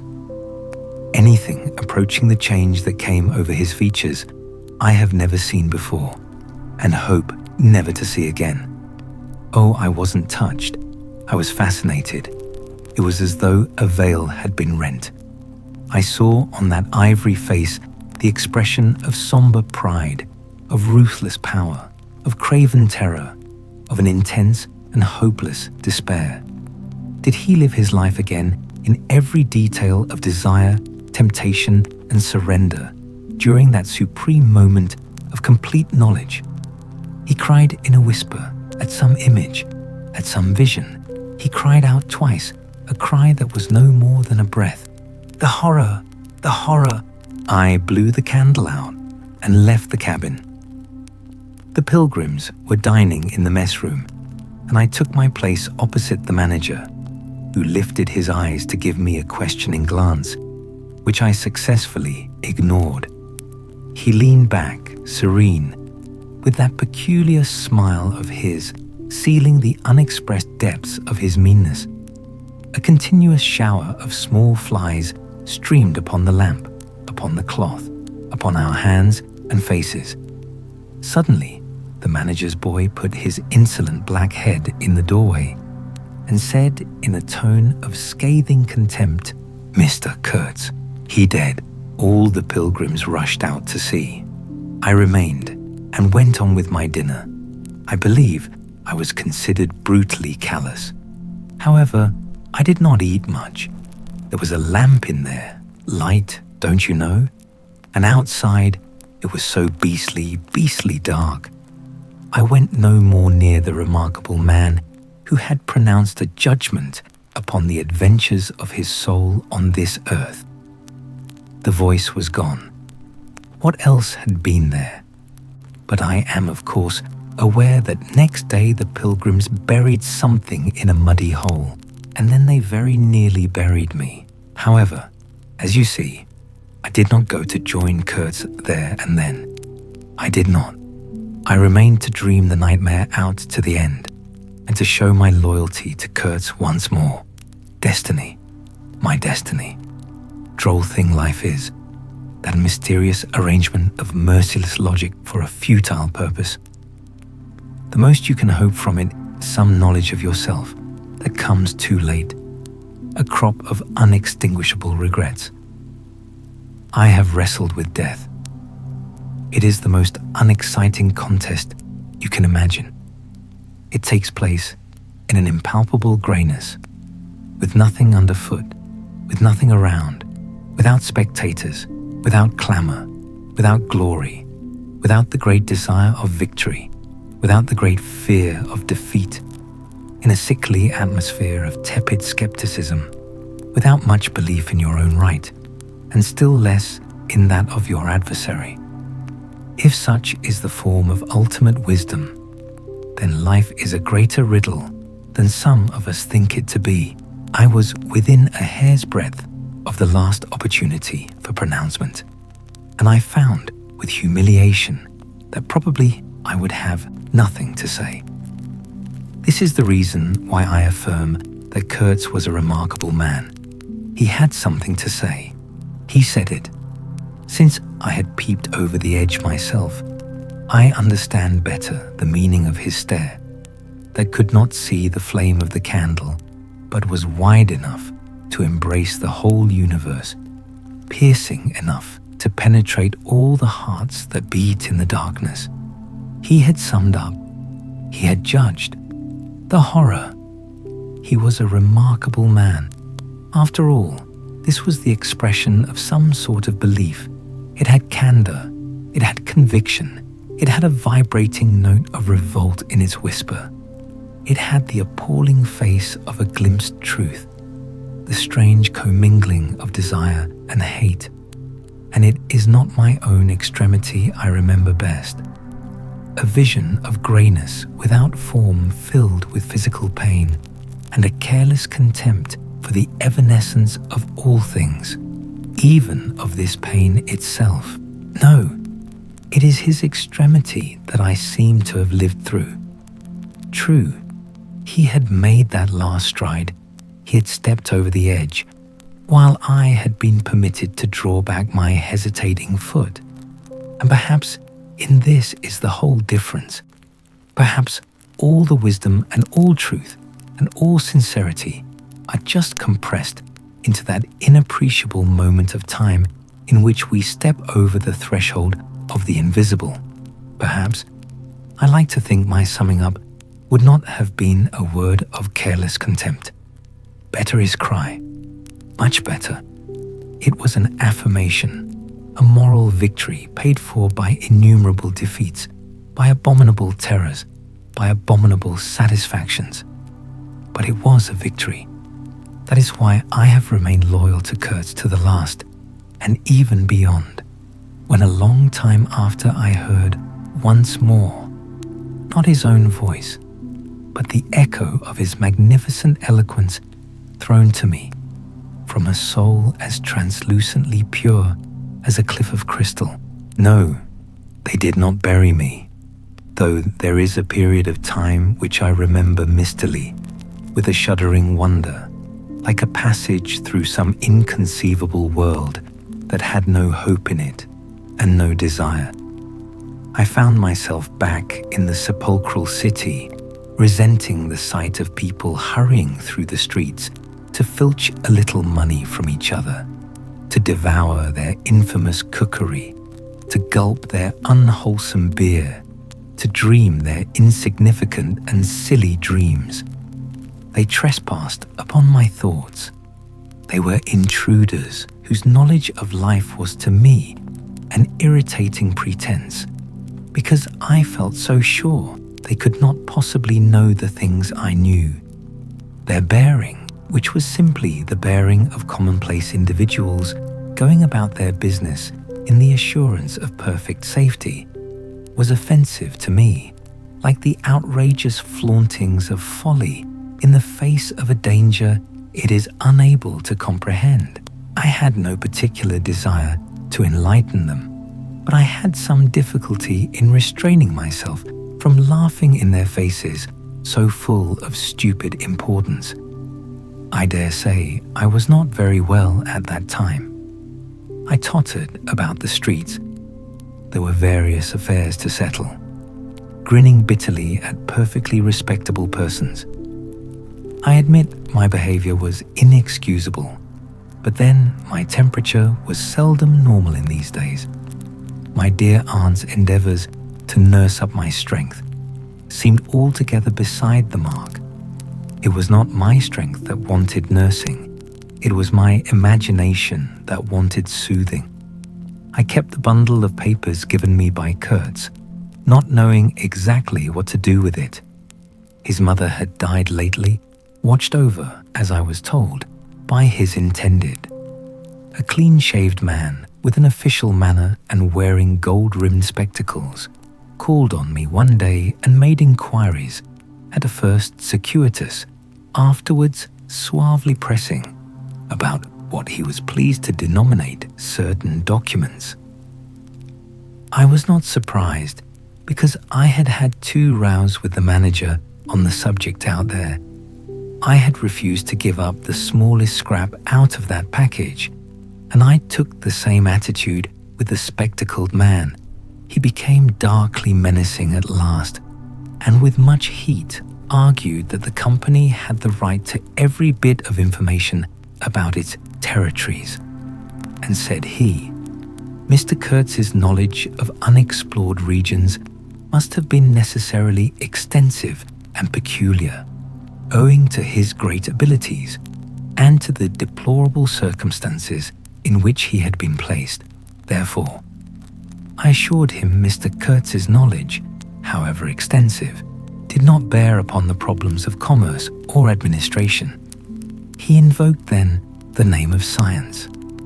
It would be an incalculable loss if, etc., etc. I offered him the report on the suppression of savage customs, with the postscriptum torn off.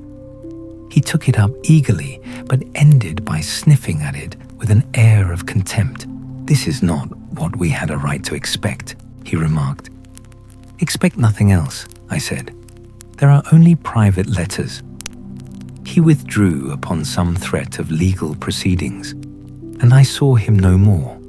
But another fellow, calling himself Kurtz's cousin, appeared 2 days later and was anxious to hear all the details about his dear relative's last moments. Incidentally, he gave me to understand that Kurtz had been essentially a great musician. There was the making of an immense success, said the man, who was an organist, I believe, with lank grey hair flowing over a greasy coat collar.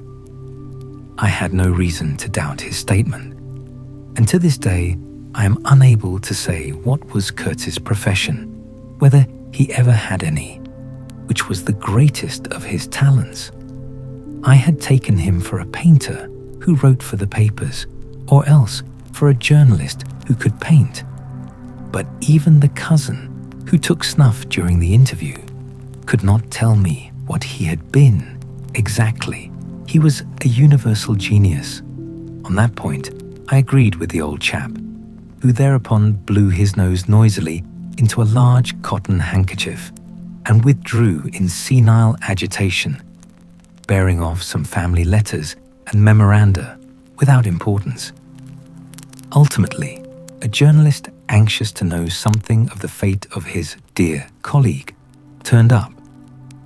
This visitor informed me Kurtz's proper sphere ought to have been politics, on the popular side. He had furry, straight eyebrows, bristly hair cropped short, an eyeglass on a broad ribbon, and, becoming expansive, confessed his opinion that Kurtz really couldn't write a bit. But heavens, how that man could talk! He electrified large meetings. He had faith, don't you see? He had the faith.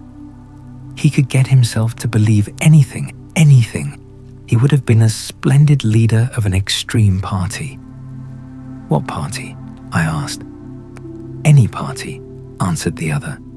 He was an extremist. Did I not think so? I assented. Did I know? He asked, with a sudden flash of curiosity. What it was that had induced him to go out there? Yes, said I. and forthwith handed him the famous report for publication, if he thought fit. He glanced through it hurriedly, mumbling all the time, judged it would do, and took himself off with this plunder. Thus, I was left at last with a slim packet of letters and the girl's portrait. She struck me as beautiful. I mean, she had a beautiful expression. I know that the sunlight can be made to lie too, yet one felt that no manipulation of light and pose could have conveyed the delicate shade of truthfulness upon those features. She seemed ready to listen without mental reservation, without suspicion, without a thought for herself. I concluded I would go and give her back her portrait and those letters myself. Curiosity, yes, and also some other feeling perhaps. All that had been Kurtz's had passed out of my hands. His soul, his body, his station, his plans, his ivory, his career. There remained only his memory and his intended. And I wanted to give that up too, to the past, in a way. To surrender personally all that remained of him with me, to that oblivion which is the last word of our common fate. I don't defend myself. I had no clear perception of what it was I really wanted. Perhaps it was an impulse of unconscious loyalty, or the fulfillment of one of those ironic necessities that lurk in the facts of human existence. I don't know. I can't tell. But I went. I thought his memory was like the other memories of the dead that accumulate in every man's life. A vague impress on the brain of shadows that had fallen on it in their swift and final passage. But before the high and ponderous door, between the tall houses of a street as still and decorous as a well-kept alley in a cemetery, I had a vision of him on the stretcher, opening his mouth voraciously, as if to devour all the earth with all its mankind. He lived then before me. He lived as much as he had ever lived, a shadow insatiable of splendid appearances, of frightful realities, a shadow darker than the shadow of the night, and draped nobly in the folds of a gorgeous eloquence. The vision seemed to enter the house with me, the stretcher, the phantom bearers, the wild crowd of obedient worshippers, the gloom of the forests, the glitter of the reach between the murky bends, the beat of the drum, regular and muffled like the beating of a heart. The heart of a conquering darkness.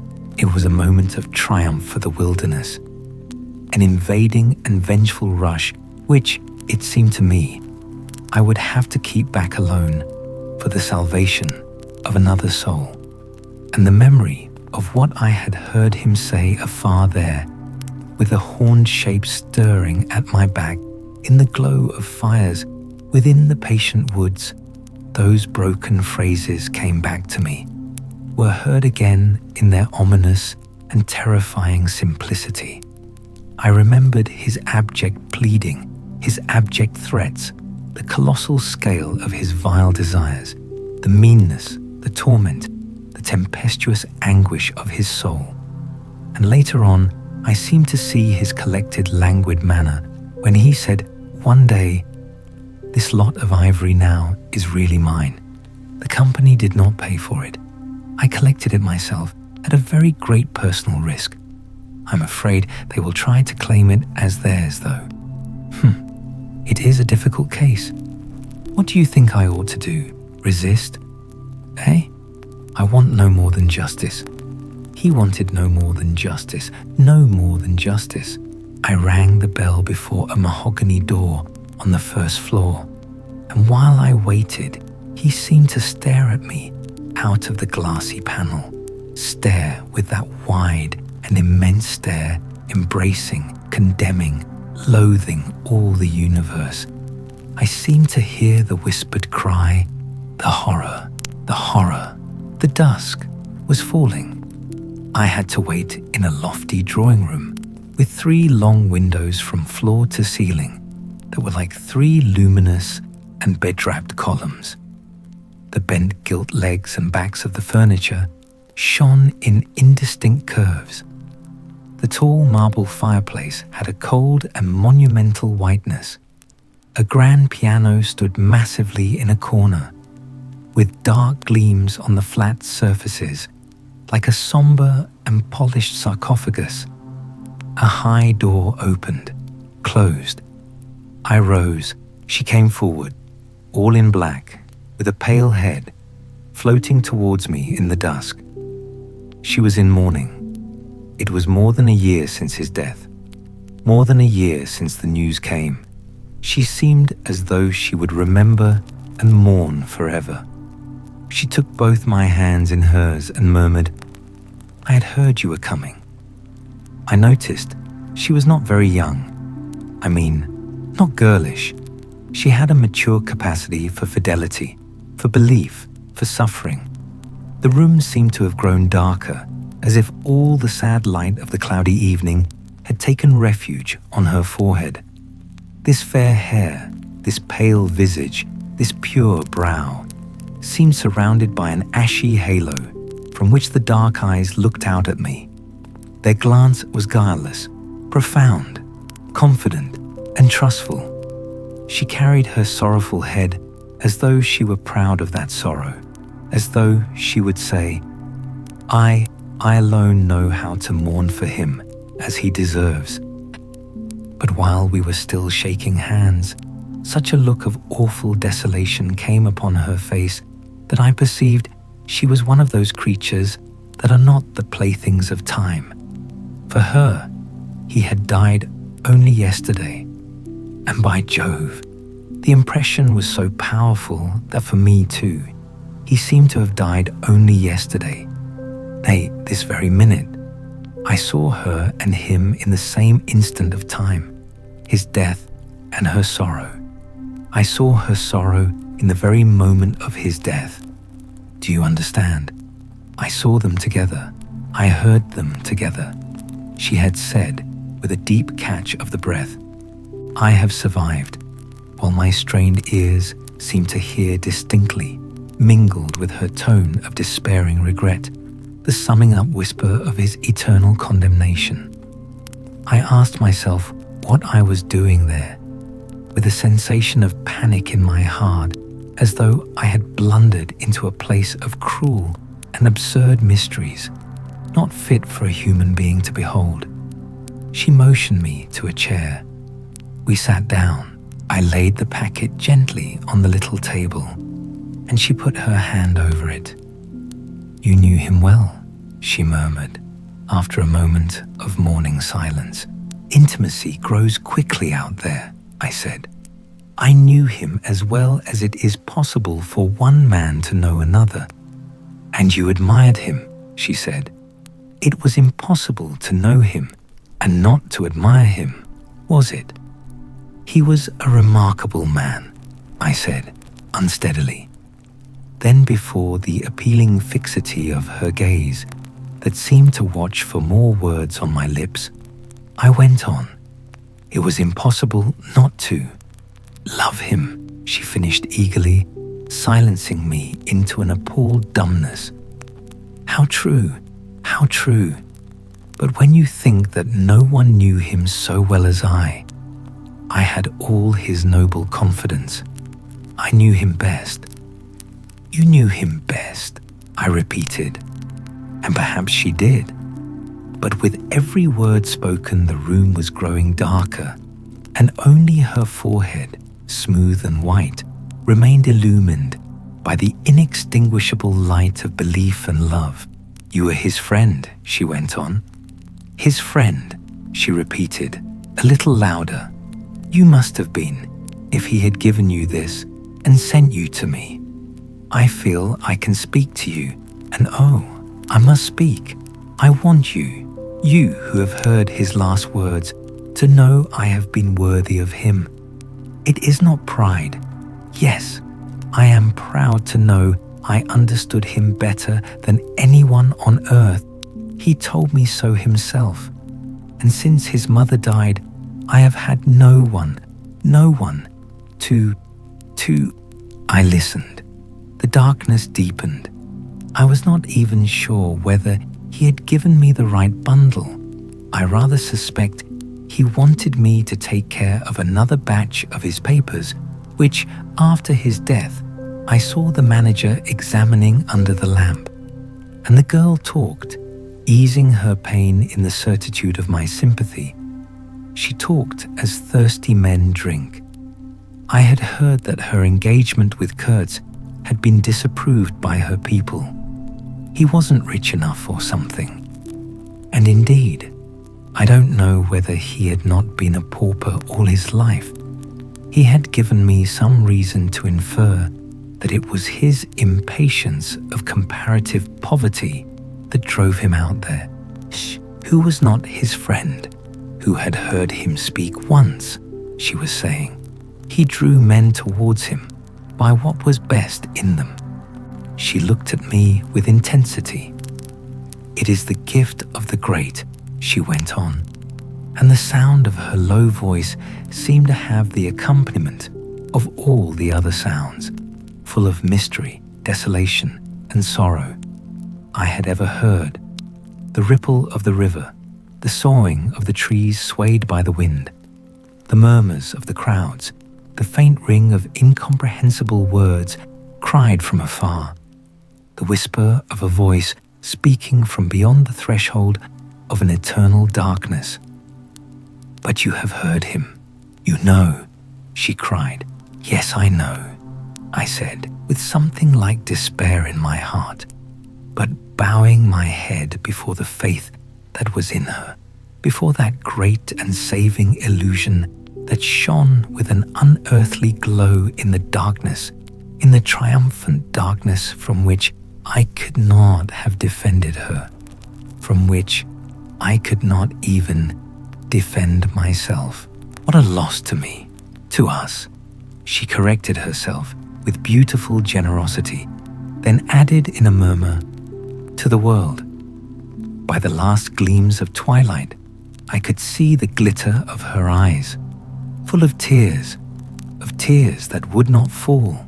"I have been very happy, very fortunate, very proud," she went on. "Too fortunate, too happy for a little while, and now I am unhappy for life." She stood up. Her fair hair seemed to catch all the remaining light in a glimmer of gold. I rose too, and of all this, she went on mournfully, of all his promise and of all his greatness, of his generous mind, of his noble heart, nothing remains, nothing but a memory. You and I, we shall always remember him, I said hastily. "No," she cried, "it is impossible that all this should be lost, that such a life should be sacrificed to leave nothing but sorrow. You know what vast plans he had. I knew of them too.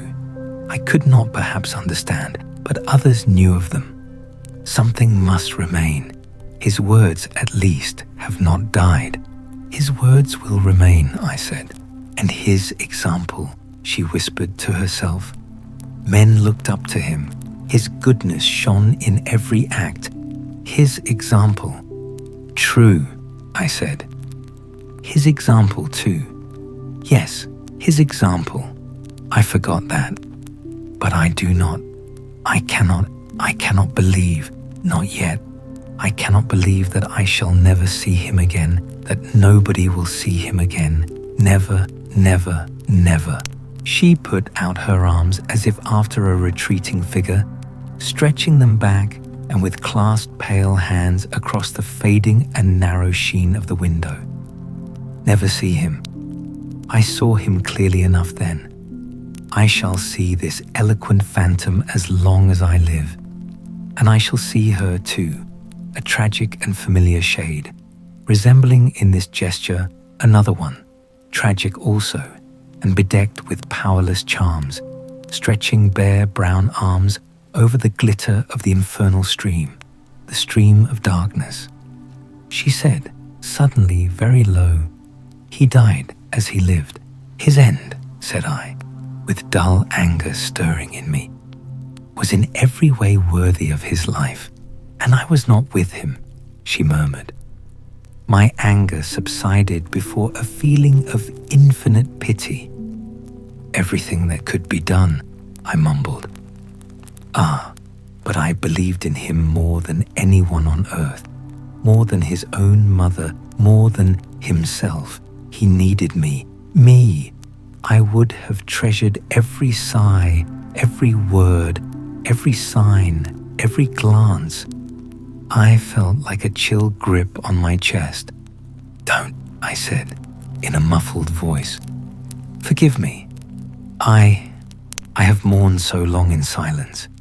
In silence. You were with him, to the last. I think of his loneliness. Nobody near to understand him, as I would have understood. Perhaps no one to hear. To the very end, I said, shakily. I heard his very last words. I stopped in a fright. Repeat them, she murmured in a heartbroken tone. I want something to live with. I was on the point of crying at her. Don't you hear them? The dusk was repeating them in a persistent whisper all around us, in a whisper that seemed to swell menacingly like the first whisper of a rising wind. The horror. His last word, to live with, she insisted. Don't you understand? I loved him. I pulled myself together and spoke slowly. The last word he pronounced was, your name. I heard a light sigh, and then my heart stood still, stopped dead short by an exulting and terrible cry, by the cry of inconceivable triumph and of unspeakable pain. I knew it. I was sure. She knew. She was sure. I heard her weeping. She had hidden her face in her hands. It seemed to me that the house would collapse before I could escape, that the heavens would fall upon my head. But nothing happened. The heavens do not fall for such a trifle. Would they have fallen, I wonder, if I had rendered Kurtz that justice which was his due? Hadn't he said he wanted only justice? But I couldn't. I could not tell her. It would have been too dark altogether. Marlow ceased and sat apart, indistinct and silent, in the pose of a meditating Buddha. Nobody moved for a time. We have lost the first of the ebb, said the director suddenly. I raised my head. The offing was barred by a black bank of clouds, and the tranquil waterway, leading to the uttermost ends of the earth, flowed somber under an overcast sky, seemed to lead into the heart of an immense darkness. As we come to the quiet close of Heart of Darkness, there is no tidy lesson tied with a ribbon, only a lingering silence and a question that follows us back into the ordinary world. Conrad does not end this story with comfort. He ends it with an echo. The feeling that the darkness Marlow journeys toward is not only a place on a map, but something that can rise in any human heart. When power goes unchecked, when empathy fades, when the mind begins to justify what it should refuse. What makes this book endure is how gently and relentlessly it turns the gaze inward. The river, the jungle, the distant stations and whispered names all become mirrors. We watch a man pursue meaning, authority, greatness, and we see how easily those pursuits can rot into obsession. And we watch another man, our narrator, return home carrying not a victory, but a burden. The knowledge that truth is sometimes unbearable, and that even civilization can be built on denial, silence, and carefully chosen words. This is not a story meant to leave you feeling finished. Its power lives in what it stirs. A slow awareness of how thin the line can be between order and cruelty, between ideals and excuses, between who we believe we are and what we might become under the right pressure. If anything remains after the final page, let it be that awareness, the quiet discipline of noticing what you are capable of and choosing with intention what you will not become. So as you close this chapter, take a moment of stillness. Let the river fade into the dark. Notice what the story brought up in you: unease, reflection, resistance, recognition. That noticing is the beginning of clarity. And this is not the end. If you found something meaningful in this journey, I invite you to join me in the next video, where another timeless work awaits, another voice from the past, offering insight for the present. Until then, move gently through the noise of the world, keep your conscience awake, and remember, the most important light is the one you carry within. I'll see you in the next story.